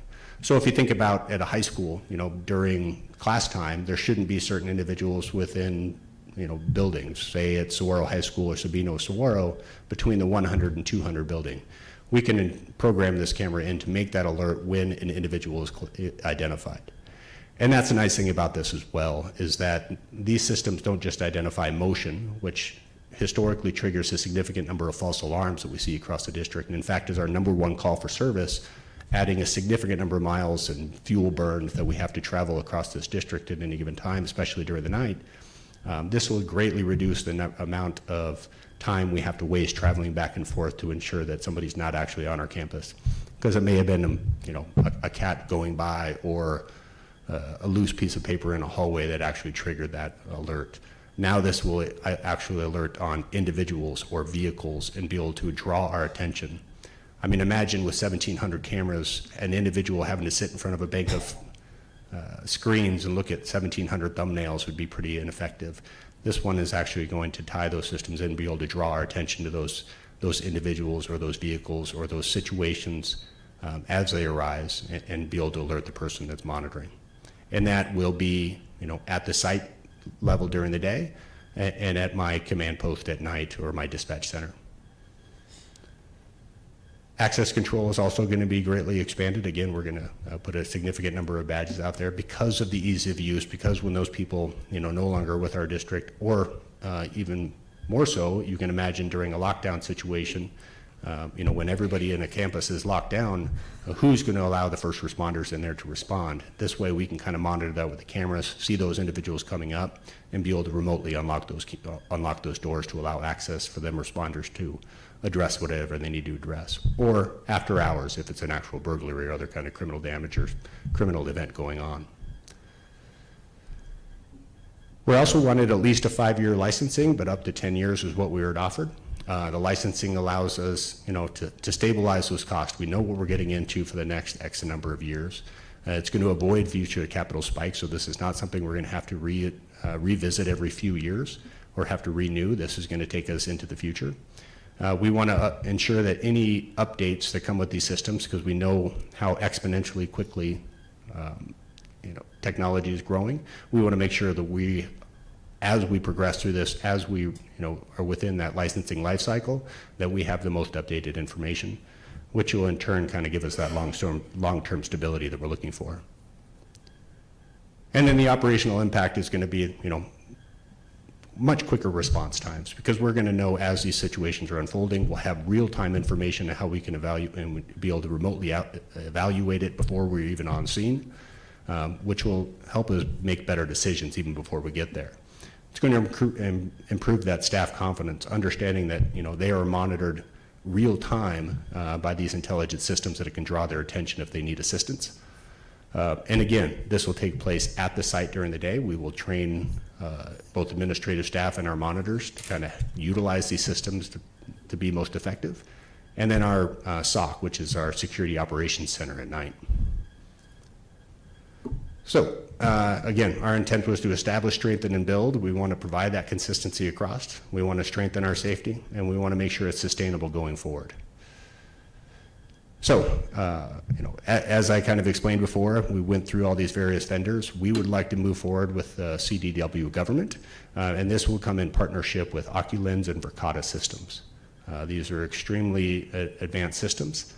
Part of the homework was reaching out to other school district and other entities that utilize that, especially in our area. And so, in communications with the city of Tucson, Pima Community College, the University of Arizona, and even Deer Valley Schools, who all went with these various systems, nothing but extremely positive feedback. The cost of this is going to be approximately $15,120,000. This is with a 10-year license and includes yeah, it's a hurt, right? That includes a 20% contingency. This is bond money. 15,000. Huh? You said 15,000. Oh, I'm sorry, 15,120,000. It's been a long night, as I'm sure you've all experienced it all. Yeah, so 15,120,000, including a 20% contingency. This will be leveraging the bond funds. This is why, a big part of what that bond was about. The bond was titled Safe and Secure Schools, and this is one of those systems that's really going to give the confidence to both our students, staff, and the public in general to kind of ensure the safety and security of everybody involved and kind of carry us into the future. So with that, I'm sure there may be one or two questions. I have a plethora of individuals here who are all willing and will, if there's anything that I can't specifically answer, we can call on somebody to get you those specifics. So, Dr. Shaw. Ms. Shaw, followed by Mr. Romero. Thank you for your presentation. I know in the past we have made purchases to improve the lighting at our school sites to address some of the security concerns, but in the absence of light, will the cameras be able to be effective? yes. You So want more they have, information like, now? night vision or? Yeah. So they are low light capable, so they do amplify the amount, the ambient lighting that is available. So they're able to get, now not truly night vision like you'll see with like a FLIR device, but they are able to amplify the light to ensure that we have that capability. Plus, as part as we go through, we're going to continue to improve the lighting as well across our campuses. Thank you. Oh, here I go. I know. I know. All right, so kind of did a quick look at CDW. One of my concerns right from the get-go when you go onto their homepage, and then we have this price tag right up over here, including our 20% contingency. In a yellow highlight, due to supply chain challenges with some OEM, CDW cannot guarantee availability or pricing for affected products until they're ready to ship. Your account team will be here to help. To me, as a business, that looks as a disclaimer as your prices are probably going to go up, and we don't know when we're going to be able to fulfill all of these needs, especially for all the amount of cameras that we have over here. That's my first concern right there. What have we done to talk to CDW about that on their website? Hold on one sec. Sir, you want to come up here? This is representative from CDW, so I'll ask him to kind of respond quickly to your question. Thank you. Hello, Daniel Cisneros here with CDW. And essentially, that is a very general statement. We do happen to deal with a lot of hardware and software from all sides of IT. Luckily for here, we're talking specifically about Verkada, which is the hardware, which we have Verkada here as well. And they're very specific to what they have, and they definitely have been provided and promised all of the hardware necessary for this project. So are we going to see, because of this, delays in getting product? Is there going to be, again, price increases because of this? Is this what this is anticipating? Again, like you said, we're on a kind of a, with our, how much money we're going to be approving, or we're going to say, hey, it's going to come up more than this 20% contingency. Again, just me being a good steward of our bond money. Yeah. According to Verkada right here, prices are staying the same during this initial side of the RFP. And Okay, and then as far as, you had mentioned, Mr. Hallam's, about like pushing a button to open and close, like type of situation. Again, can you explain that a little bit more for me? Just, you went through quickly, but I just want to know, is that where somebody at your facility is in control of that, or is it at the school site? Yes, to both. So, Okay. Yeah, during the day, we want to give the autonomy to the school, the schools themselves to be able to operate it and give them, with appropriate, levels of security, of course, identifying the key personnel that can kind of do that. But, it'll also be available remotely from my command center or my dispatch center. So if, again, the best way to kind of describe that, or the scenarios that kind of highlight the importance of that, is, let's say there's a burglary after hours and we have somebody on one of our campuses, we need to be able to give access to law enforcement to be able to get into our campus to address that as it's taking place. The other more extreme possibility, and something that kind of gives me nightmares, is when a school goes into a lockdown, everybody is in lockdown. That's administrators, that's security personnel, everybody.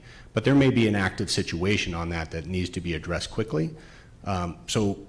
With that locked door, which are significant doors, and they're difficult to breach, that's going to delay law enforcement or that first responders from being able to get in there. This way we can kind of monitor it. Once we see personnel that we want to provide access to, we can provide them access. So just, again, always with the worst case scenario in the security thing. Again, I'm totally on with as much security as possible for taking care of our students. Just say, worst, a scenario. bad actor gets into one of our schools, they're able to close our school with a bad person inside if they got control of this access button to do a shutdown. Could we override it with our person at your facility that says this is not the right person that should be doing this or whatever? Again, I'm just looking at what are safeguards that can be if we do have a bad situation. Yeah, exactly. You know, in these situations, these intelligent access control devices will also be tied into our Centegix system. So if anybody if anybody activates a lockdown, all those doors are going to lock. You know, again, I will use one of the high schools where they can kind of keep them open during passing periods, but if their situation is able to, come to fruition and they need to lock those down immediately in, say, a lockdown or an active threat situation, with Centegix or with one of our other systems, we can lock those down. Once first responders get there, somebody that's there to, address that threat, we're able to monitor that through the cameras and remotely provide them the access they need. And you had mentioned it with Centegix. So is this system 100% compatible with Centegix? Is there extra hardware that we needed?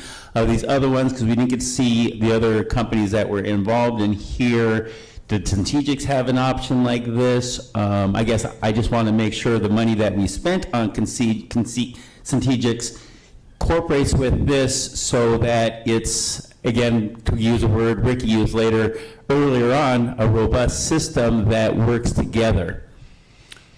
That was actually outlined in our scope and one of our necessary requirements, that it communicates directly with Centegix and has that availability once a lockdown is initiated via Centegix, that those doors will lock down as well. And then you had mentioned like 1,100 door access control readers. So is this meaning, and then you mentioned locks, so are we changing door access or controls on a lot of our doors in our schools too? Is that what this is? Pretty much all of our current systems will be replaced when it comes to access, if not all of them will be replaced when it comes to access control. Again, we're able to reutilize some of the cameras, but the access control, it will be all the newer system. Okay, and then also, because we're talking about placement on a lot of these schools. And again, I'm just going to kind of go out in the future.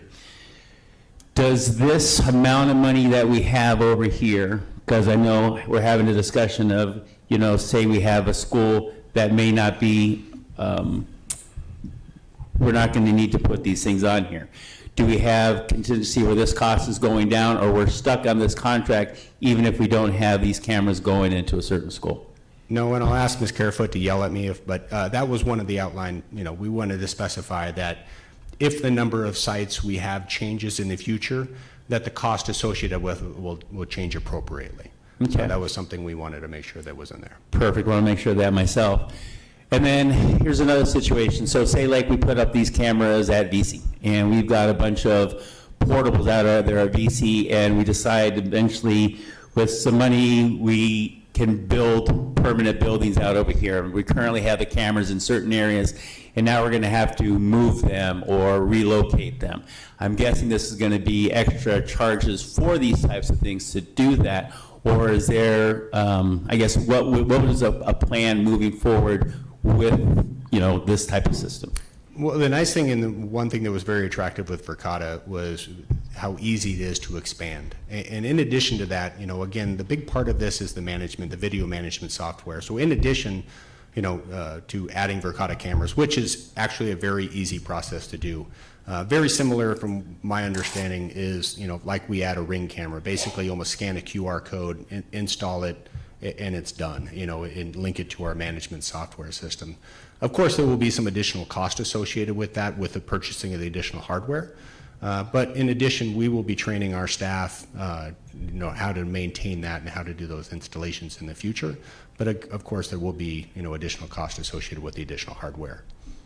Okay, and then I know you mentioned cloud, being able to have this in the cloud, and I was looking at their site, and they had something, or are we doing the standard cloud? There was something also called the hybrid cloud, which on their presentation on that, it was talking about eliminates sprawl, optimizes spend, improve security compliance. So are we looking at doing the hybrid cloud on this, or just a general cloud where there's a lot of sprawl hybrid?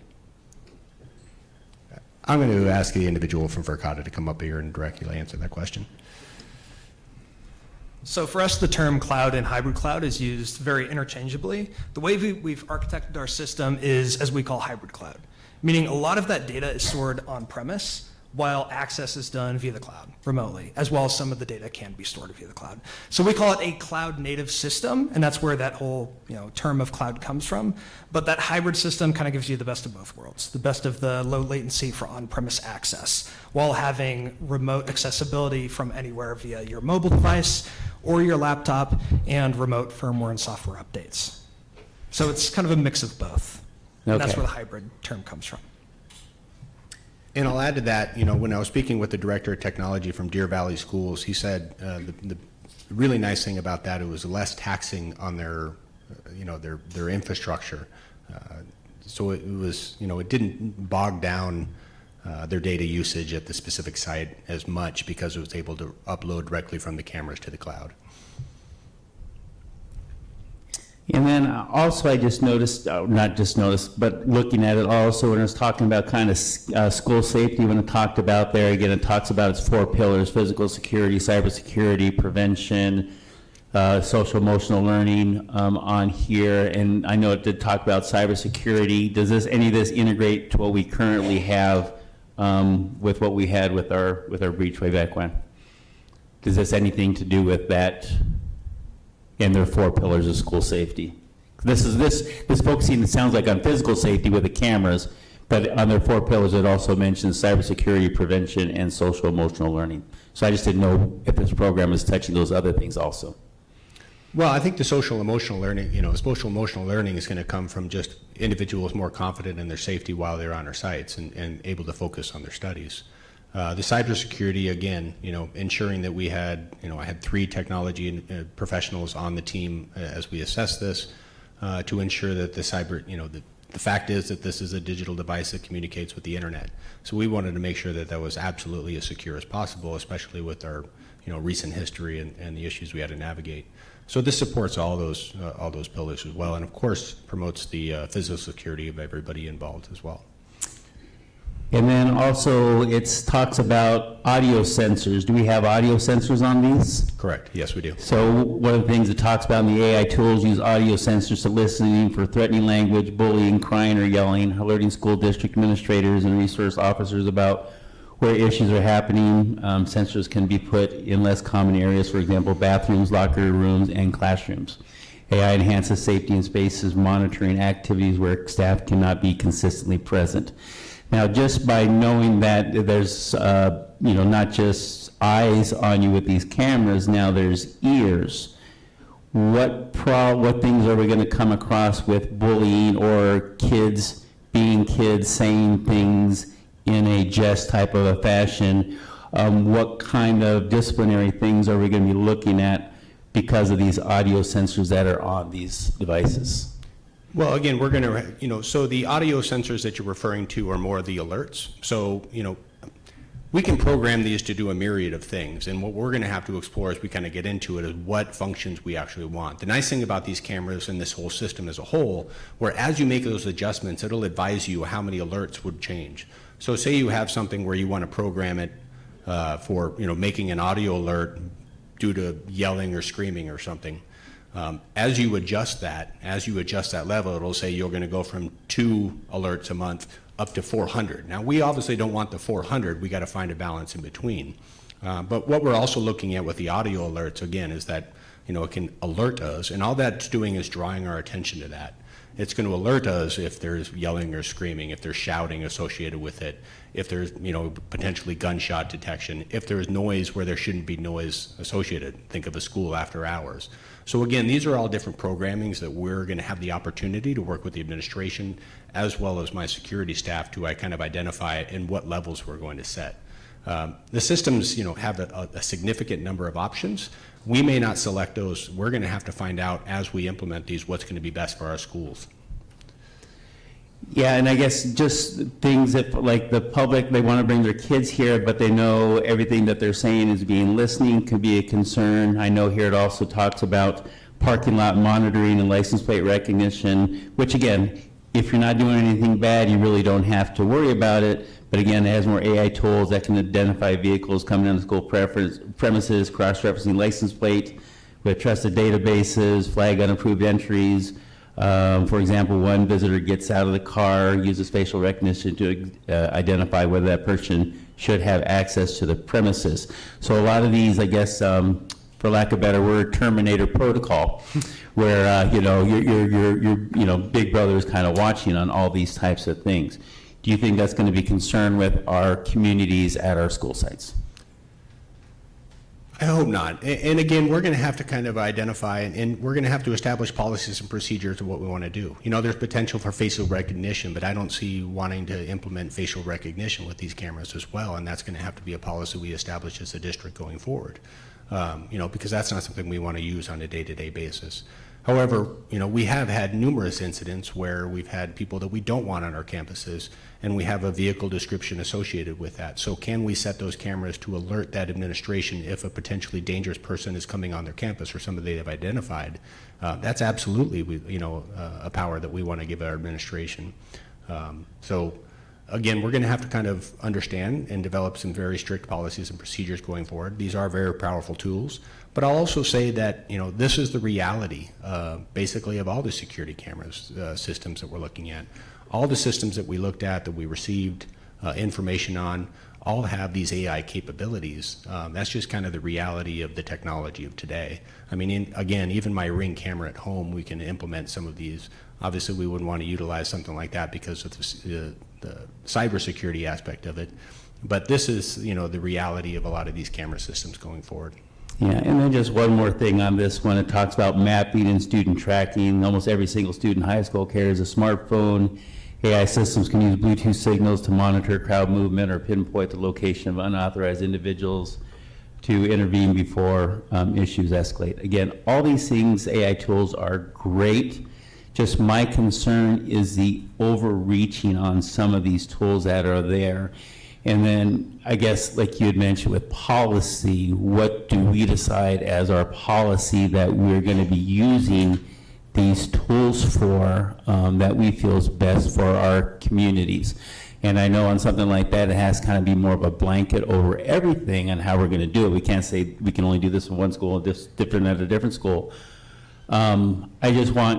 I guess I'm bringing it up because a lot of parents are probably not going to look into these types of things and not know what these things are. And that's also part of my responsibility is to look at some of these things because these are some of the things that do interest me and I do care about. And I do hear constituents that have concerns about these types of things. So I don't know if we approve something along the lines like this, then at that point, we then have to start working on policy on what these are going to be versus who decides on which one of these things are implemented on there. Again, I understand this technology is here. We have to embrace it in a lot of things, and we have to be proactive in a lot of these things. But at the same time, giving rid of individual, rights on a certain thing because you go into school and all of a sudden you are part of the the watch state over here of every move that you make because you're being tracked by your cell phone.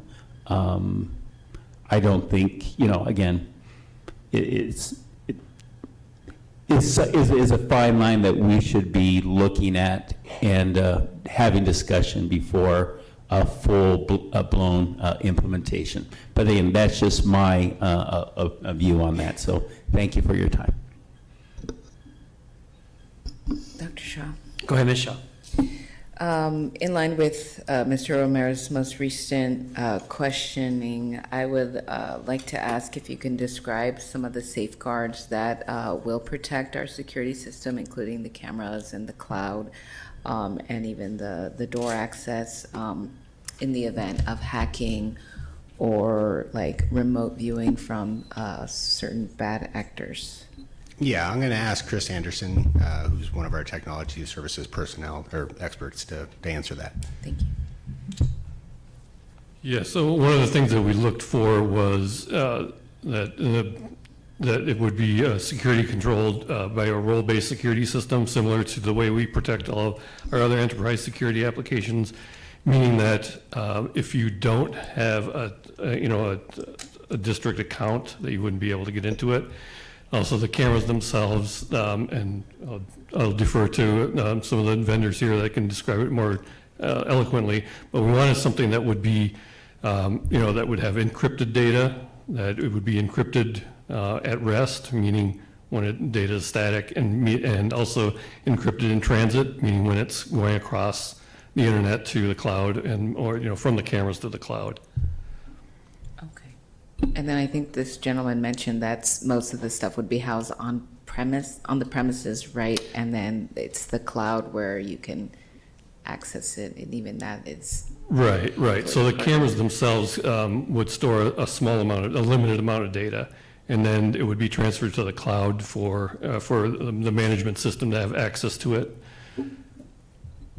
Okay, thank you. And then, Mr. Romero mentioned the caveat on CDW's website about supply chain issues and the guarantee. They can't guarantee the price until the item is ready to ship. And, I know with some of the cameras that we already have in our district, we were dealing with supply chain issues. And so I wonder if we're able to make a bulk purchase of cameras so that we can lock in a price. And does this statement on their website, I assume it applies to us, that they can't guarantee the price until it's literally ready to ship to us. Yeah, I'm pretty sure that that's just, that is and I'm not dismissing your concerns, and I appreciate you raising that. But that's kind of standard across anything when you're looking at technology right now, because of what we've navigated over the last few years with the supply chain issues and significant inflation. But I don't know if Ricotta, if you want to speak to that, yeah.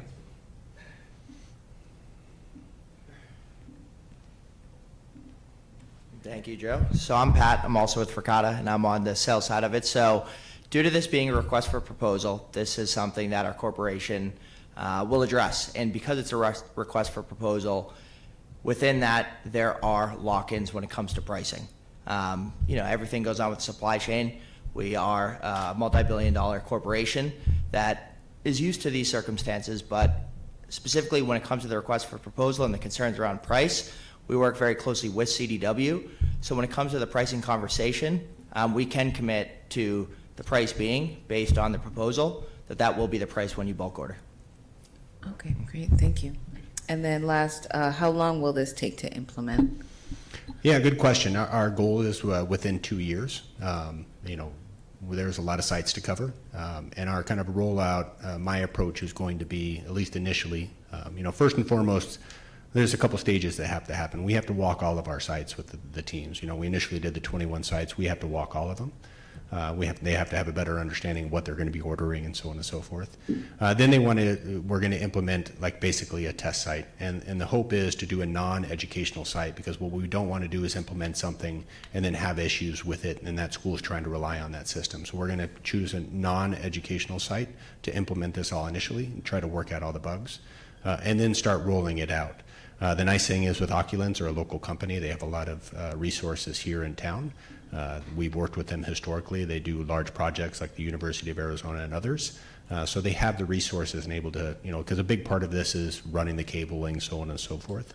And they have the resources to be able to expedite that and get that through. So I think within 2 years is a nice, comfortable goal to have, with the hope that it'll be far sooner than that. All right, thank you. And with that, I'll move the item. I have a question, but I'll second. I had a move by Ms. Shaw, second by Ms. Ekstrom. Go ahead, Ms. Ekstrom. Mr. Ross, I assume with the license plate reader and the facial recognition that our policy covers not being able to hand this over to a law enforcement without a judicial warrant, correct? Either exigent circumstances, somebody's immediate health and safety is at risk, or a warrant Okay. So like. or subpoena. So like if ICE shows up and they're like, I want to see who was ever at this school, we aren't able to give that to them. We would not be able to without a subpoena or a warrant. Okay. Thank you.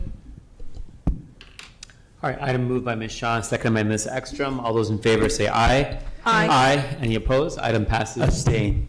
One abstention. Item passes 4-0-1 with one abstention. Thank you all. All right, thank you. And Dr. Trujillo stepped out, but we have our last item, item 7.7, approval to procure goods and services for Q4 and Q1 bond project priorities. Dr. Carter. Good evening, everyone. Good evening. So can we go ahead and get the queued up? Okay. All right, to the President of the Governing Board. It's late, you don't have to do formalities. It's good. All Dr. Carter. right. Well, all right, will you approve? Okay. Can we just move the item? I mean, Bond Oversight Committee approved it. Yes, they did. And Yeah, so, I motion to approve. I'll second. All right, wait, what are we approving? Discussion? We're getting pulled up here at one moment. Right? You want to do a quick description of what we're approving tonight? No, sure. As you can see on the screen, we have the repairs and upgrades with Rincon, the health office, water repiping. We have the Saguaro summer renovations with the auditorium LED lights and the audio improvements, as well as extending our AED athletic expansion. The total amount for these improvements with the 20% contingency is $268,723. I would motion to have the board grant the authority to the purchasing director in conjunction with the bond program manager to procure these goods and services through the cooperative contracts for the next wave of bond projects, not to exceed the 20% contingency where the single purchase may exceed $250,000, or for the cumulative purchase with the cooperative contract vendors in excess of $250,000. Any questions on this item? All right, item is moved by Ms. Ekstrom, seconded by Ms. Luna Rose. All those in favor say aye. Aye. Aye. All right, thank you. Item passes 5-0. All right. Yay. Dr. Trujillo, we have future meeting agenda items, dates and agenda items. Yes, President Shaw. One thing we do need to announce is we have the executive item 5-4 that wasn't on anything that we've announced before. So it's something that's new since our last meeting. Oh, the May 4th? Yes, so we have Yeah. an executive session. The administration is recommending that the governing board convene for an executive session on May 4th to be facilitated over Zoom. Our governing board office did formally survey everybody's availability. It looks like we're going to be able to achieve a quorum, so we would like to propose the May 4th governing board meeting exec session. Any opposition? I'll take unanimous consent for adding the May 4th executive session. Yes, President Shaw, May 12th governing board meeting, we will be back with the ASDB agreement and student support plan. And then we have a pretty sizable slate of principal recommendations for some of our schools that are coming up. So we will be busy. Dr. Shaw? Go ahead, I Ms. know, Luna I'm not Rose. trying to belabor this, but just for the ASDB, and I know you had sent us that email, but just to make clear to people still in the audience and listening and my colleagues, so we need to make sure, because I did work disability rights for a long time, the ASL interpreters, 2 are always needed, because you need to give a break every 15 minutes. That's why we couldn't really have somebody from Miles come, because that one person cannot do it, because it's a really taxing job.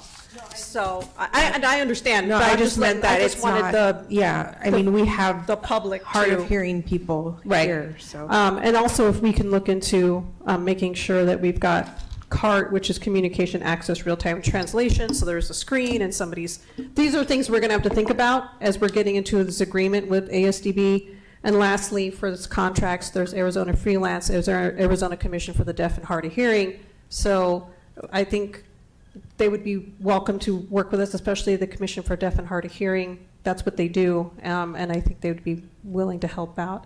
And I have connections there. I'd be happy to make those. Yeah, we will, ultimately, we are responsible. You know, even if we have somebody lined up, we should be planning for contingencies. We will do so going forward, so thank you. Dr. Shaw, Go ahead, Ms. Ekstrom. during the summer, can we get an update on what we are doing for training for staff, teachers, and students on ICE, please, for the next school year?